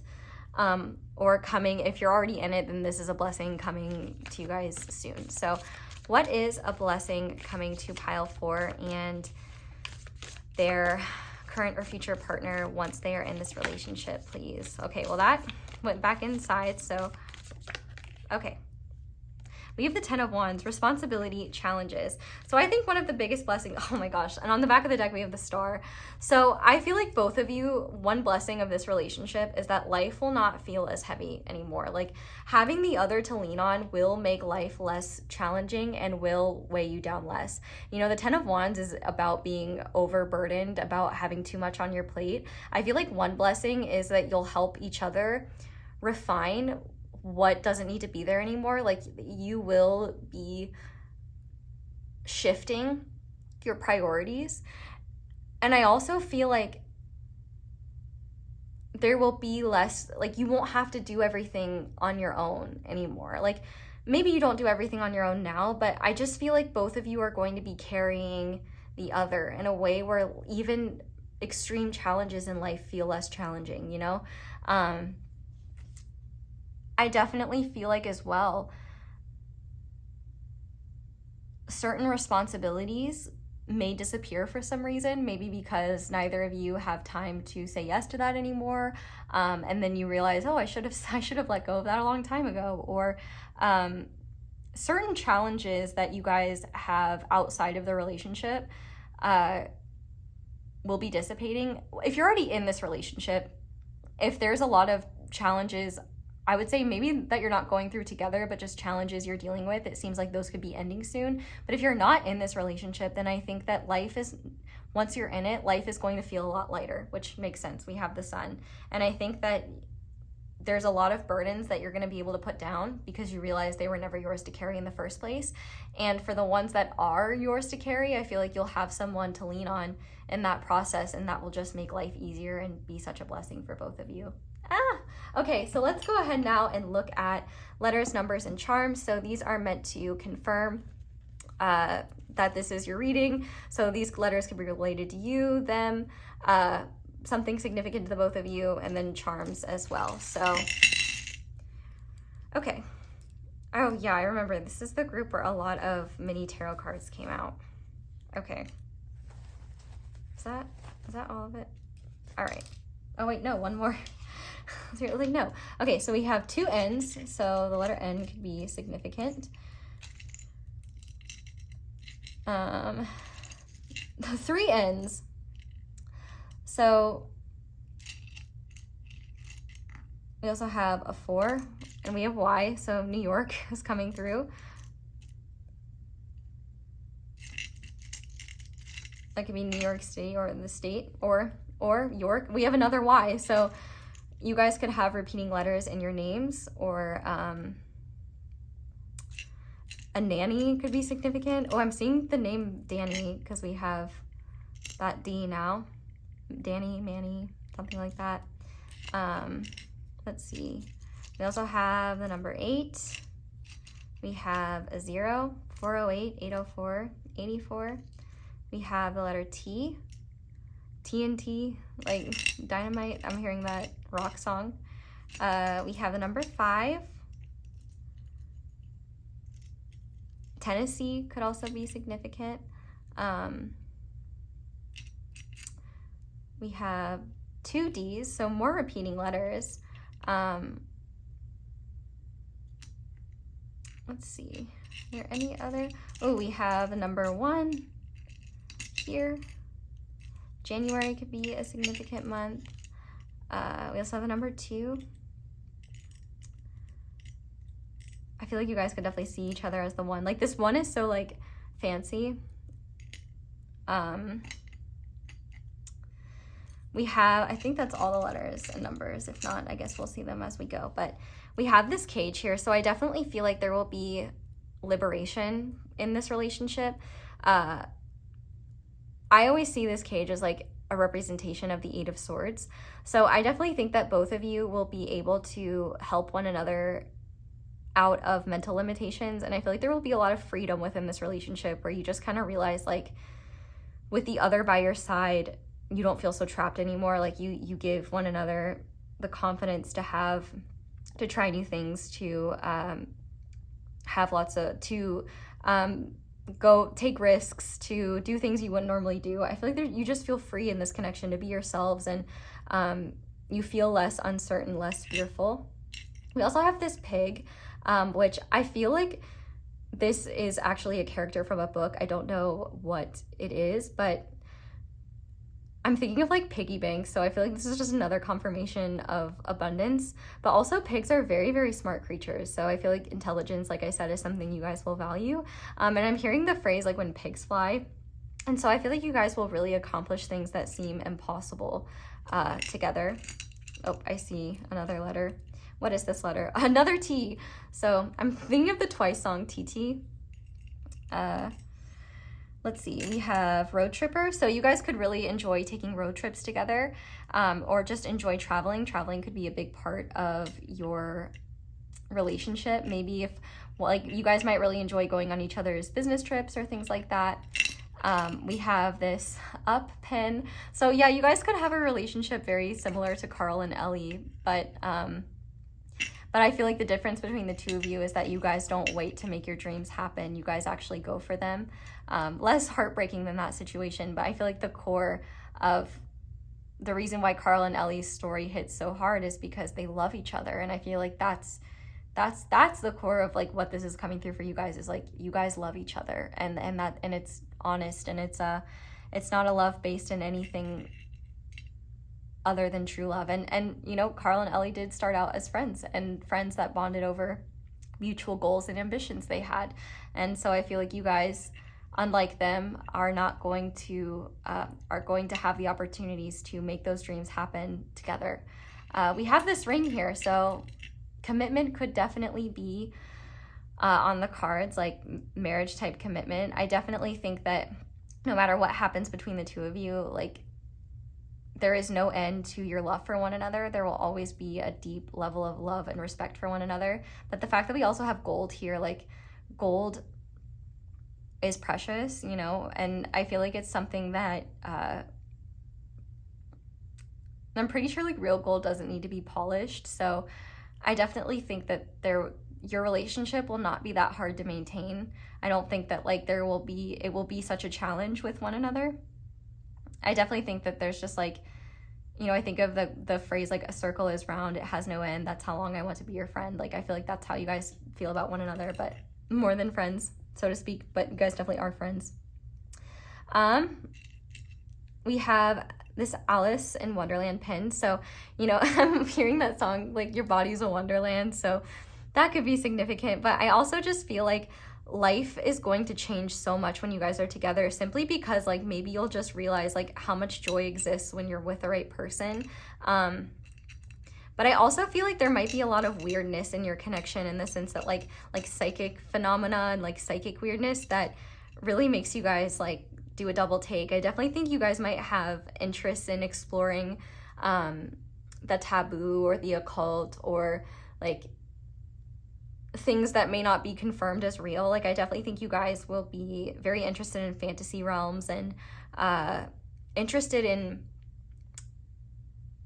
exploring things that other people might write off as silly or as for children. Like, you guys are definitely two people who are not afraid to indulge in what your inner child wants, indulge in fun, fantastical, whimsical things. And I feel like there is a whimsical element to this relationship that you guys really enjoy and appreciate. I feel like you both build up one another's dreams rather than tear them down. And you know, in the process of Alice being in Wonderland, she does become a queen. And so I do feel like both of you will step into your divinity even more together.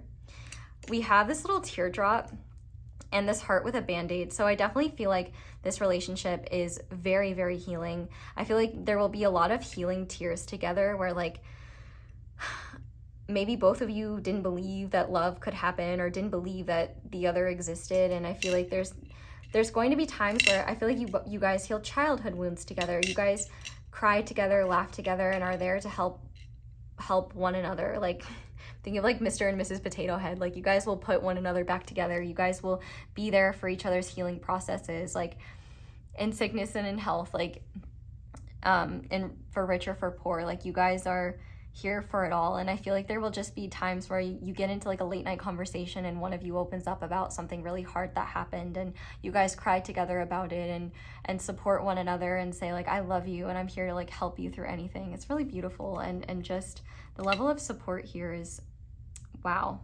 Okay, let's look at these Benny Tarot cards. I bet this is going to be the longest reading of the bunch. Okay, we have the King of Swords. So definitely an intellectual connection, a lot of respect for one another, and I do feel like this connection will help with your overthinking tendencies. but I feel like you both, like I said earlier, meeting of the minds, you guys are going to have really interesting intellectual conversations and really admire one another's intellectual prowess, admire one another's opinions, and really respect the other's opinions. I even feel like you guys might find it really romantic, like I was talking about earlier, talking about like what renewable resource might be the most lucrative in the future, and other people be like, that's boring, and you'd be like, no, it's so hot, like oh, he's like, they're so into solar, like it just gets me going, like, oh yeah, you should be into solar because sun. But speaking of sun, we also have the moon. So I definitely think that you're not really going to be able to hide secrets from one another. It's going to be pretty clear when one of you isn't being honest about something and bring it out into the present. And I feel like if one of you isn't being honest about something, it's because like there's a surprise, or one of you may have an opinion that you don't want to share. Maybe because it's like, do you like this outfit? And maybe you don't like the outfit, but you don't want to say that because you want your partner to feel good. But then they're like, I know you're like, you're not telling me the truth. Like, tell me you don't like it. Like, I feel like sometimes you guys might prefer the other to be honest, even if it might hurt your feelings a little bit, or even if it might not be what you want to hear, because you prefer the honesty over your feelings being protected. But I feel like even then it would still be honest and kind. But I feel like the intuitive connection between the two of you is quite powerful. Like, you both will be able to sense what's going on with the other, and the connection between the two of you will run really deep. We also have the World card here, so I definitely think there will be a lot of traveling between the two of you, and you know, the World card has the fixed signs in it, so I definitely think that there are certain aspects of your relationship that will always stay constant no matter what happens, but I also think there will be evolutions and cycles. I hope I don't have to censor those boobs. Like, I don't even think they're big enough to have nipples, but I also just feel like you guys might be known like on a world level, like maybe for things that you do, or it's just quite possible that like maybe both of you come from different sides of the world. Maybe like you come from different cultures and like you bring that together, you like blend them.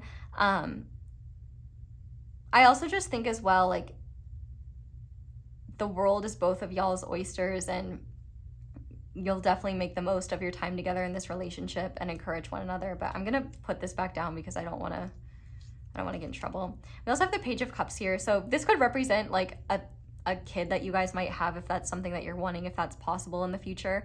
A Page of Cups would be someone very sweet, creative, sensitive, artistic, but on a relationship level, I definitely think that there is a playfulness to this relationship. I mean, the King of Swords and the Page of Cups could not be more different. So I definitely feel like while you guys will have that intellectual intimacy, you will also have this emotional intimacy that's very playful and sweet and more childlike. Like, you guys might enjoy flirting with each other throughout the day, or planning sweet dates or things like that. And I feel like definitely you guys are definitely more King of Swords in the streets, Page of Cups at home. I wasn't gonna say in the sheets because you could be something else in the sheets, but I think at least if you're just going to bed with the other, then like, yeah, you guys are just in this sweet Page of Cups energy, like lots of softness, lots of cuddling, things like that. You're definitely encouraged to be your softer selves. We also have the Ten of Swords, so I definitely think that coming together is an ending of a really painful time in both of your lives. Like, things get lighter, and with that sun, like, how are you meant to grow together? You're meant to grow in light, and like, I feel like certain thought patterns that you had in your past like will be dissipating, and I feel like it will be an ending to a lot of stuff that's held the both of you back. And finally, yeah, there's that Eight of Swords, that confirmation. So you definitely are going to help one another out of analysis paralysis, mental traps, beliefs that aren't true, things that hold you back. You're definitely going to encourage one another to go the distance and be your best selves. And I feel like with one another's support, you're going to realize like how capable you both are. And, you know, with the other by your side, it's just going to be a lot easier to go after your dreams and go after what you want. We also have this little duck. So baths could be significant. You guys might like really like taking baths together or something like that.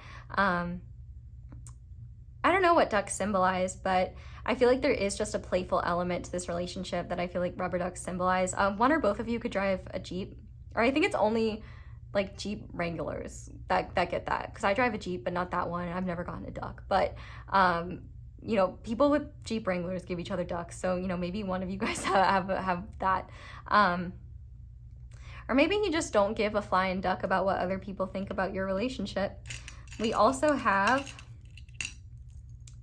not my circus, not my monkey. So I definitely think this relationship is going to help the both of you to be less focused on problems that are not your responsibility. If both of you have a tendency to save other people from themselves or from their problems, that's gonna stop. And I feel like you both are gonna really encourage one another or be like a stabilizing force that does not enable each other's tendencies to like try and fix other people's problems. We also have ticket to happiness. Oh, okay. So yeah, this relationship is definitely a ticket to happiness. I mean, confirming the sun again, like there's just a lot of joy between the two of you, and a lot of happiness to be shared and never stop. So I definitely think like this is also confirming with this barcode that like you guys will never stop with your ambitions, with your goals. I feel like even if you guys are retired, like you're still gonna have, even in retirement, you're gonna be doing like fun side hustles or like things that you enjoy. I definitely think that both of you have an ambition that not only will you feed in one another, but you'll be encouraging one another to never give up. Finally, we have these little fortunes. And this one says, doing what you love is freedom, loving what you do is happiness. So I feel like that is something that will be in your relationship. And with doing being a verb that's a bit dirtier, I feel like you can take that if that resonates. Like like I said, I feel like it just confirms that there is freedom and joy in this connection. Happiness has come through multiple times. So yeah, happiness is definitely a theme of your relationship. And the numbers that we have here are 8, 17, 51, 29, 56, 21.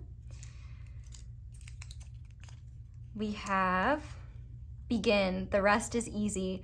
So, you know, for example, if you already know this person, maybe this is encouragement to like start talking about your feelings, or like maybe just start getting to know the other. Or if you're thinking about, this could be unrelated to the relationship, like if you're thinking about starting something, I feel like this is a sign to do so. But I feel like this is also kind of describing the buildup of your relationship where, you know, it takes time for you to really get together. That's actually the hardest part. And then once you're together, like the rest is easy. And I feel like that makes sense. My parents have been married for over 30 years and my mom talks about all the time, like their marriage is not hard. Like it's very easy. I know not every marriage is that way, but for them, you know, it's never been challenging to be together. And I put her and my dad's information into like this app called The Pattern, and it said they were soulmates, and I literally like died. It was so cute. I was like, yeah, that makes sense. So the numbers are 52, 13, 55, 26, 5, and 56. And finally, we have this one, and it says, some pursue happiness, you create it. Okay, so once again, confirmation that happiness is the name of the game in this relationship. And I feel like that is such a theme of this relationship. Like you guys will create a lot of happiness together and just grow that joy and create opportunities to share it with one another. And the numbers are 12, 19, 38, 39, 10, 25. So this reading has been long, but we got an extended to film, so I'm going to move over there. But if you're leaving me here, thank you guys so much for watching, and thank you so much for letting my ads play in the background. That's one of the simplest and easiest ways to show appreciation and support for my channel. So thank you to everyone who does that. If you'd like to support me in other ways, you can like this video, comment down below, let me know how it resonates. You can check out the extended. That's the most helpful way. You can check out, you can subscribe, comment, let me know how it resonates. Like, click that little notification bell to be notified whenever I upload a new reading. I usually see comments when I first upload. After that, it is an act of God. You can check out my candles. Be sure to use code ASO10 for 10% off. You can check out my merch. You can check out other videos. And yeah, I think that's it. So I really hope you guys enjoyed this reading. I hope that it resonated. I love you guys so much. I hope you all have a wonderful day or night whenever it is that you're watching this video, and I hope you'll come back and see me again soon. Bye!